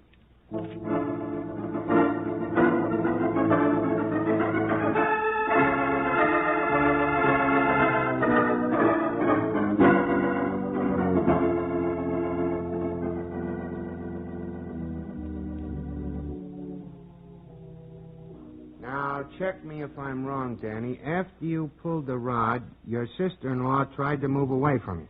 That's right. Whereupon you made a couple of more speeches, and then you let fly at her. What'd you do after that? I turned the gun on myself. Then you passed out? Yes, sir. Well, I think that takes care of everything. Now, if you'll just sign this. Oh, now what? Hey, Gleason, tell him to let me in. All right, George. Hello, Danny. Hello, Mike. How do you feel? Oh, all right, I guess. I want you to tell me exactly what happened. If you don't mind, Falcon, I was here first. Now, go ahead, kid. Sign it. Now, what's that? His confession. Hold it, Danny. Gleason, have you seen Charlie De Silva? You mean the loan shark? Yes. He had a fight with Brenda tonight. She was in hock to him. I heard all about it. We had him on the carpet an hour ago. How come you let him go without informing me? Look, Falcon, I was under the impression the new mayor's name was O'Dwyer. Well, can't you give me a little time to get all the angles? Why do you want to give the kid false hopes? We know who killed the dame. He admits it. He's right, Mike. Yeah, and this is the gun you used, ain't it? Yes, sir. I took it from Mike's apartment. Let's see that. Anything to waste time. Yes, that's mine. Only when he took it, it was fully loaded. Say, wait a minute, Danny. How many shots did you fire at Brenda? One. And one at yourself, is that right? Yes. And before you left my place, you took a pot shot at me. Oh, he did he? Now, that's not the point, Gleason. How many shots in all does that make? Don't tell me. 3. All right, Einstein. Look at this chamber. There are 4 exploded shells in there. How do you explain that? It's easy. He shot the girl twice. Did you find 2 slugs in her? Well, no. Then what happened to the other bullet? It went wild? No, it didn't. I only shot her once, and then I turned the gun on myself. You're lying. Use your head, Gleason. He's admitted killing her. What motive would he have to lie about that missing bullet? It must be somewhere in her room. Did any of your boys find it? What was the point of looking? And you can't have any objections if I do. Falcon, will you stop trying to complicate matters? Come on, Sergeant. Be a sport. Give me an hour to look over Brenda's apartment. If I can't find the shell by that time, I'll advise Danny to sign the confession. There'll be no more horsing around? I give you my word. Okay, here's the key.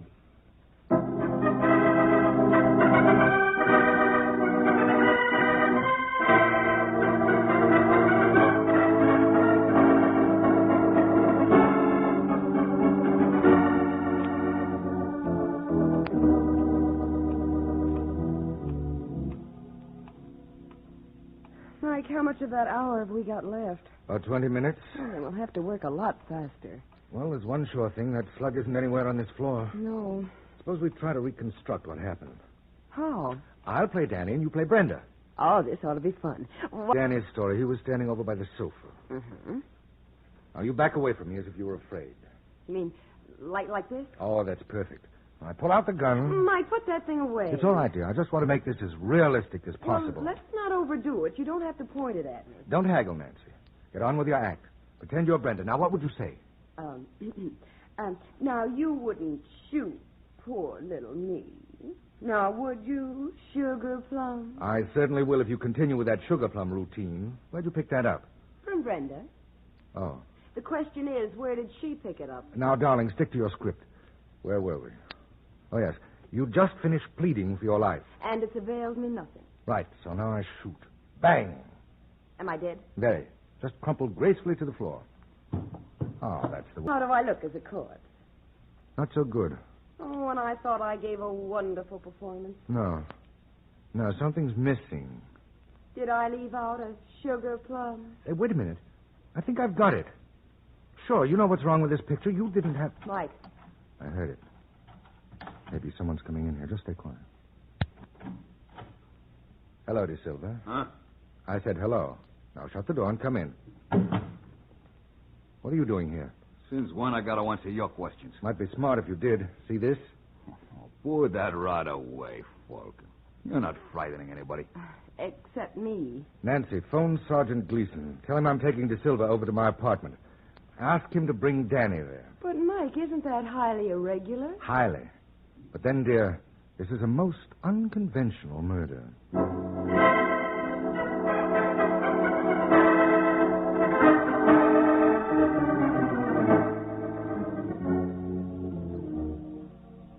You know something, Falcon? I got a hunch you're gonna be very sorry about this. And I got a hunch, De Silva, you may be right. Nancy, that must be Sergeant Gleason. Will you let him in? Mm-hmm. Hello, Sergeant. Hiya, Nancy. Oh, and you brought a friend along. How nice. Hiya, Nancy. Fine. Guess who's here? What? Gloria. Gloria. Honey. Danny, darling. Now, don't ogle Gleason. It's not polite. Oh, Sergeant, I believe you know Mr. De Silva. We've met. Nancy, will you lock the door, please? Certainly. What will I do with the key? Put it where no one can get it. I know just the place. Hey, don't do that. Oh, I'm sorry, Sergeant. It slipped. Very comical. I know a good one, too. Suppose I tossed you all in the clink. Relax, Gleason. I'll tell you why Nancy did that. It better be good. It is. The killer of Brenda Sinclair is in this room. You don't have to tell me. I brought him here. Well, if you did, he's not getting out alive. What are you talking about? Why do you think I had Nancy lock that door? You expect to sweat a confession out of someone? Half an hour, and that someone will be sweating blood. Only this time it'll be his own.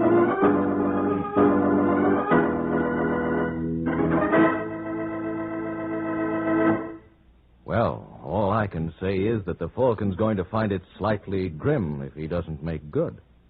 You know, that's one thing that never worries me when I make statements about the Gem way of shaving. Gem always makes good. And now the Gem razors are once more available at all dealers. More men than ever before can shave the Gem way and so avoid 5 o'clock shadow. You know, of course, that to get the best out of your Gem razor, you must use Gem blades. They fit precisely, shave perfectly. Their super keen, deep wedge edge gets the beard at the base, clean and close. No topping the beard, no little islands of stubble left on your chin. You get incredibly close, smooth shaves which naturally last much longer. That's why we can say that a Gem shave will keep your face socially acceptable right around the clock. So try the Gem way of shaving. Avoid 5 o'clock shadow with a Gem razor and Gem blades. Now back to the adventures of the Falcon. 25 minutes have passed since Mike Waring made his promise to reveal the killer of Brenda Sinclair. And now in the Falcon's apartment. Well, how about it, folks? Anybody feel like confessing? How about you, De Silva? They say it's good for the soul. You can go right... Easy now, fellow. Look, Falcon, a joke's a joke. But what? If you don't open that door... I'm sorry, Gleason. You saw Nancy lose the key. No one's leaving until the murderer confesses. But Danny killed her. Didn't you, kid? Well, I'm not so sure now. Say, what goes on here? Well, I only fired 3 shots out of that gun. So you did. But the chamber shows that 4 were fired. Maybe you'd like to know what happened to that missing bullet. Did you find it in Brenda's apartment, Falcon? No. That's what put me on the right track.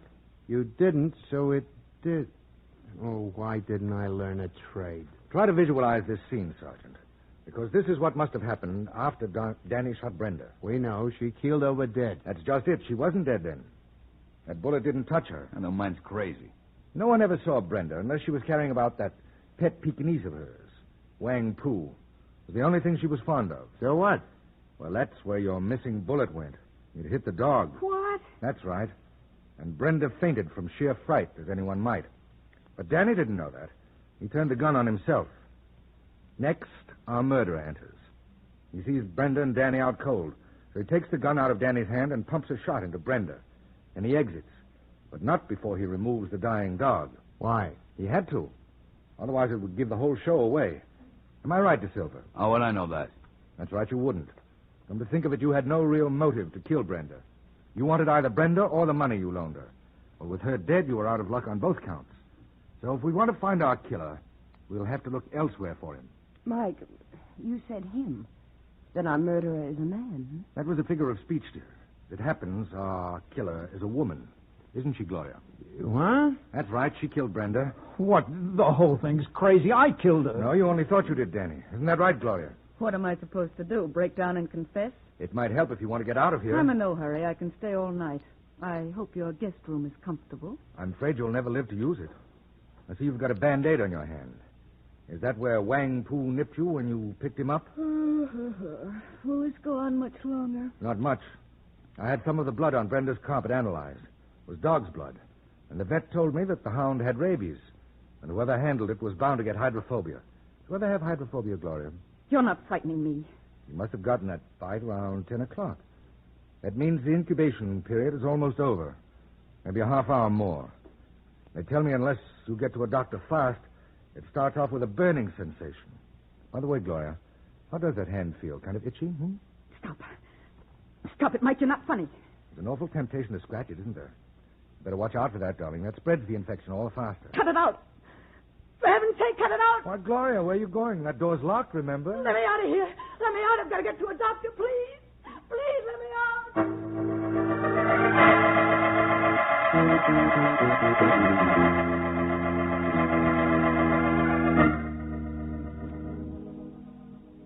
Michael. Hmm? There wasn't any blood on Brenda's carpet. That's right. And that pooch didn't have rabies. Of course not. It was a nice touch, though, wasn't it? Oh, lovely. It just goes to prove what a terrible thing a guilty conscience can be. Yes, but I still don't understand why Gloria killed Brenda. Well, she didn't intend to originally. She thought Danny was going to do it for her. But when he fumbled the ball, she had to do the job herself. I don't follow you. Well, Gloria knew the cops would grab Danny for the murder. You mean she wanted to get rid of him? That was her fondest desire.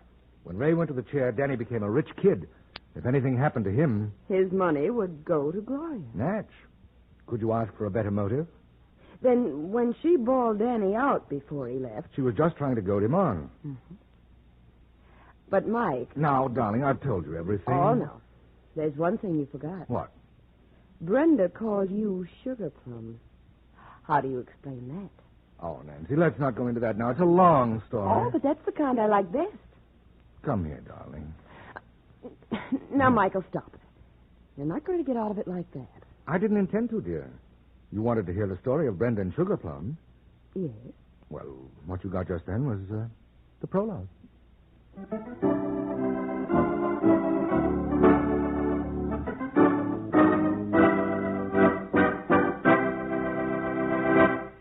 Murder is a grave situation. Murder is a grave situation. That's the title of next week's Adventure of the Falcon, when Mike Waring learns that even those with double trouble can only die once. So be sure and listen next week at this same time to another gay, exciting Adventure of the Falcon. And in the meanwhile, avoid 5 o'clock shadow with a gem razor and gem blades. The Adventures of the Falcon are based on the famous character created by Drexel Drake. James Meehan was starred as the Falcon.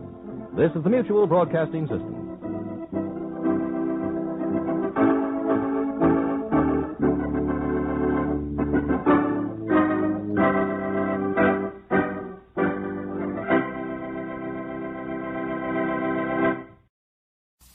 The Hollywood Radio Theater.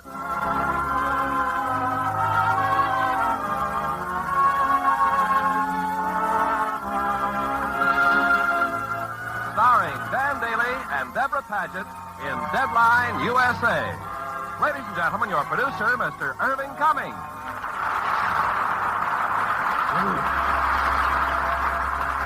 Greetings from Hollywood, ladies and gentlemen. In tonight's play, Deadline, USA, we will tell you the dynamic story of a managing editor whose newspaper was his whole life, even to the neglect of his lovely young wife. And as our stars of this exciting drama, from the studios of 20th Century Fox, we have Dan Daly in the type of role which first brought him motion picture fame, and one of the most talented young actresses in Hollywood, Deborah Paget. Now, Deadline USA, starring Dan Daly as Ed Hutchison and Deborah Paget as Nora.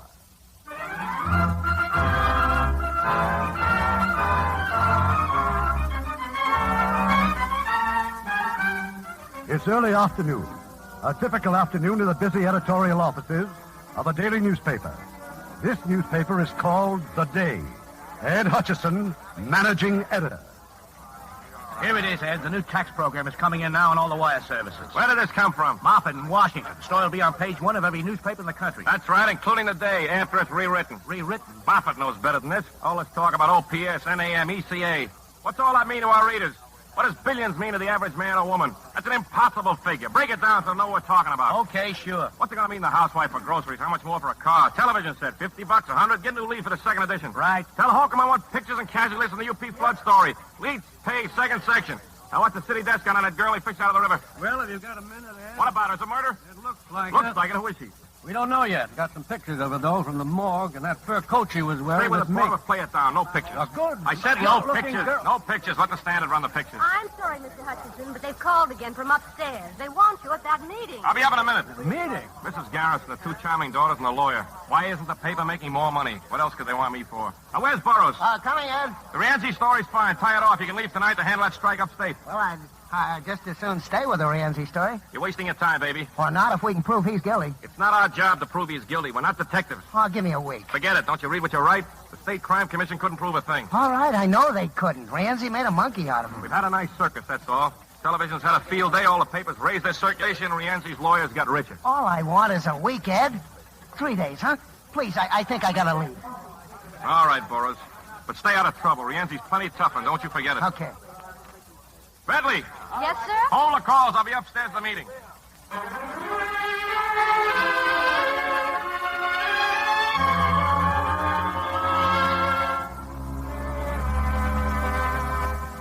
We know you're busy, Mr. Atchison. We won't detain you for long.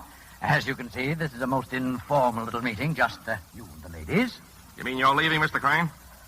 Well, no, not exactly. As the family lawyer... Let's tell him and get it over with. Tell me? What?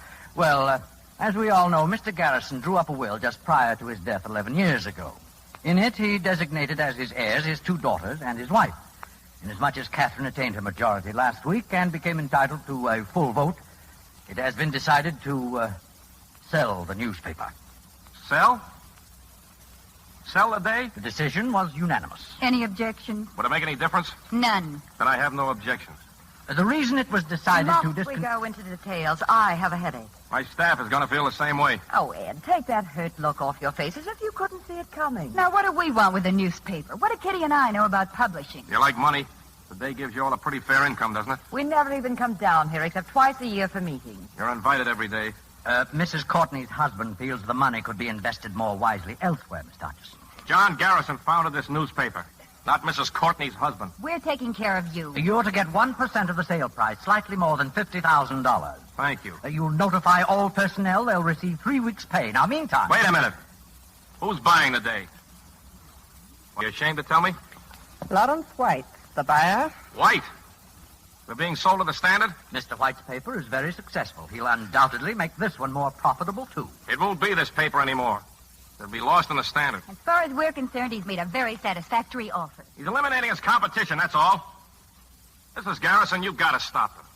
Your husband had created a new kind of journalism. You helped him. Why, you even... Ed, please. It's there on the wall. Page 1 of the first paper you ever printed. Quote, "This paper will fight for progress and reform. We'll never be satisfied merely with printing the news. We'll never be afraid to attack wrong, whether by predatory wealth or predatory poverty." Thanks, Ed, but we know all about that. You're not selling the Day, you're killing it. I still don't know why we have to go to court to sell it. Perhaps because your father never intended it to be sold. Oh, Mother, please. We've been over this 100 times. The hearing to approve the sale will take place in Surrogate's Court the day after tomorrow. You'll be there, of course? I never go to funerals. Excuse me, we still got a paper to get out. I like that man. I always have. I'm afraid he's too excitable, Mrs. Garrison. Might be advisable to replace him until the sale is consummated. Mr. Crane. Yes? Shut up, please.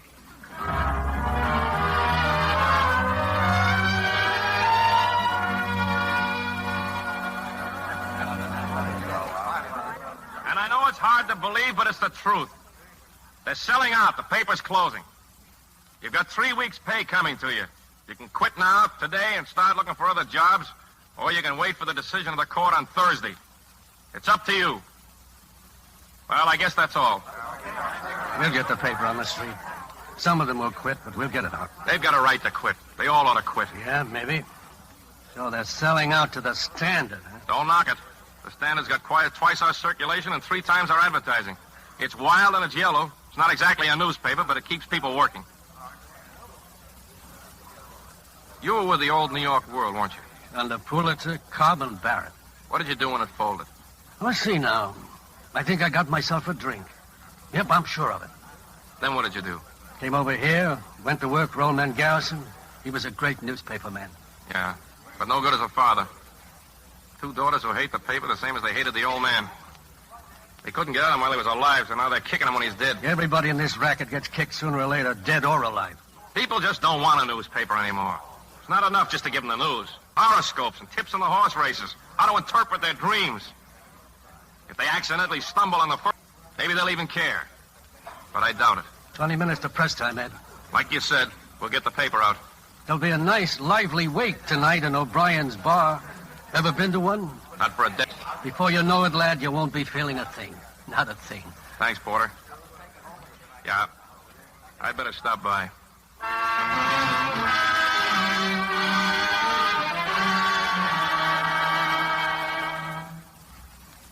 Oh, the paper's dead, Nora.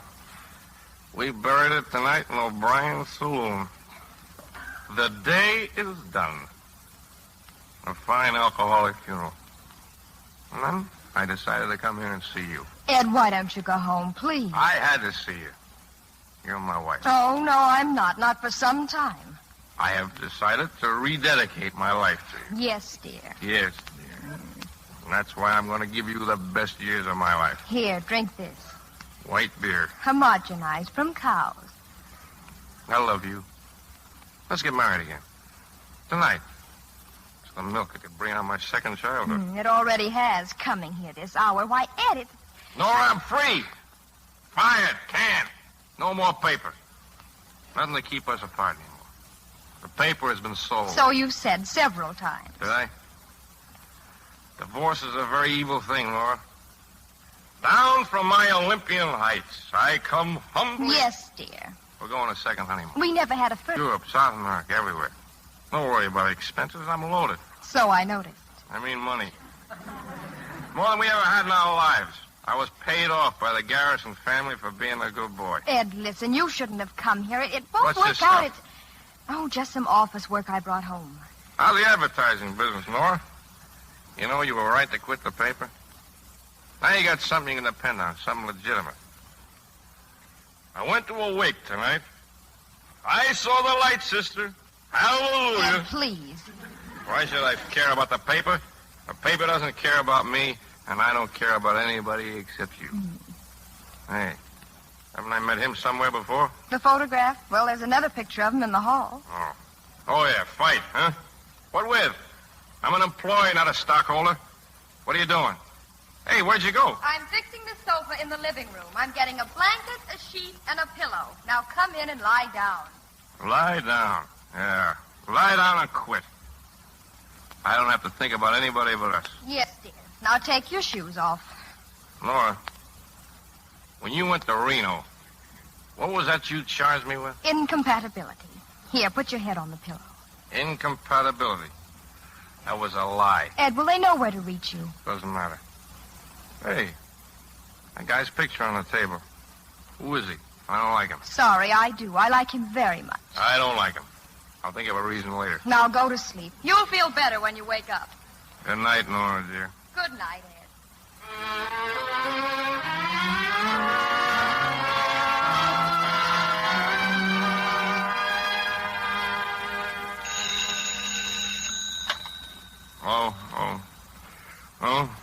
Okay. Okay, go ahead. Burroughs, when did this happen? What time is it now? 6 what? 6:20. Oh, what hospital? Oh, okay. No, I'll go myself. Ed? Oh, good morning, darling. I thought no one knew you were here? Well, where else would I go when I'm in trouble? Slept in my clothes, huh? Ed, now look, it's time we had a talk. Now, baby, I'm in a hurry. That call was urgent. Dinner tonight? Well, why not every night? Alberto's place, okay, 8 o'clock? 8 o'clock, fine. Kiss me goodbye. I thought you were in a hurry. Hmm? Oh, yeah. Did I have a pleasant time last night? Yes, dear. I did? Well, what do you know?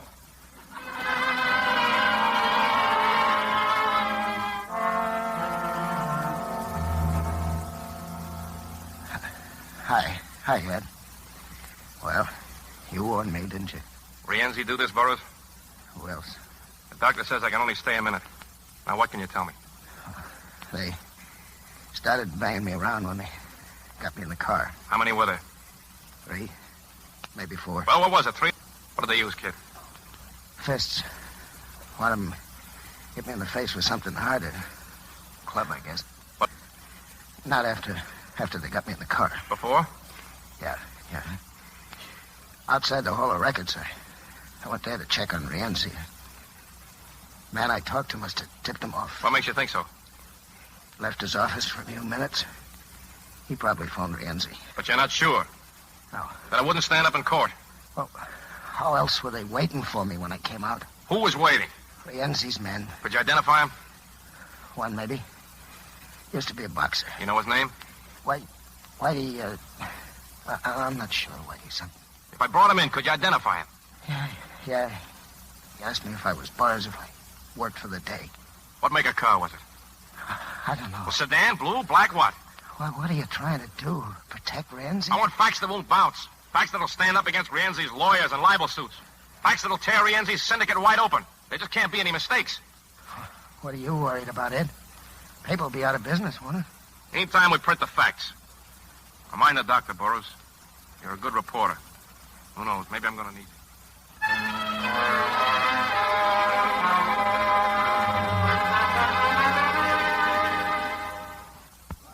You heard me, Porter. Put every man you can spare on the reins. Tie-ups, dates, facts, more facts. The tough thing is to prove them, man. Prove them later. Save anything that save this newspaper. This is it. Miss Barndollar. Yes, sir. You heard it?